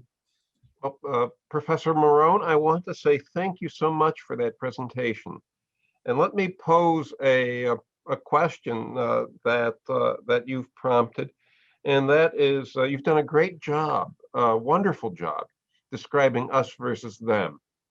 But let me ask, is there a way around this by changing our political speech, by changing our political rhetoric? Our political rhetoric is very individualistic, very centered on rights, very centered. It has roots in a kind of competitive atmosphere that lends itself to us versus them. Is it possible, knowing that we will not soon succeed, but is it possible to begin to change our political rhetoric, our political speech, to focus on common interest, common good, focus on shared concerns, the idea of the commonwealth or common weal? Is it possible to go there in our political speech, given the environment we have? Yes, I think it is possible, although I'm going to give 2 caveats. But first, the aspiration to speak broadly, to speak to everyone, to worry about everyone. The reason things have gotten so fraught is that people who live in the country, in New Hampshire, where I spend most of my time, I'm in a town that's 2-to-1, went 2-to-1 for Trump in the 2020 election, that Democrats rarely show up. They rarely talk to people. When I sit and have a beer with someone, they look at me and say, well, you seem like a nice guy. And they think, how can this be? You're a Democrat.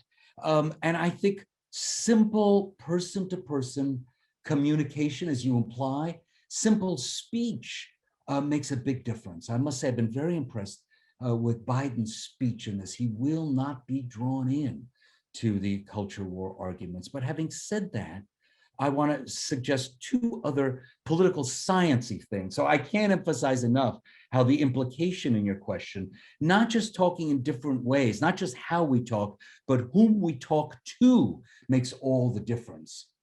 But it's hard. It's hard when someone says, I'm not wearing a mask, and talking respectfully is very difficult.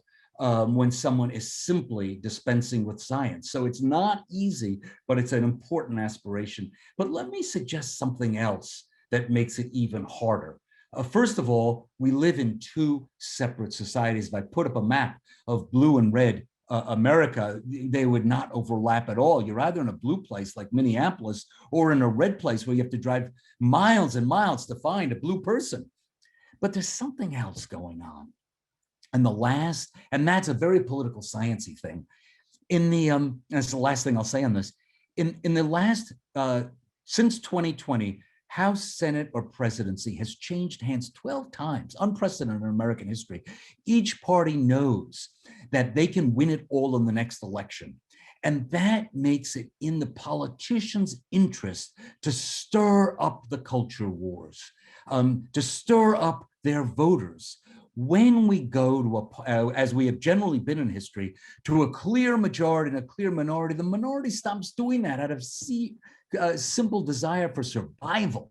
So in a Roosevelt era, in a Reagan era, the minority doesn't shake things up as much. So part of our problem is we live in a society that's almost 50-50, once you take account of the bias in the electoral process, almost 50-50, and either side can win it all. So if either party breaks through, you will, I predict, see a decline in this kind of rhetoric.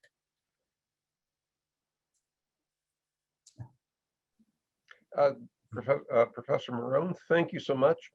Allie Cole. Thank you so much, Professor Marone. That was wonderful. It was I'm glad it was. So engaging. So I'm sure if we were in person, you would have a thunderous applause. So I'm not seeing any additional questions right now in the Q&A. So, and it's about 1:30 and we've been going pretty long all day. So we will now take our 1:30 to 2 break, and then we will be back with our final panel for the day at 2 o'clock. Thank you so much, Professor. Well, thank you very much. What a pleasure it's been. And thank you for inviting me. Thank you. Bye, everybody. Bye-bye. Thank you. Really been a pleasure. I'll see you guys at after the break. Okay, so Breeden, who is an assistant professor at Barry University Law School. At the law school, she teaches constitutional law, civil procedure, and legislation. Her research focuses on the constitutional dimensions of corruption or potential corruption by government officials. She has published articles in several major law journals and has presented her work at international and national conferences, symposia, and workshops. Her most recent publication, Conflicts of Interest in Election Cybersecurity, How Bipartisan Congressional Oversight Can Inform the Public and Address Election System Vulnerabilities, with A. Christopher Bryant, appears in the Wayne Law Review. With that said, Professor Breeden, please take it away.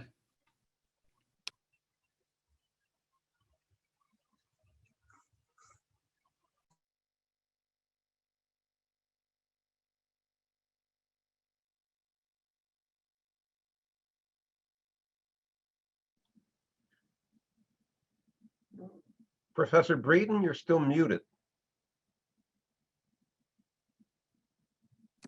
You would think after a year of teaching remotely, I would remember to unmute myself.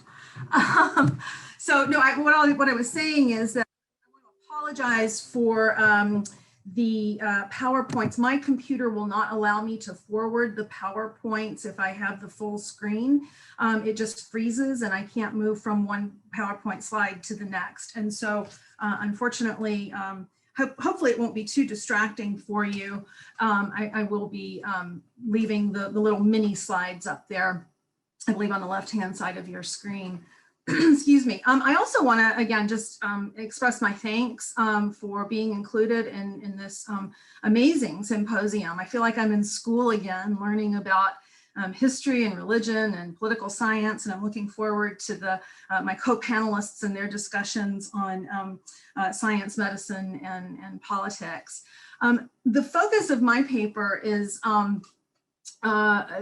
looking at what potential problems arise under international law for nation states that weaponize disinformation and conspiracy theories in target states with the goal of undermining democratic processes and democratic opinion making. Excuse me. So to begin, I want to start with a little bit of an explanation of what I'm talking about, a little bit of context for what I'm talking about. Disinformation and conspiracy theories are often used as weapons in political information warfare. And political information warfare is simply a nation's use of misinformation, disinformation, or propaganda to advance that nation's foreign policy goals or to achieve strategic strategic objectives. And there are a host of examples of political information warfare. I'm just going to mention a few, some of which pertain specifically to the United States, some of which have been employed in other countries. It's an ongoing and long, deeply rooted, has a long history of employment, both in the United States and abroad. But the examples that I wanted to focus on are some examples of Russian political information warfare. The one I think that is probably familiar to most people is the hacking and the leaking of the DNC email, the DNC emails, and the immediate follow-up of the Seth Rich conspiracy, right? So soon after the DNC emails were leaked to the American press, there was a conspiracy theory that took root, began in social media, and then it found its way over into more mainstream media outlets. And this was a young man who worked for the Democratic Party. He was unfortunately killed in an armed robbery in the middle of the night in Washington, D.C. He was coming home, I think, from a pub or a bar.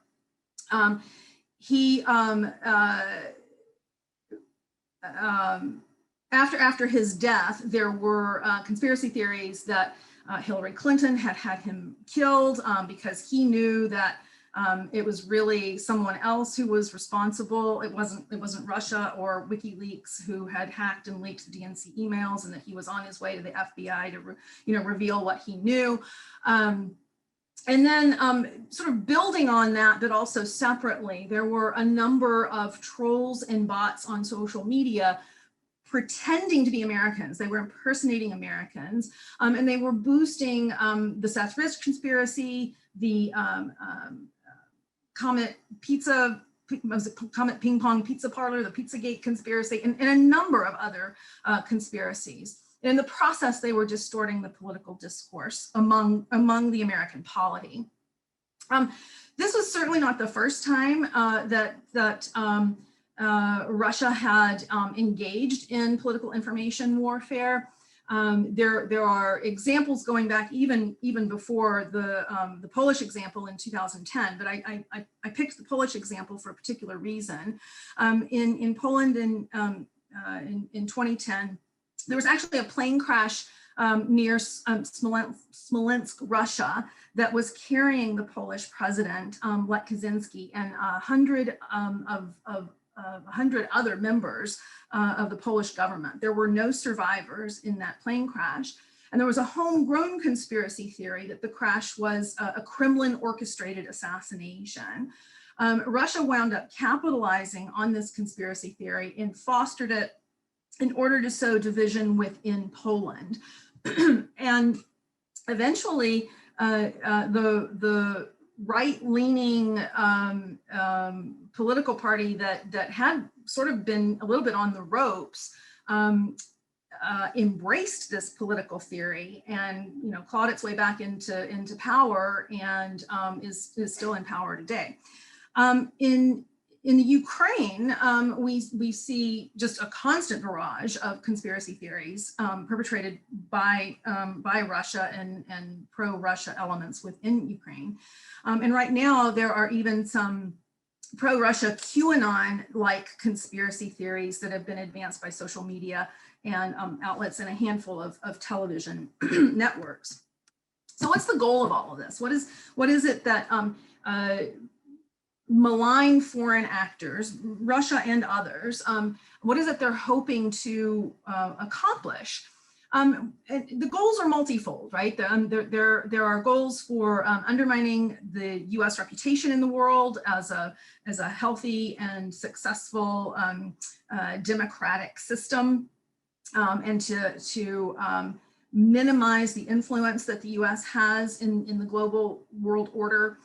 To influence U.S. decision-making, both in terms of foreign policy and its own domestic policy.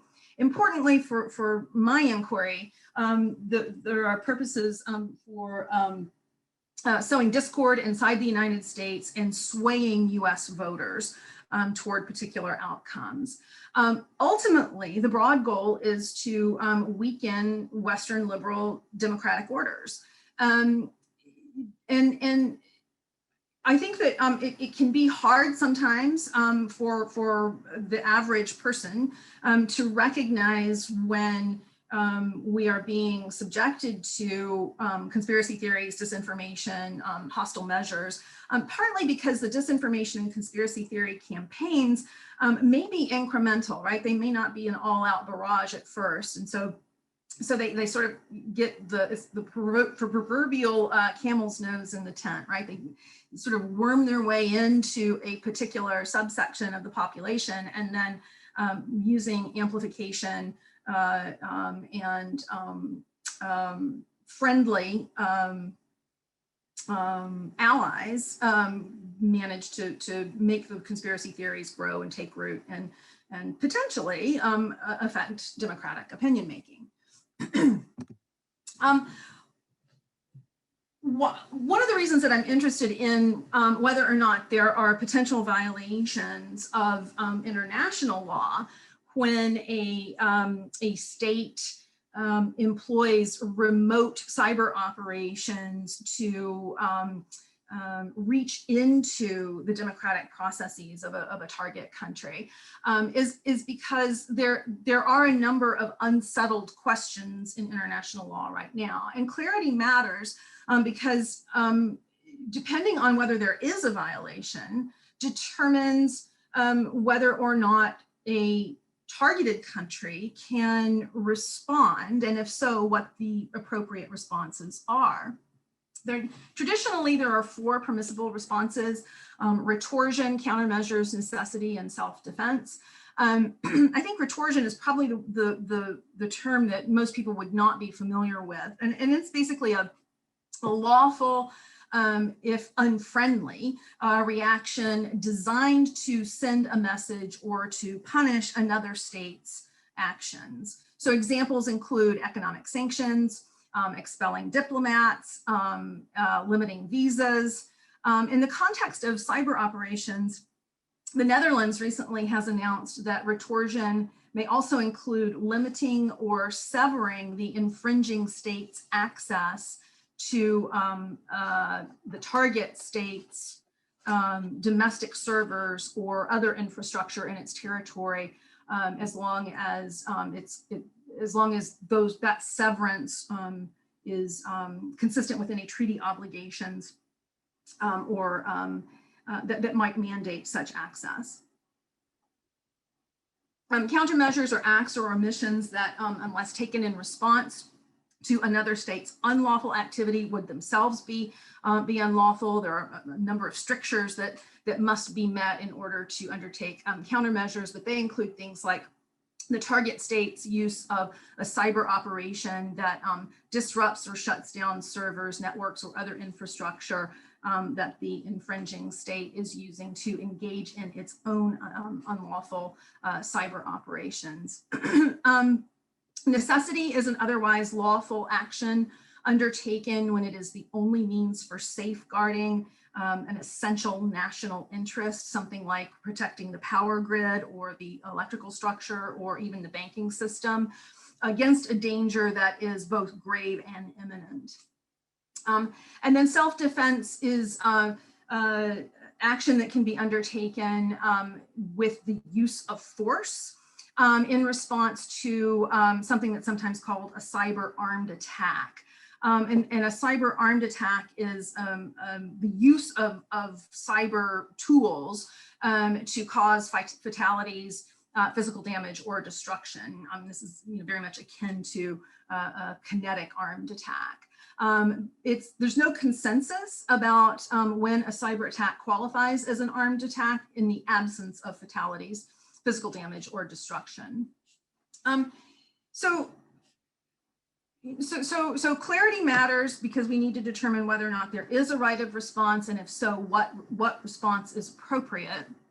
And that raises questions about whether or not international law needs to develop cyber-specific norms, or whether the current framework can accommodate these kinds of cyber operations. And there is general consensus among international law experts that cyber-specific norms are not required, but there is a lot that remains unsettled.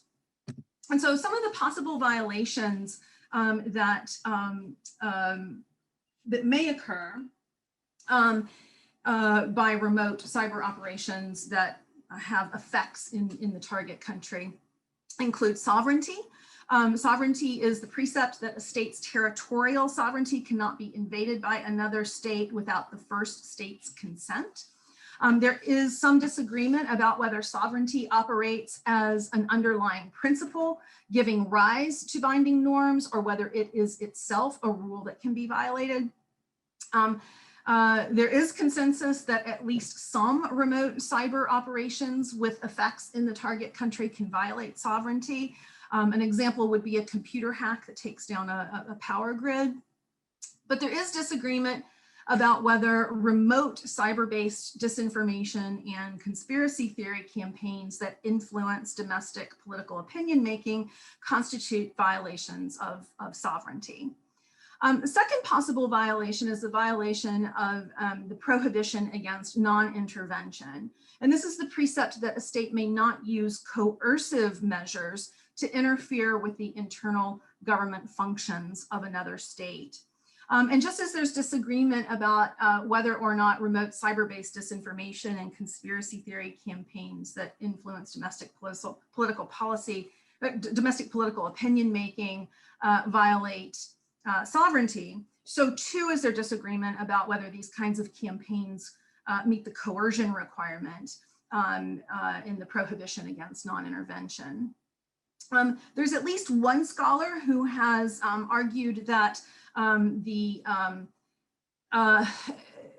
right of self-determination that has been adopted by the UN Charter on Friendly Relations is also a protection against these kinds of operations.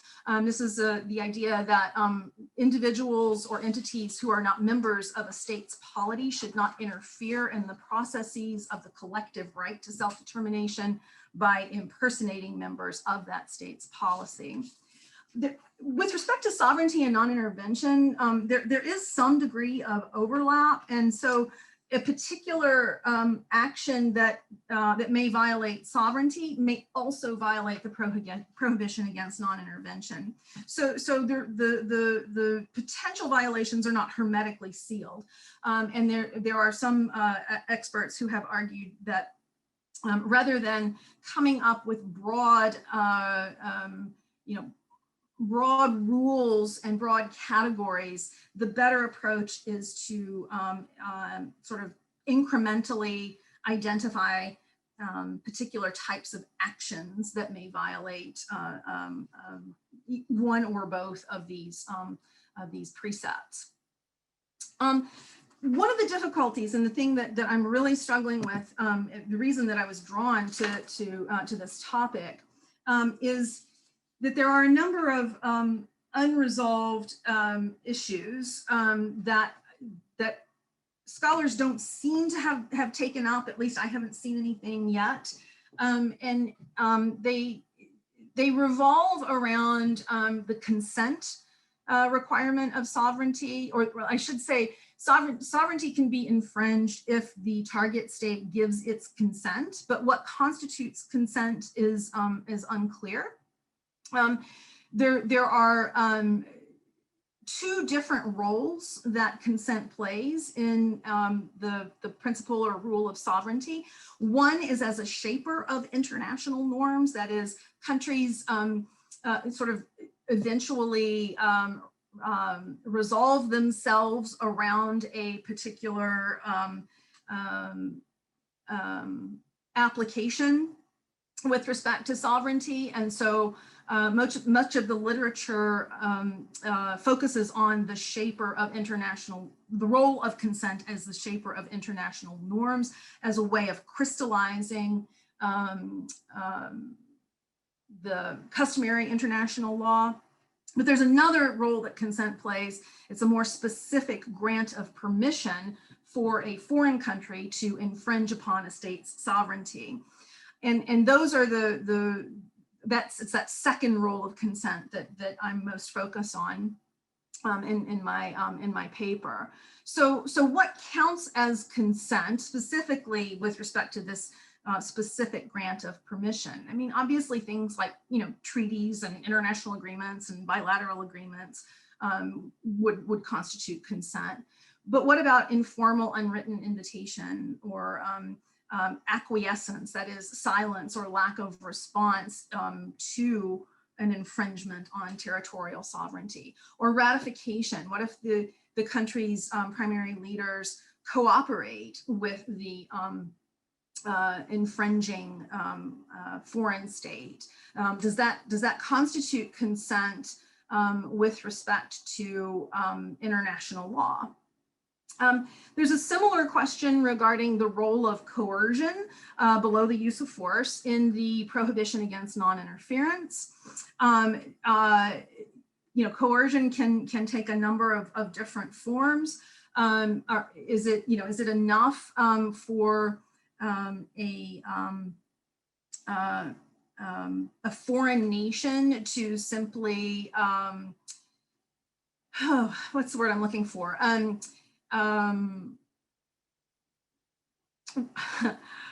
Intrude on the the political processes without using any kind of external tool.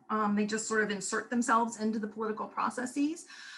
Is overcoming the self-determination of a people or national autonomy by distorting the political discourse coercion? Is corruption or compromise coercion? So these are some questions that remain not only unanswered, but as far as I can see so far, unasked or unaddressed.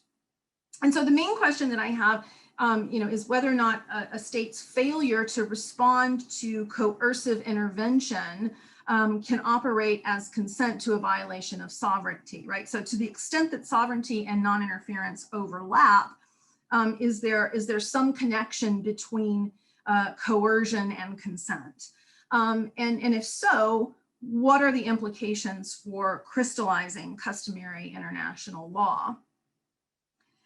We've seen, not only in Poland, but we've also seen here in the United States, that there has been widespread acceptance and adoption by domestic political leaders and major political parties of the foreign sourced or foreign type disinformation conspiracy theory campaigns, right? And we've talked about a lot of them already today. The Stop the Steal campaign based on underlying conspiracy theories about widespread election fraud and the unsupported claim that voting machines were rigged and tipped the vote tally in favor of Biden over Trump. Similarly, widespread conspiracy theories about voter fraud, that there was massive double voting or voting by dead people. Again, without any evidence of these claims. The broader conspiracy theory is that Trump somehow actually won the election, and that was why the rioters or seditionists at the Capitol bought into the Stop the Steal campaign. And there, again, there are others that that somehow Antifa, that's anti-fascist groups, had infiltrated the January 6th protests, disguising themselves as Trump supporters, again, without any evidence of that. My favorite is that Democrats are satanic worshiping, blood drinking pedophiles funded by George Soros. I mean, you really get into some wild stuff here.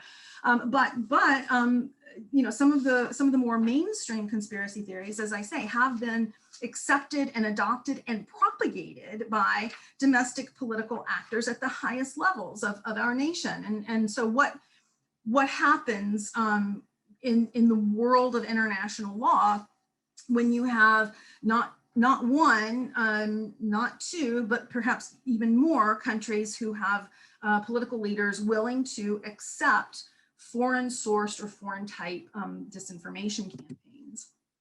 So assuming that remotely conducted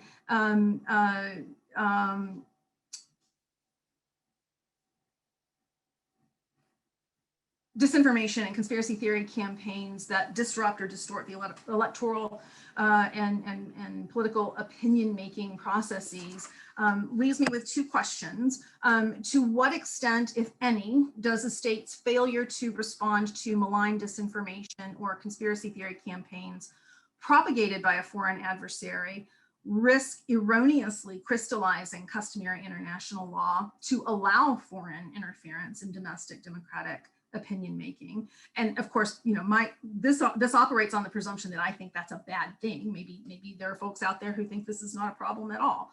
And then relatedly, to what extent, if any, does the willingness of a state's political leadership to accept and adopt such campaigns domestically undermine the development of customary international law to prohibit foreign interference in domestic opinion making?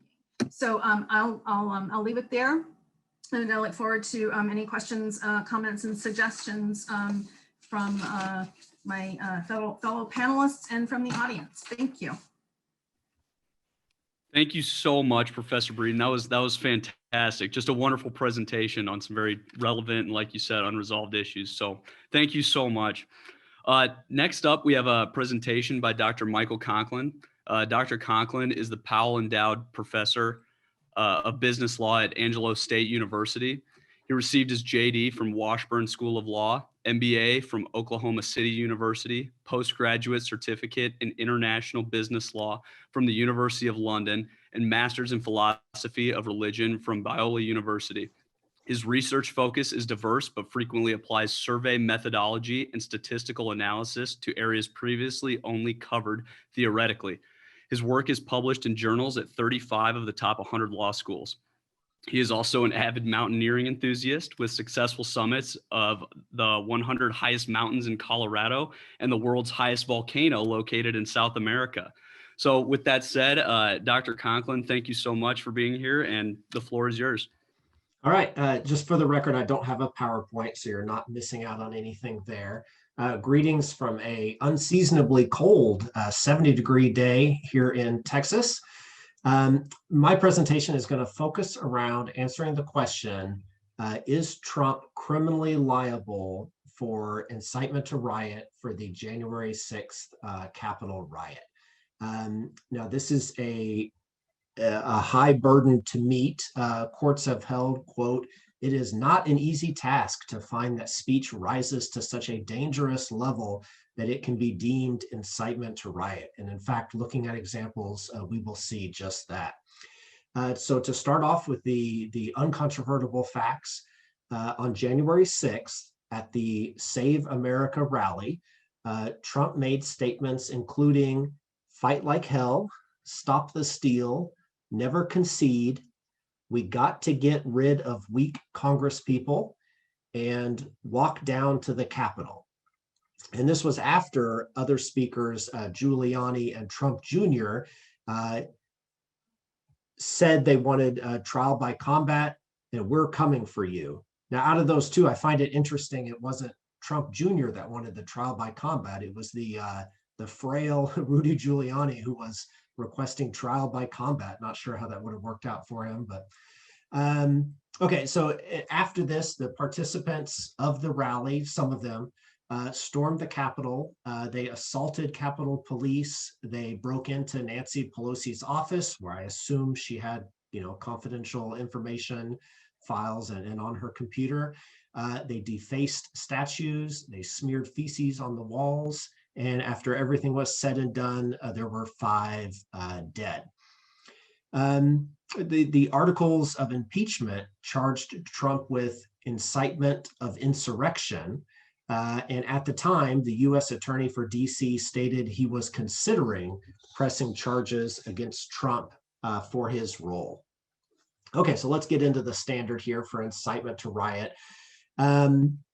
It's obviously not protected under the First Amendment. Like most exceptions to free speech, it is currently, not always, but the current practice is that it is very, very rare, and it is a very narrow standard. It's very hard to meet. The modern standard, this more limited standard, was established in the 1969 case of Brandenburg v. Ohio. It's interesting, I actually wasn't aware of this. There's a lot of, well, there's some similarities between the Brandenburg case and Trump, in that the Brandenburg case ultimately had to do with a rally on DC. It wasn't in DC, but they were talking about having a rally in DC. In it, the KKK leader, amongst the backdrop of a flaming cross and people around him in Klan hoods holding firearms, he said, quote, "We are not a revengeant organization, but if our president, our Congress, our Supreme Court continues to suppress the white Caucasian race, it's possible that there might have to be some revengeance taken." The court held that that was protected speech, that was not incitement to riot. Their rationale was generally that the threat was, it was too general in nature, it wasn't specific, it didn't really target a specific person or a specific group. They held that it was not directed at the audience at the time because that was a KKK rally. So, you know, feasibly they weren't going to enact violence on their own members.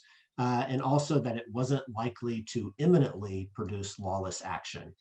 4 years later, in the case of Hesby in Indiana, the Supreme Court kind of clarified this new standard. That was an anti-war rally. The defendant repeatedly shouted things along the lines of, you know, "We'll take these effing streets later. We'll take these effing streets back." The Supreme Court held that that was also protected. They said that it was a threat not really directed at any person or any group in particular. It was too general, and it didn't call for imminent action. And in the 45 years since that, up to the present day, the Supreme Court hasn't really looked at this issue of incitement to riot. They did deny cert in 2002 in the case of Stewart v. McCoy. That had to do with somebody who was convicted of basically giving advice to gang members about how to best do their illegal activities. And that they convicted him for incitement to riot, and that was overturned because they said just kind of general lawless advocacy was not imminent or specific. He wasn't really giving the gang members any advice about specific things at specific times. It was just kind of general advice about doing things and not getting caught. Okay, so we're going to apply this standard to Trump's action. The Brandenburg has been interpreted to have a three-pronged test. One, must advocate and intend for a criminal act that is 2, imminent, and 3, likely to occur. So if we look at these one at a time, 1, did Trump advocate and intend for a criminal act? This is kind of tricky if you think about, you know, if you've ever seen Trump's speeches, because he often says 2 completely contradictory things, sometimes in the exact same sentence. You know, he'll say one thing and then he'll say the opposite of that. So it's, well, which one did you mean, the first thing or the second one? They're mutually exclusive. And it's the same thing here in his January 6th speech. He did say all of those things that I mentioned at the beginning, you know, fight like hell, stop the steal, you know, we got to get rid of these weak Congress people and stuff like that. He did say those things, but it was over the course of a very meandering speech that was over an hour long. He also talked about things like revoking Section 230, the quality of teaching in public schools, bringing home the troops, building the wall, how corrupt the media was, and the quality of care in VA hospitals. So it's not an explicit defense to incitement to riot that you can't like intersperse your incitement among unrelated topics, but it does kind of imply that this wasn't a really concerted effort to get this outcome. Because if that were the case, you know, I mean, just like anything else, if you were trying to convince a student to do something or your child to do something, you wouldn't say, okay, Billy, clean your room. And then you start talking about baseball, and then you start talking about Christmas, and then you just talk about all these unrelated things. That wouldn't really be a good way to, you know, specifically convince him to do that thing. So it seems more like kind of off the cuff rambling and not that he was really implementing some strategic plan. On the topic of conspiracy, it's interesting to note, I always get a kick out of this, especially during his presidency, he kind of make a blunder, say something kind of silly, and people would point it out, and some of his real diehard supporters would come back and try to defend it and say, oh no, you don't understand, because he's on a whole nother level. They say he's playing 4-dimensional chess, everybody else is playing checkers.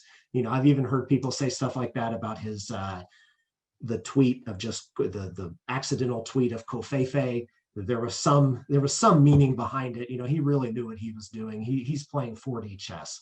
But that aside, I think he was just kind of just rambling on. And also in that speech, he also mentioned things such as we got to stop destroying monuments, and that we need to act, quote, peacefully and patriotically. So interspersed with talking about, fight like hell and stop the steal, he also said we need to be peaceful. We need to do things peacefully and patriotically. So in context, I think it's pretty clear based on this standard, and definitely with beyond a reasonable doubt standard, that he did not, advocate and intend for a criminal act to occur. But even I think if you take out the context and you take out the parts where he talked about unrelated issues, and you take out the parts where he said, we need to be peaceful and patriotic, even if you're just left with a speech that solely had, fight like hell, stop the steal, we got to get rid of these weak congressmen, even that alone, I think it's a lot closer, but I just given the standard, I don't even think that is enough for incitement to riot. So I think the first prong is not met. So that would be the end of the discussion, but let's go ahead and go through the other two. The second one is if the action that was called for was imminent. Now here it's interesting because if you look at exactly when they started kind of harassing the Capitol Police, it would have been impossible to get there in that time based on when the rally ended. So there were people who left the rally early to go start doing what they did at the Capitol. So that piece of information could kind of go either way, right? You could say, Trump could say, oh, look, well, these people weren't following my orders. They weren't even listening to my speech. And the other side could say, well, you got these people so ginned up, they couldn't even wait till the end of your speech. They had to go, start the process early. So that could kind of go either way. As the standard of imminent, obviously 9 minutes or 10 minutes, however long it took them, that's definitely imminent. But it's kind of interesting looking at the standard. There's no, objective cutoff time. Some scholars have hinted that, within a few hours, which in itself isn't even objective, that's imminent. The Supreme Court has held that, quote, weeks or months later is not imminent, although a California Court of Appeals held that 5 weeks was imminent. And it's really interesting that there tends to be kind of this sliding scale depending on what the action is.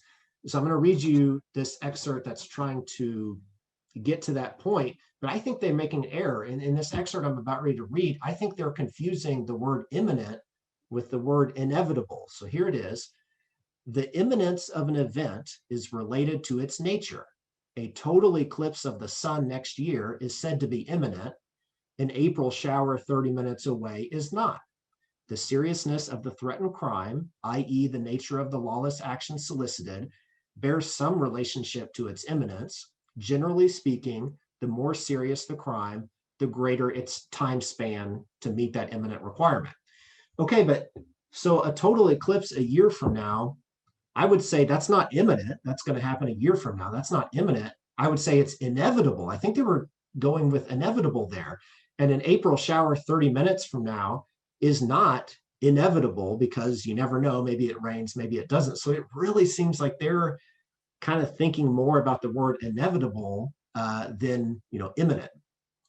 And again, regardless, the 9 minutes that happened on January 6th, that's definitely imminent, excuse me.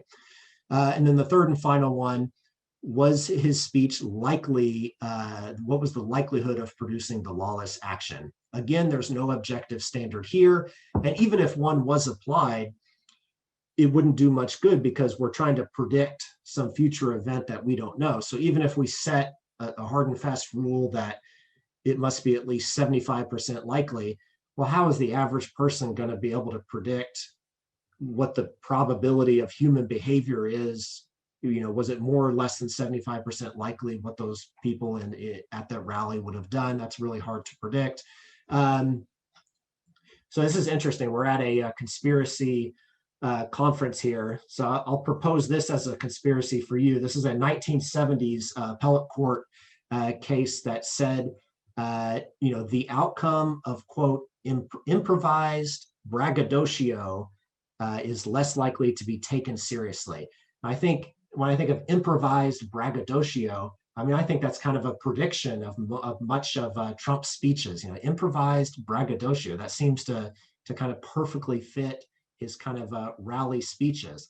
So that hints that it would not be taken seriously. And the courts have mentioned that you kind of look at, was it said in seriousness? Was it said in jest? Another issue, I mean, this was said by the President of the United States, the Commander-in-Chief of the Armed Forces, which I would argue carries with it some amount of authority. You know, if President Biden was walking on the street and told me to do something, I'd probably do it because he's the president. If somebody else told me to, I might, you know, tell him to get lost. So, you know, that kind of has a certain amount of authority to it, which would work against him. And also there's this known loyalty, this known proven track record of loyalty of Trump's supporters, which would need to be taken into effect. Also, Trump in the past has frequently praised violent acts. Mentioning the George Floyd protests, Trump tweeted, "When the looting starts, the shooting starts."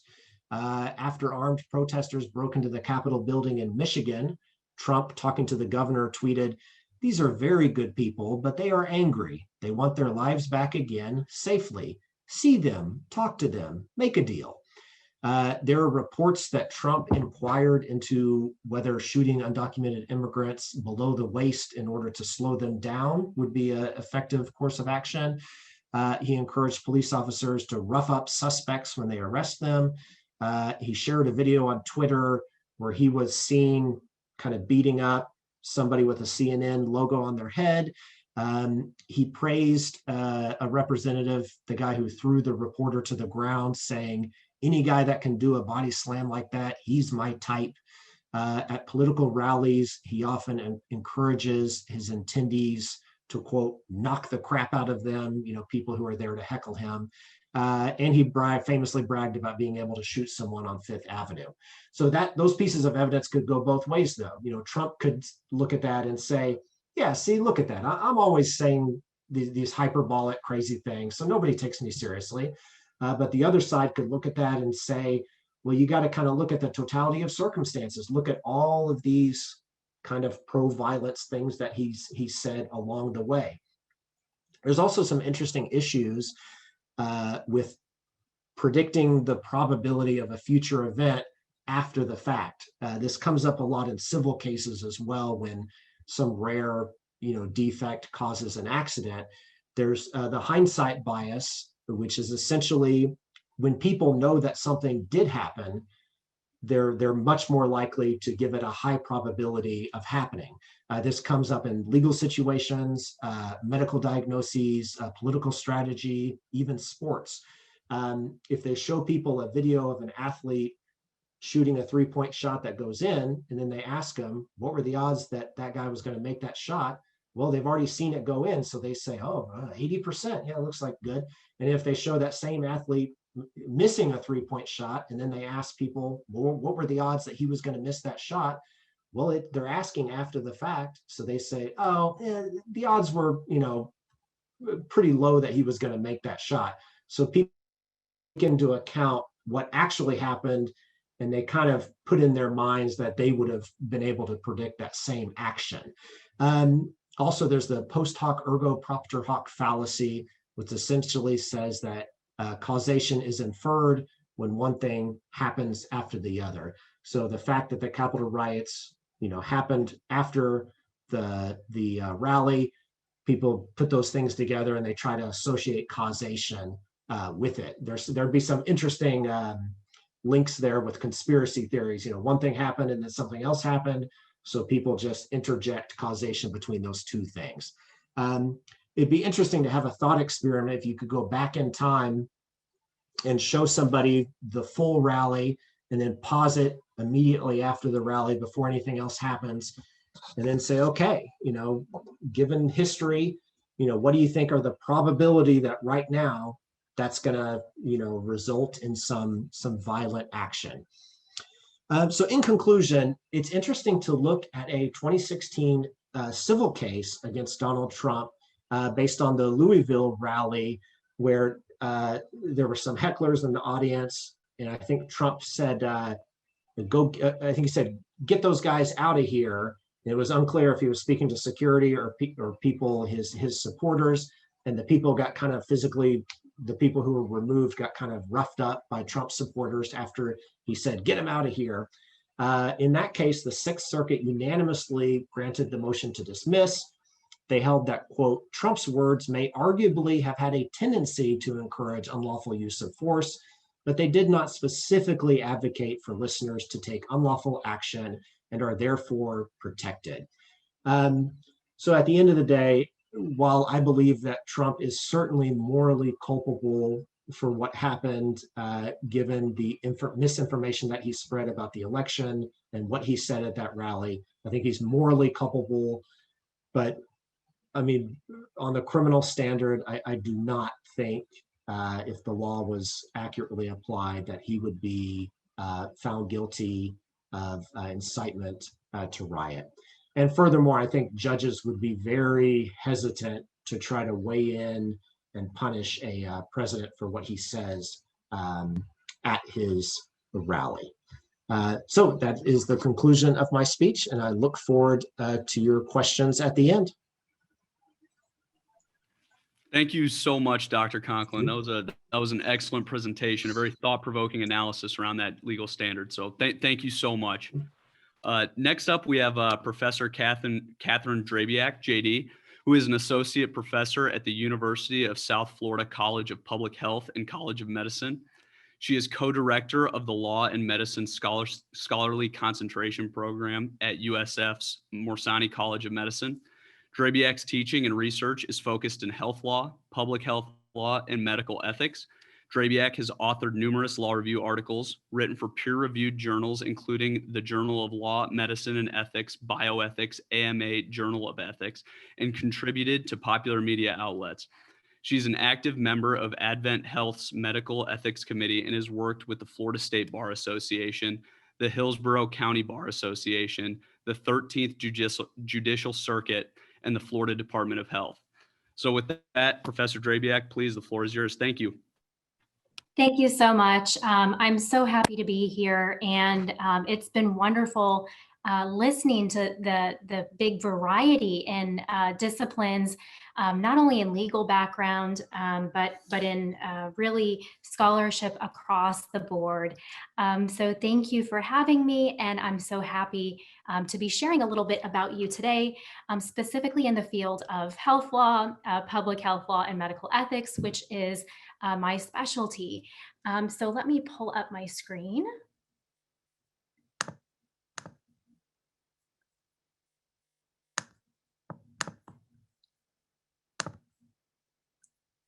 Okay, so to start off, one of the things that I think we've been hearing about is when conspiracies are obviously fake or false. So the things that we've heard, things like the airplane is spraying toxic substances, or government officials are poisoning us, or pharmaceutical companies are harming people. They're either giving deadly medicines or they're withholding life-saving medications. So through the course of this presentation, I'm actually going to talk about how bits and pieces of these things are actually true. So I'll go through three major examples. One, lapses in research ethics. Two, failures to protect public health. And three, the area of access to life-saving medication. And really the hypothesis and the tenet that I'm trying to promote today is how to effectively use conspiracy theory as a way to preserve democracy and ensure that the policymaking process for science is actually grounded in credible evidence, that it protects the vulnerable population, promotes accountability, and furthers justice. So one of the things that many other presenters have done today, as lawyers especially, we love defining things. So this, I think, is interesting because when we think about the term conspiracy theory, sometimes we think about, for the middle-aged and older folks, we think about the Mel Gibson movie, right? Or a tinfoil hat. People who are untethered from reality, anxious, misinformed purveyors of false information. And so what I'm positing is that not all conspiracies are this. Some of them are in fact true, which we've heard from some of the presenters in the morning panel, which I think is critical to remember. And so my presentation takes this a little bit further and says it's not necessarily imaginary or nefarious plans, but sometimes conspiracies are something that in some cases are directed toward a particular group or population, but in other cases, there's simply a mechanism of powerful individuals acting somehow in secret or obfuscating what it is that they're doing to preserve power, to obtain prestige, and also to secure financial gain. And so really, this is important for democracy to examine conspiracies, examine the evidence behind them. As we heard from Professor Breeden, what is the evidence? Because this is what guards against misfeasance or abuse of power and genuine threats to democratic governance. So the first example I like to pull up is, well, what happened in history? And both medicine and public health has an enormous dark history of elevating incorrect and harmful information as scientific fact. So much so that it's actually quite funny. So that I'll laugh out loud in my office because we see many of the same phrases or terms used in these particular examples. And I'll tell you what I mean by that. So if you've heard of Dr. Ignaz Semmelweis, who came up, basically was the pioneer of germ theory before it became popular, and discovered the cause of childbed fever, that it was germs essentially, and said, let's introduce antiseptic hand washing. He was shamed, and even though he presented all of his evidence, his research, his findings, critically and documented it meticulously in medical journals and conferences, there was one particular example that stood out. There was an editorial where he had published his theory and all of the different statistics to go along with it. And the editorial before his article started said, we thought that this theory had died out long ago. This goes against all experience and statistical evidence. Do not be misled. So this is, again, very similar to some of the things that we see today of this is unscientific, this is bad evidence, don't trust what you're reading. We have also seen this in the context of eugenics in the United States from the 1900s to about the 1930s, and this idea that the science is settled, this particular theory is science, it's scientific, and that it was promoted by some of the highest ranking public health officials, medical officials, and the Supreme Court in the United States as not only scientific theory, but good public policy. And we know what happened in that case, that thousands of people, in the United States were sterilized without their consent.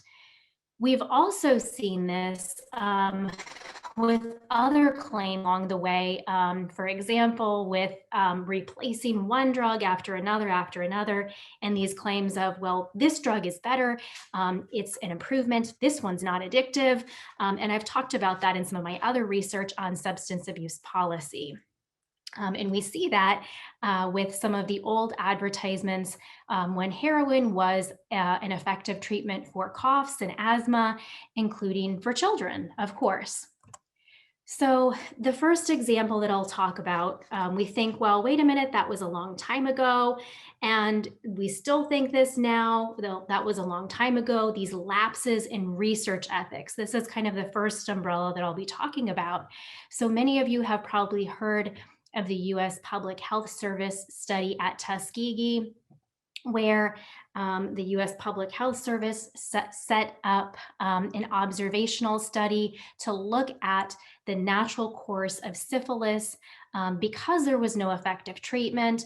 But in the 1950s, when an effective treatment, penicillin, became available, the investigators withheld penicillin from the men who were enrolled in the study. And there was multiple ethical problems, including lack of informed consent, injustice with subject selection, and many other issues. So many people think, well, we moved beyond that point. The second study that I bring up, this goes to, well, there must be airplanes that are flying around and dropping toxic chemicals or something harmful on the population. Well, this actually did happen. Some of the folks that are interested in history, I've heard a lot about that. This happened both with Project St. Joe and other projects through Fort Detrick that were looking at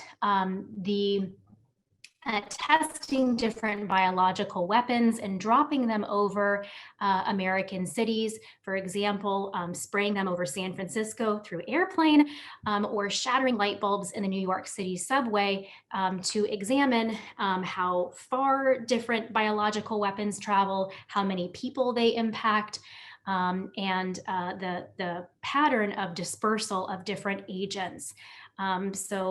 Again, this was decades ago, but this has continued into more recent decades.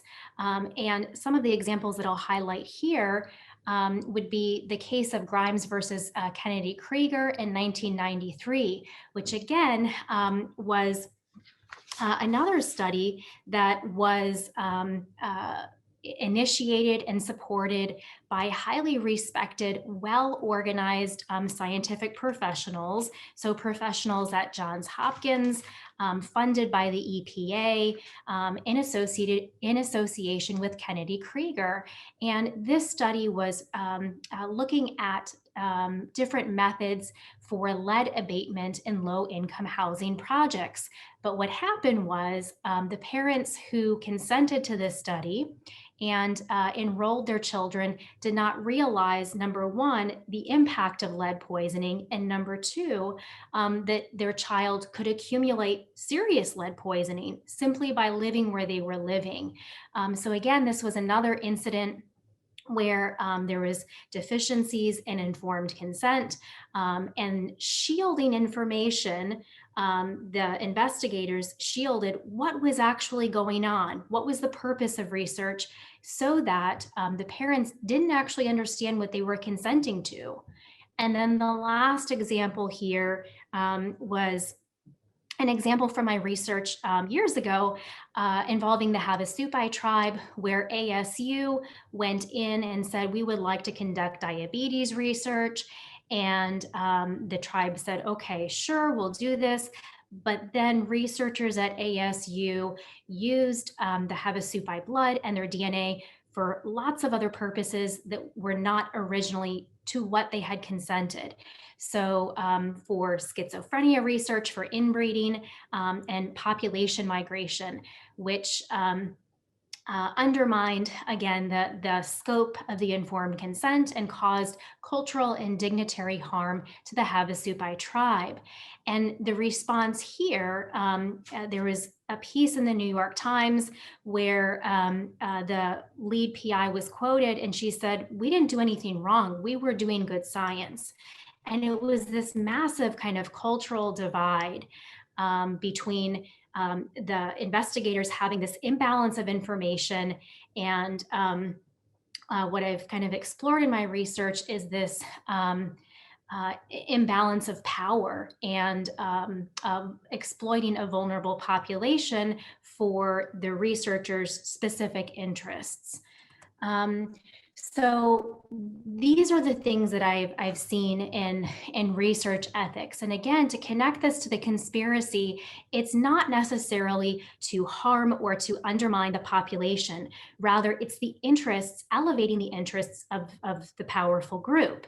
And so in each of these examples, the researchers, all of the different players involved in research, are highly respected, they're very powerful, and they're part of some larger organization, whether it's the US Public Health Service, whether it is a university, and they have this mindset that whatever research we're conducting is so important, we just have to barrel through and do it. It was socially accepted, all of these projects during the time. Researchers saw nothing wrong with these things. And the key detail here was whatever they were doing was hidden, or whatever the scope of what they were doing was hidden from the people who were participating. Critically also, that this created a vulnerability among the people who were participating, because they were participating under the guise of not understanding the risk. And then finally, the investigators really, at the end of it, failed to recognize the gravity of harm. So to move on to the second example, so first we talked about these lapses in research ethics. The second example that I want to talk about is failure to protect public health. So this idea that government officials are perhaps not supposed to protect us, but they should not be causing harm or passively permitting harm to occur by abdicating their official duties. So many of you are probably familiar with this case, and I want to highlight a few key points in the water contamination that happened in Flint, Michigan several years ago. So before the switch of the water supply happened in Flint, Michigan, there was officials that said, I don't think that the current infrastructure can take the switch. I don't think it'll be ready on time. And the very next day. So if you can see this, the quote from April of 2014, some of the officials at the Michigan Department of Environmental Quality said, right, we're being pushed to distribute it. I don't think we're ready. If we do this, this is against my direction. And then you flip it around. So April 18th, the very next day, the city of Flint PR says the tests are in, the water is good. And this is key. So they said, we want to dispel myths. There have been countless tests. The water is safe for use. So what you see is really this night and day of behind the scenes. Some of these officials are saying the water isn't ready, right? We're not complying with different regulatory standards, but the PR facing the public says, we're dispelling myths, it's safe, it's safe, it's safe. So throughout this time period, the same thing, where there's kind of this procedure with the water where they're adding different chemicals to try and add chlorine to decrease microbial growth. And then you see all of these emails, right? These emails in Governor Snyder's office, these emails among different health officials saying, this is really scary, we're not complying with regulatory standards. And then at the same time, the mayor drinking the water, and some of the health officials going on the Minnesota Department of Health saying, right, that everything else, if you're concerned about it, you can relax, the water is completely safe, and going so far as to discredit some of the scientists from Virginia Tech or one of the local physicians who were raising concerns because they had conducted their own testing and basically said, they're just causing problems. This is just a political controversy, just relax. So really this two-sided problem here. And this resulted in a number of different class action complaints, both civil complaints as well as criminal complaints. And so here there's really, I think, clear themes that emerge. That number one, people in a position of power have this duty to uphold and comply with standards. But in this particular case, there was significant hostility toward evidence of harm. They were downplaying potential harm, denying that it exists. And then when different scientists attempted to bring it up, they maligned them. And there was also these kind of propagandistic assurances of it's safe, it's fine, what are you worried about? And this is a problem. The last example that I'll quickly skim over as I'm getting low on time is the problem of access to medication. And again, to tie this into conspiracy, that we started to see first with the example of EpiPen. Why did EpiPen have a 400% price increase? Why are all of these other common drugs having a massive price increase far above the CPI? And there have been a number of lawsuits, so not only against EpiPen, against generic pharmaceuticals, but also most recently against insulin. And both of these go to conspiracy claims, actual claims that involve conspiracy, whether it was intertwined with RICO and or state consumer fraud protection, that basically all of the actors, the pharmaceutical actors, were acting in lockstep, were acting in concert and toward a common goal or purpose of raising prices. And in some of these cases are quite complex, working with pharmacy benefit managers to provide fraudulent looking rebates. So again, these are all very different topics, but I bring this up because there was, in the case of access to medication and increased price, intentional deception that was alleged in each of these claims, fraudulent promotion of the product, meaning fraudulent rebates that the claims alleged, and finally allegations of dishonest collusion among multiple pharmaceutical companies along multiple claims. So these are the takeaway points that we hear often of: trust the science or trust the experts. This is a good one. We've done the studies, it's safe, and which is why I pointed out that that's exactly what officials said in Flint, Michigan, to their contaminated water with lead and shigellosis and Legionnaire's disease. So what we shouldn't do is shun or shut down this information. What we should do is investigate it, make sure that we have thorough investigation. What is the evidence? Is it timely? Is it objective?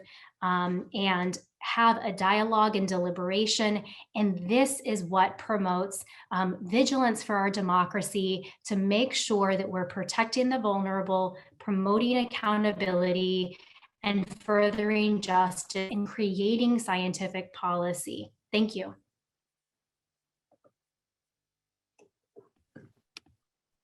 Thank you so much, Professor. That was a very, very interesting presentation.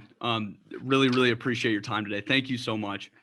And then lastly for this panel, we have Dr. Shulo. Dr. Shulo is an assistant professor of communications at Texas A&M University, Kingsville, where he teaches intercultural communication, organizational communication, public speaking, and everything in between.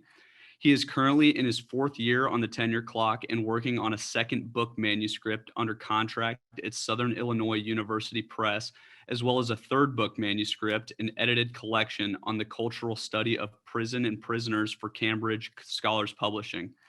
Dr. Shulo's research interests include critical and cultural studies, rhetorical theory and criticism, race and blackness, critical communication, law and humanities, and debate and argumentation. So with that, Dr. Shulo, please, the floor is yours. Thank you. Great. Thanks, everyone, for having me. And I feel a special sense of responsibility being, I guess, the anchor of this conference. So we'll see if hopefully I can help you all last at least until 3:30.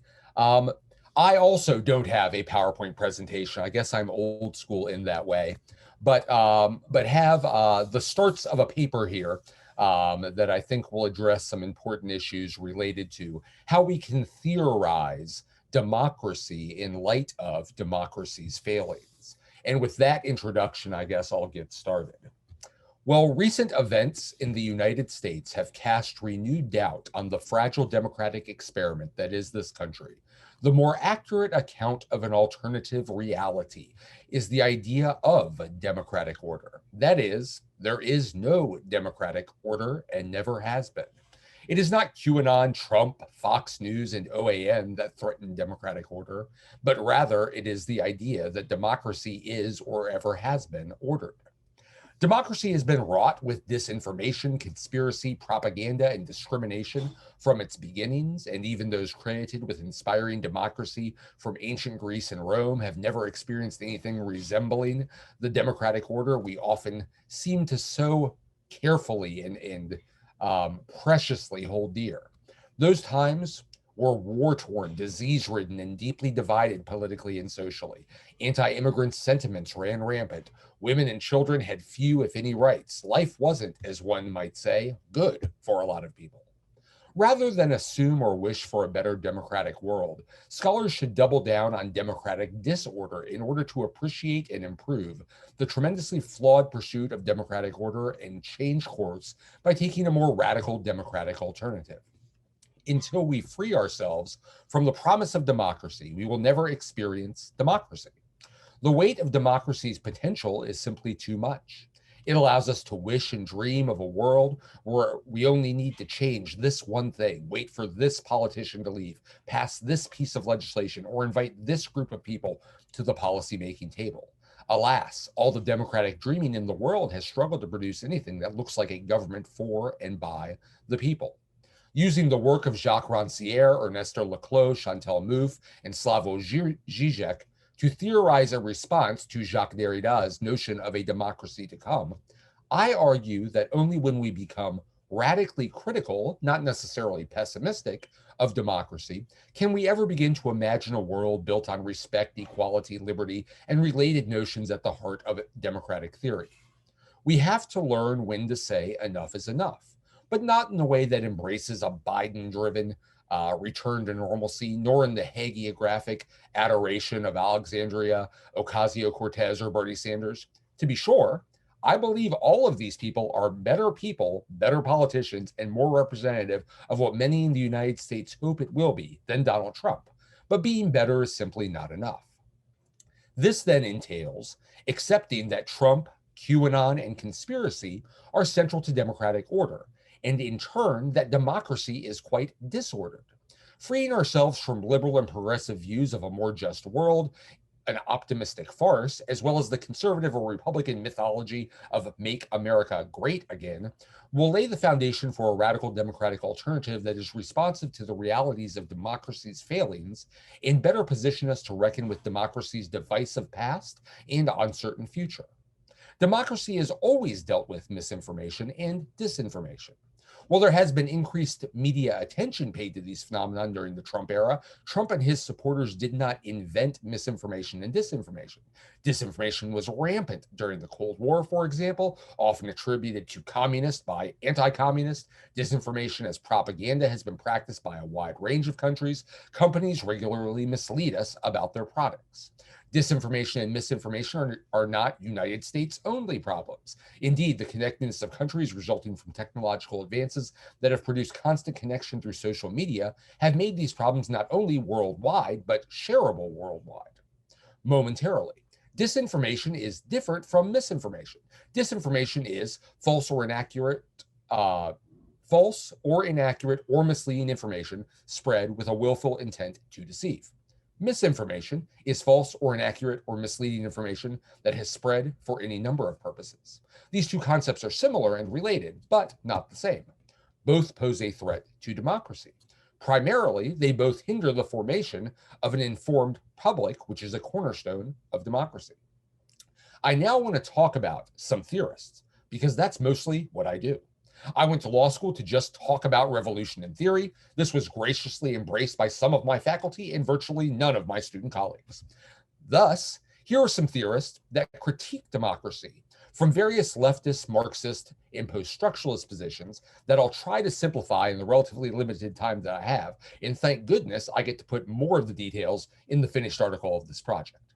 So let's start with Jacques Rancière. Rancière's critique of democracy emphasizes the likely continued existence of political institutions while also focusing concern on the ways we misapply the label democracy to a range of governmental practices that are representative and not democratic. He says in an interview translated in 2019, and I quote, "Those who warn us about the fragility of democratic institutions deliberately contribute to the confusion that weakens the democratic idea. Our institutions are not democratic, they are representative, therefore oligarchic. To speak of the threats to our democracies then has a very specific meaning. It means blaming the democratic idea for the instability of the representative system, saying that if this system is threatened, it is because it is too democratic, too subject to the uncontrolled instincts of the ignorant mass," end quote. All this talk about democracy may be well-meaning, but it is also wrong. It misses the point of democracy and mischaracterizes democracy. Of course, that is not the nail in the coffin for politics or democracy. We confuse terms all the time. But Rancière's point is important.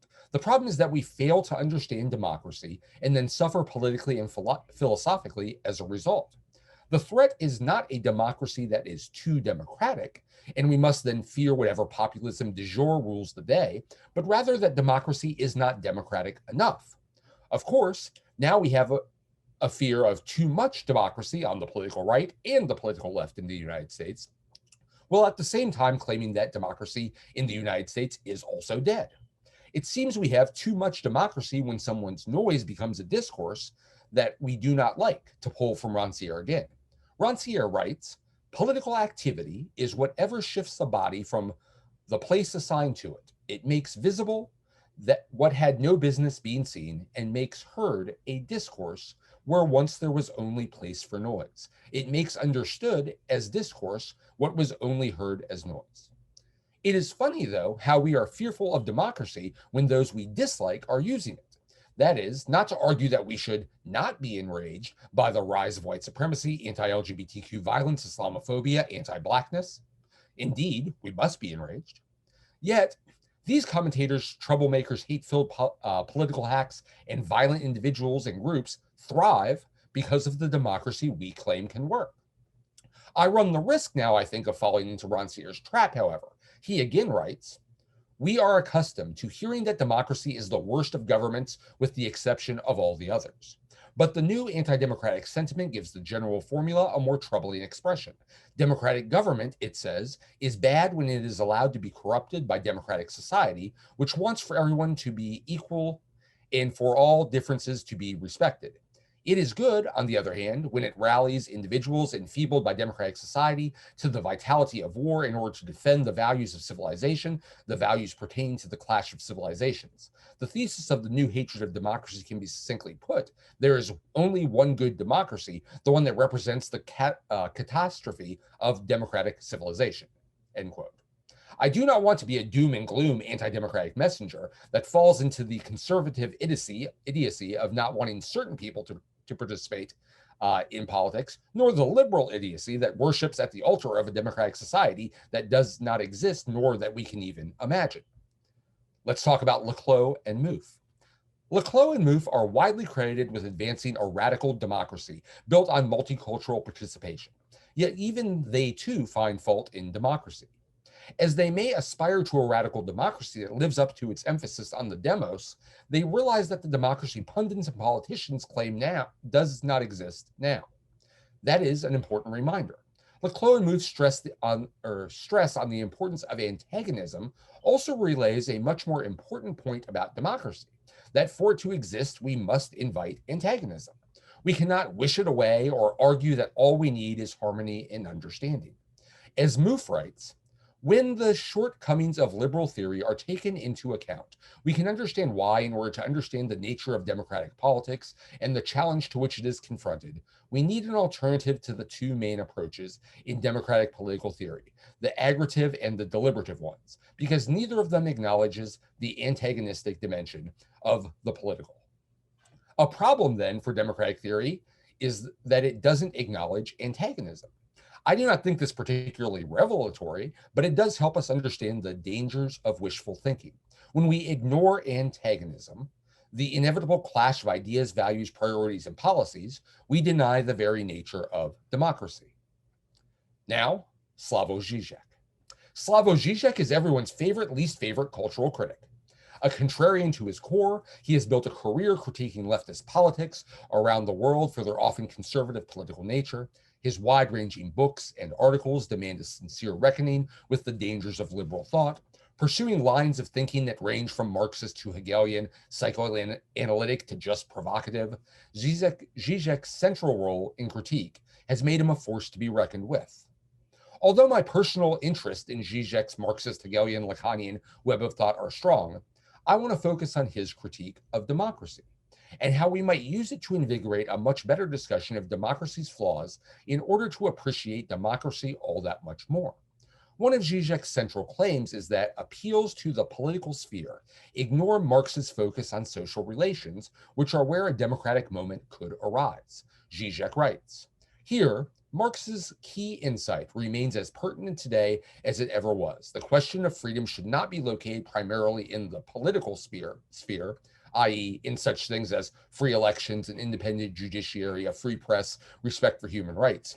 Real freedom resides in the apolitical network of social relations, from the market to the family, where the change needed in order to make improvements is not political reform, but a change to the social relations of production." Typically Marxist. If we depend too much on the promise of democracy, we will simply reproduce the inevitable inequality of democratic governance. This cannot be so. We must orient ourselves to a change in social relations, and those changes include the appreciation of each other as thinking and sometimes unthinking people in a system that seeks to divide us. Democracy simply cannot free us from democracy. Žižek again writes, "But it must be borne in mind that democratic mechanisms are part of a bourgeoisie state apparatus that is designed to ensure the undisturbed functioning of capitalist reproduction. Badiou was right to say that the name of the ultimate enemy today is not capitalism, empire, exploitation, or anything of that kind, but democracy. It is the democratic illusion, the acceptance of democratic mechanisms as the only legitimate means of change, which prevents a genuine transformation in capitalist relations." When we discuss changes in media literacy, changes in electoral politics, changes in education, and access to legal rights, we're certainly discussing important issues that have their benefits, and Žižek agrees with this. But we remain trapped in the political apparatus that got us here. Democracy has not stopped disinformation and misinformation. Anti-communist propaganda and the Voice of America are two sides of the same coin. No matter how one flips it, the United States remains built on its assertion of continuity. The appeals to democracy implicitly accept that democracy has something to offer and that this offer is available to all, actualizable and productive. But this returns us to democracy yet again. Democracy is Fox News and MSNBC, OAN, Dissent Magazine, QAnon, 4chan, Breitbart, and The Nation. While calls of fake news have resounded more during the Trump era, people have been critical of media bias for decades, if not centuries. Charlatans and scam artists, flim-flam man and hucksters have sold us illegal and unhelpful medicines, promised us a chance to view unicorns and four-headed seals, and assured us that our money would double in as little as 6 months. Žižek, of course, cites the proliferation of conspiracy theories as both a threat to any sense of democracy and an indication that democracy is doing exactly what we intended it to do. I'll get to the Derrida part now because I know Dr. Reed wants to hear some Derrida, and then I'll finish up real quick so we can hopefully have some questions. Derrida's conception of a democracy to come is perhaps the most important concept of his later work. For Derrida, democracy to come represents the unknowable potential of democracy. It is not, according to some sort of Hegelian or Marxist notion of dialectical history, what is inevitable by the mere progression of history, but precisely the unpredictable potential of a system that is constantly in conflict. Democracy does not so much promise a new set of political relations, as it rather leaves open the possibility of an as yet unrealized new political order.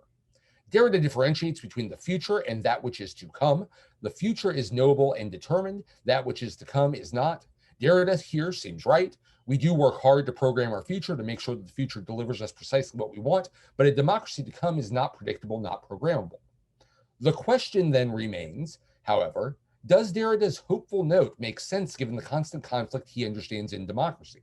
Here we must put Derrida to the task of both understanding what democracy is and is not, as well as what may result from a democracy to come that might appear nothing like the democracy we hoped would come. Rather than read the future on to the coming, I suggest we take a critical stance against the hopeful vision of a democracy to come.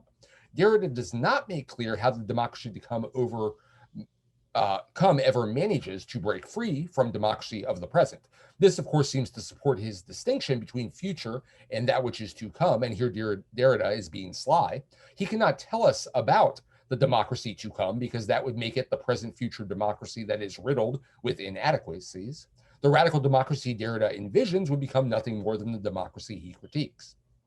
The more radical critiques presented by Rancière, Laclos, and Mouffe and Zizek take seriously the inadequacy of democracy and sound a necessary critique and warning for the democracy I understand Derrida to be articulating. We should be guided by them as we resist being awash in democratic futures. And that's all I have in this shorter version of the paper. Thank you all. Thank you so much, Dr. Shulo. That was wonderful. I'm going to hand it over to Professor Khan to ask the questions of our panelists.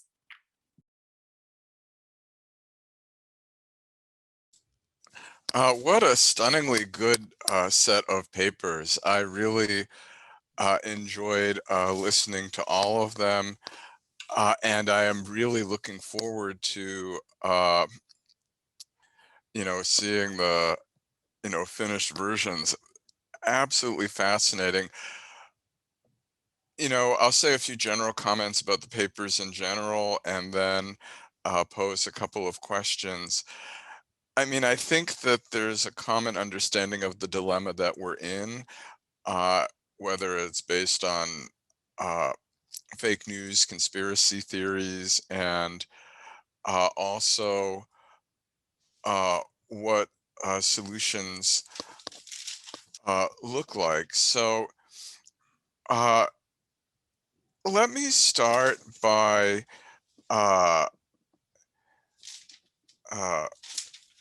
Kimberly, I really, really liked your arguments. I thought that the international law part of it that just seems so fascinating is the idea of a conspiracy to keep a dictator in office. Because if you have a system where they're trying to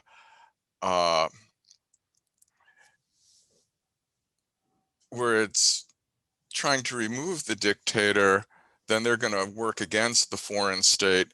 But the idea that someone in there is cooperating is really, really interesting. My question to you, and I understand the point about consent is really interesting. What counts as consent? Is it Trumpies working with the Russians? Is it Tucker Carlson saying something? I mean, is Tucker Carlson in on replacement theory based on what he said the past couple days? Or is it something in what I read you from an international law perspective saying is that there's something about the foreign state? So are we looking more at Trump's moment in Helsinki when he's standing next to Putin and saying, I agree with everything he says? Is that what you're kind of looking at? But I think this is just, a really, really interesting thing. The other thing I'd say is, and I'm sure you know all of this, but look at the Baltic states and some of the Russian misinformation, because I think that's a great place to think more about this. So on to paper number 2. Michael, really liked the paper as well. And, you know, it's an interesting question with Brandenburg because there's, to me, it's two separate questions. One is, did Trump's comments on January 6th technically satisfy Brandenburg? And you do a good job of answering that. The question that might be interesting is to take a step back and say, based on what Brandenburg stands for and the importance of freedom of speech and things like the fortress model that speech, you know, in the 60s, 70s, and 80s, the Supreme Court protected right-wing speech in order to protect all of our speech. It would be interesting to talk about whether you think it would be a good idea. And then just maybe pushback is too strong a word, but just, you know, some interesting questions on, well, two of them. First, I like the Billy clean up your room example in the meandering situation, but consider the following hypothetical. Billy, clean up your room, and I'm, you know, holding a baseball bat. And then I'm talking about the history of the Brooklyn Dodgers and how they moved to San Francisco. And I'm still holding that baseball bat and, you know, kind of moving it back and forth. Does that change things? And second, I wanted to call your attention to a couple of cases from the New York New York State court system. As was indicated, I teach legal writing and have frequently done a fact pattern based on incitement to riot in New York State. One interesting case is People v. Upshaw from 2002, happened immediately after 9/11. It was a protest, you know, at Times Square. Statements were, it was good that the World Trade Center was bombed, more cops and firemen should have died, more bombs should have been dropped, and more people should have been killed. We've got something for your asses. Found to satisfy the New York State standard, which adopted Brandenburg. And then just about predictability, I think about People v. Talia from, and I'll add the citations in the chat, from the New York Supreme Court Appellate Division from 1995. It involved a riot against police, or a concert in Tompkins Square Park. The police officers tried to shut it down. There was a boisterous crowd. They were throwing bottles back and forth, and someone basically said, take the stage, and people did take the stage. But I guess I'm just wondering if that predictability isn't as difficult as you think, because the court in Tolia was able to say, on balance, these arrests were good, even though the statements were made before the people took the stage. I don't know, putting all this together with Trump and I'm not disagreeing with you on that point. Maybe there is enough distance. Maybe the people came with January 6th with an agenda ahead of time. But I just think that would be an interesting way to broaden what you were saying. But, you know, I really, really liked your paper. Okay, moving on to Catherine. Again, really a fantastic paper, and certainly the history of medical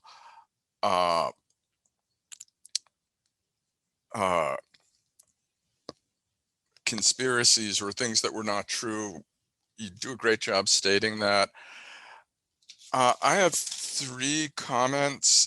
First one is, it'd be interesting, and I'm sure you know all this, but to talk about that motivation of the physicians that say, I was doing good science. And I think of this, I think about the connection between expertise and elitism.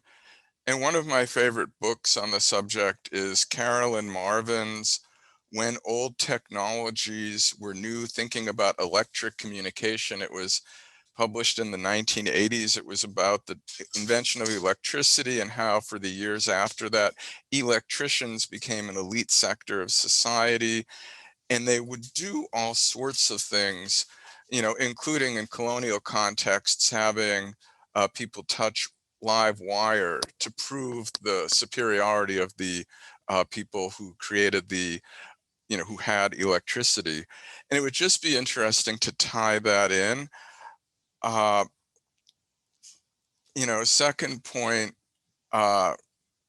this is just editorializing, but with the Havasupai case, it's hard to, I mean, to me, that feels like theft. I mean, you know, I also teach privacy law, and it just feels like stolen information. Last question, and you didn't talk that much about it, but it was, well, actually 4. On your PowerPoint slides, you didn't talk much about the censorship and shaming or shunning. I'd be interested in that. And then finally, so in terms of harm and conspiracy, and this could be a question for Michael as well. So what's more dangerous? What Trump said on January 6th, or Trump saying, don't wear a mask, or you can inject yourself with bleach, or yeah, COVID isn't that bad. It's just like the flu. But fantastic paper.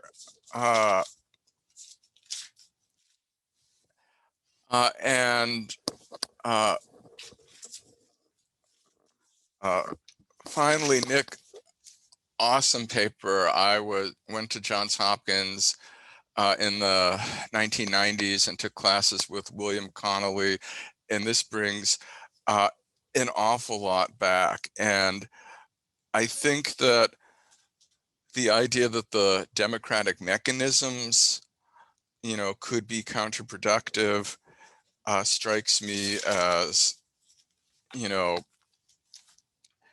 really probably right on the money, and that a system that demonizes half of the country, or a large chunk of the country for you can disagree with racism and white supremacy, and I agree, I thought you handled that well, but to demonize expression and people's rights to say things, yeah, that is,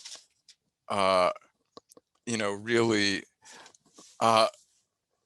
well done. And I like, to me, the part that struck me the most was the Zizek part, and the difference between the political sphere and the non-political sphere, market, family. And, you know, from teaching privacy, I have this view that actually we're not divided between right and left. There are no political dissensus in the country. What you actually have are Google and Facebook and other people like that manipulating our emotions, imposing AI on us, and basically stripping democracy, in that small d democracy, in private life. And I just wonder what you would say about that, and what would some of the thinkers you talk about say in response. And then I guess one other question, just about, you know, I really like the perspective is, so, and I understand, and this would be a broader question, and then I'll wrap up. So I understand that there are lots of places where a conspiracy that they're, you know, fluoridating our water, they're polluting, is a positive social thing, and that people can be wrong. I have trouble when I think about the Parkland, you know, students as crisis actors. And I wonder if you'd say, does dividing good and bad conspiracy ruin the whole thing, or is there a way to keep that type of division? But fantastic panel, really awesome.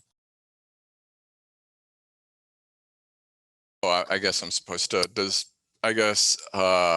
Kimberly, why don't you start, and then you can make comments in the order that. Sure. So I'll be really brief. First of all, appreciate your reference to conspiracy theories used in the Baltic states. Absolutely. Russia in particular has been very active for a very long time in the Baltic states. And I know I'm going to butcher her last name when I say this, but Nina Yankovic has written a great book, How to Lose the Information War, and she has a number of case studies that include the Baltic states and others. So with respect to what counts as consent, that's actually the inquiry, the whole inquiry that I'm trying to undertake with this paper. I would say that Tucker Carlson, however influential he might be to Fox viewers, is not a member of the United States government, and so I wouldn't count his views. I wouldn't think that that the views of media, unless it's state media, right, that the views of media could be interpreted as expressions of consent. But Trump's comments in Helsinki come very close to at least ratification of the intervention. So those are some difficult questions that I think need to be on the table among international law experts when they're thinking about cyber operations and how cyber operations may influence democratic opinion making. So thank you for those comments. Hey, great, Michael. Thank you. As far as, okay, so I addressed like what the law would be. So as far as, whether that's a good idea or not, I pretty much agree with that. I think that's an important distinction. A lot of people, it's obvious when they get to talking about a subject, they don't make that distinction. It's just whatever they prefer it to be. They just assume, they just kind of work that, reverse engineer that into what the law is. But yeah, generally, I think so. I think the problem with when a lot of people get into line drawing, I don't like that term line drawing because you don't really get to draw a line. You get to kind of draw like a big block.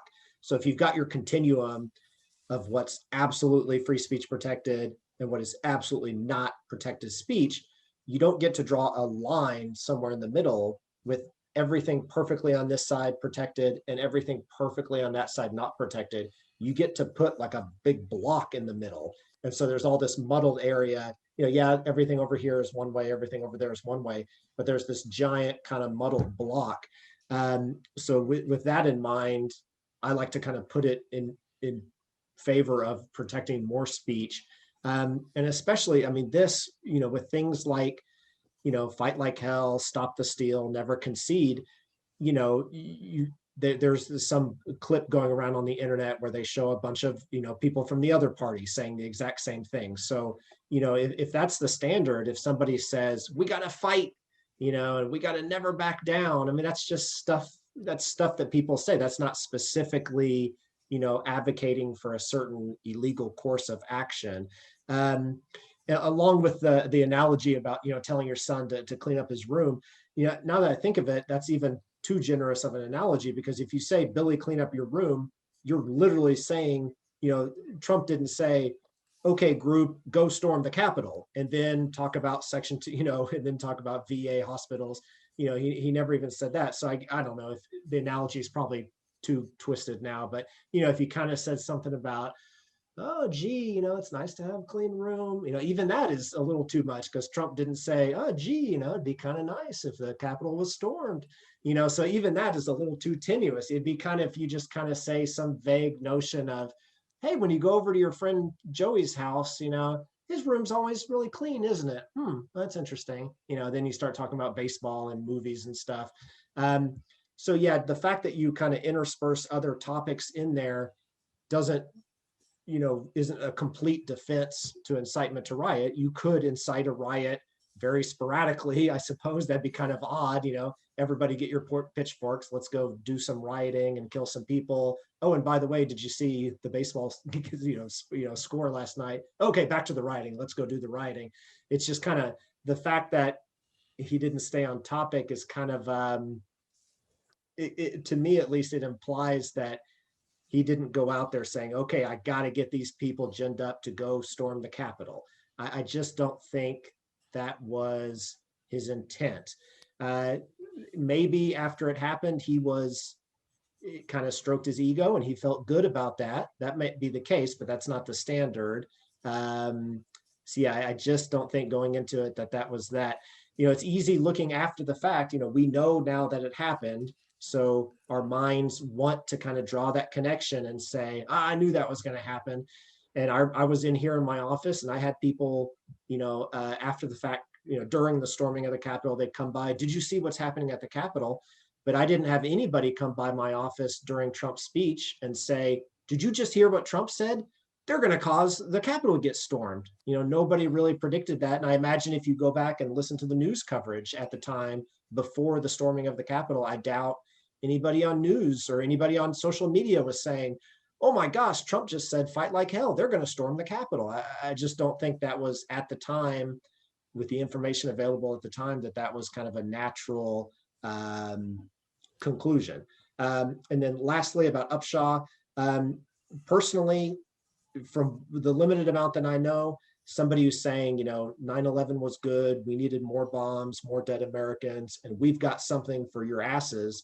I think that's too vague. I think that's probably to investigate that person and see what kind of ties they have maybe, but in and of itself, that's just stating an opinion that he preferred a certain outcome, and that's not a crime. So I absolutely think that is a protected speech, and that should have been protected speech. It was a different time then, and maybe they unfortunately were willing to kind of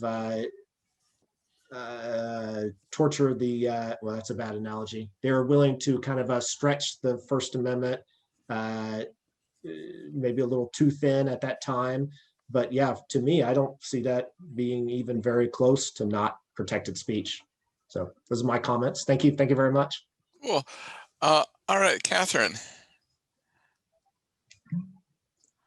Sure. Thank you, Professor Kahn. So you raised a lot of really interesting points, and the Havasupai case was one of the first projects I worked on years ago, and all of these other things I've kind of talked about in my research. So that's available if anybody's interested in that, because it was kind of a very devastating case.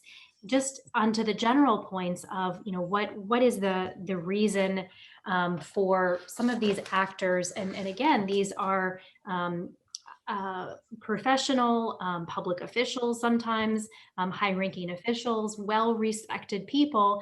And I want to point out again that I don't think in almost any of these cases it was not based on hostility or animus toward the particular population that was involved, with the exception maybe for the case that I didn't talk about, and that involved Wilk versus the AMA and chiropractors, which actually was based on animus of excluding non-allopathic practitioners and conspiracy to do so. But in almost all other cases, I think it was based mostly on people's perception of what they wanted, either for themselves in terms of power, prestige, in terms of science, or again, in medicine, high prestige career, but also financial gain. So in the context of pharmaceutical companies,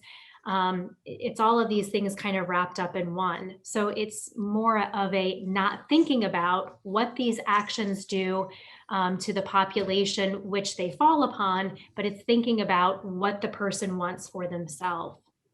So thank you so much. Cool. And Nick.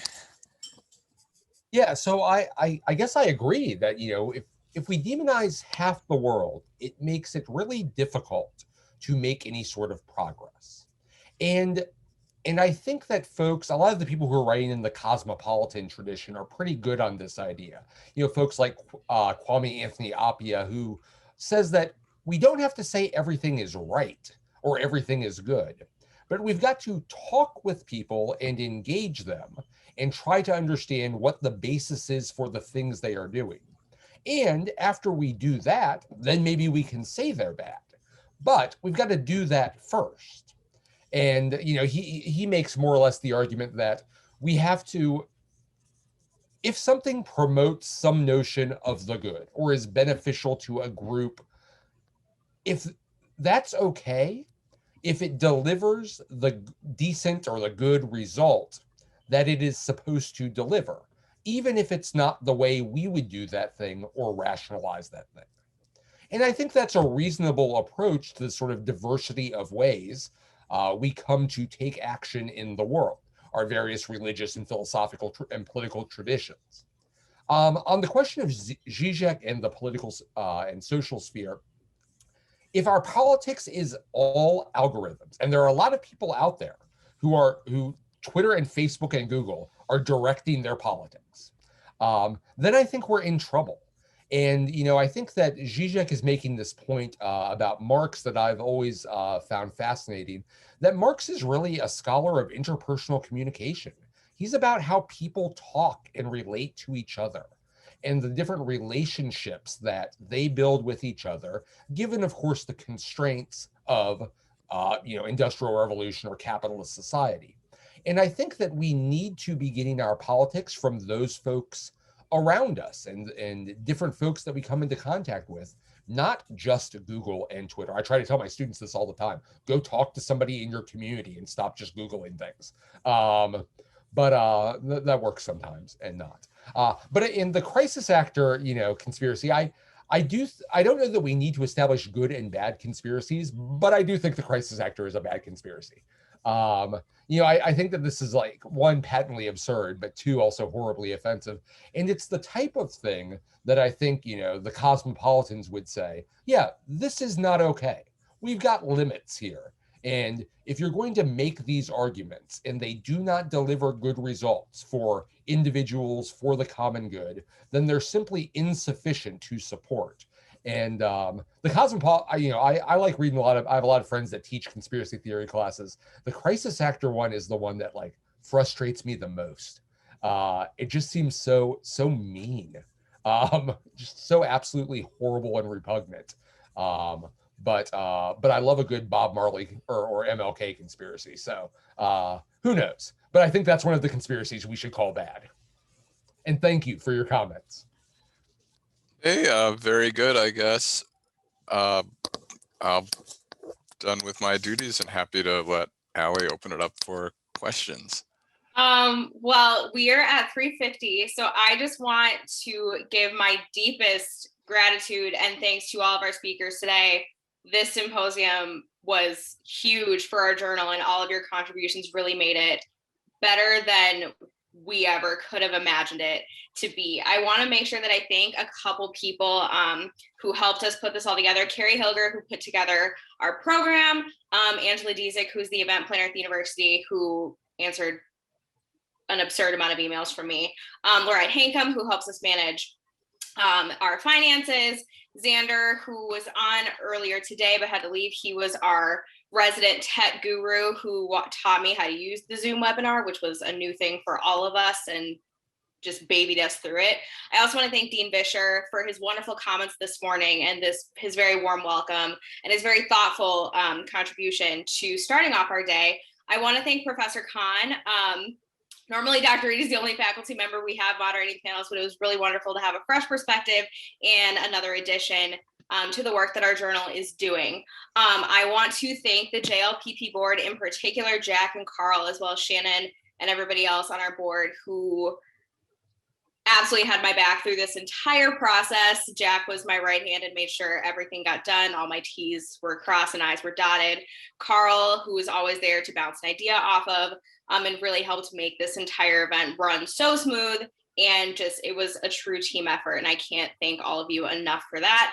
And of course, our wonderful faculty advisor and my favorite sparring partner, Dr. Charles Reed.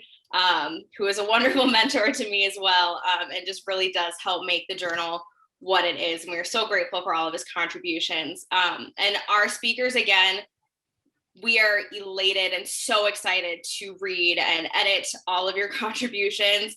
I've had people messaging me all day, asking questions, wanting to know more. So if you hear from a lot of our attendees today asking you questions, that's why. We had, for such a long day, we had very little time. Dr. Reed, is there anything else you or Jack want to add? Yes, Allie, I just want to say thank you. You've been wonderful. Your work this spring, your work in the fall has been amazing. You are graduating, and graduation, of course, is a wonderful thing. And you're going to go on, I'm sure, to a very bright and wonderful career, but we will miss you. We will miss you here. So thank you very much. Thank you. Jack, you want to add anything?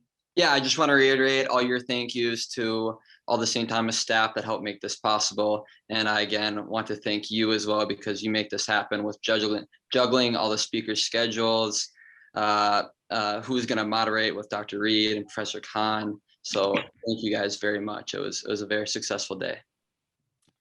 All right, well, with that, thank you, everybody. Thank you. Thank you for all the compliments. I appreciate it. Get off Zoom, because Zoom fatigue is real, and I appreciate all of you bearing with us for these wonderful contributions and all the fun thoughts. But I don't know about the rest of you, but it's a beautiful day in Minnesota and it was a long winter. So I hope everybody gets outside. If anybody has any other questions, please feel free to email me. My inbox is always open, and our speakers look forward to seeing a follow-up email from me afterwards. Thank you. Thanks, everybody. Bye-bye.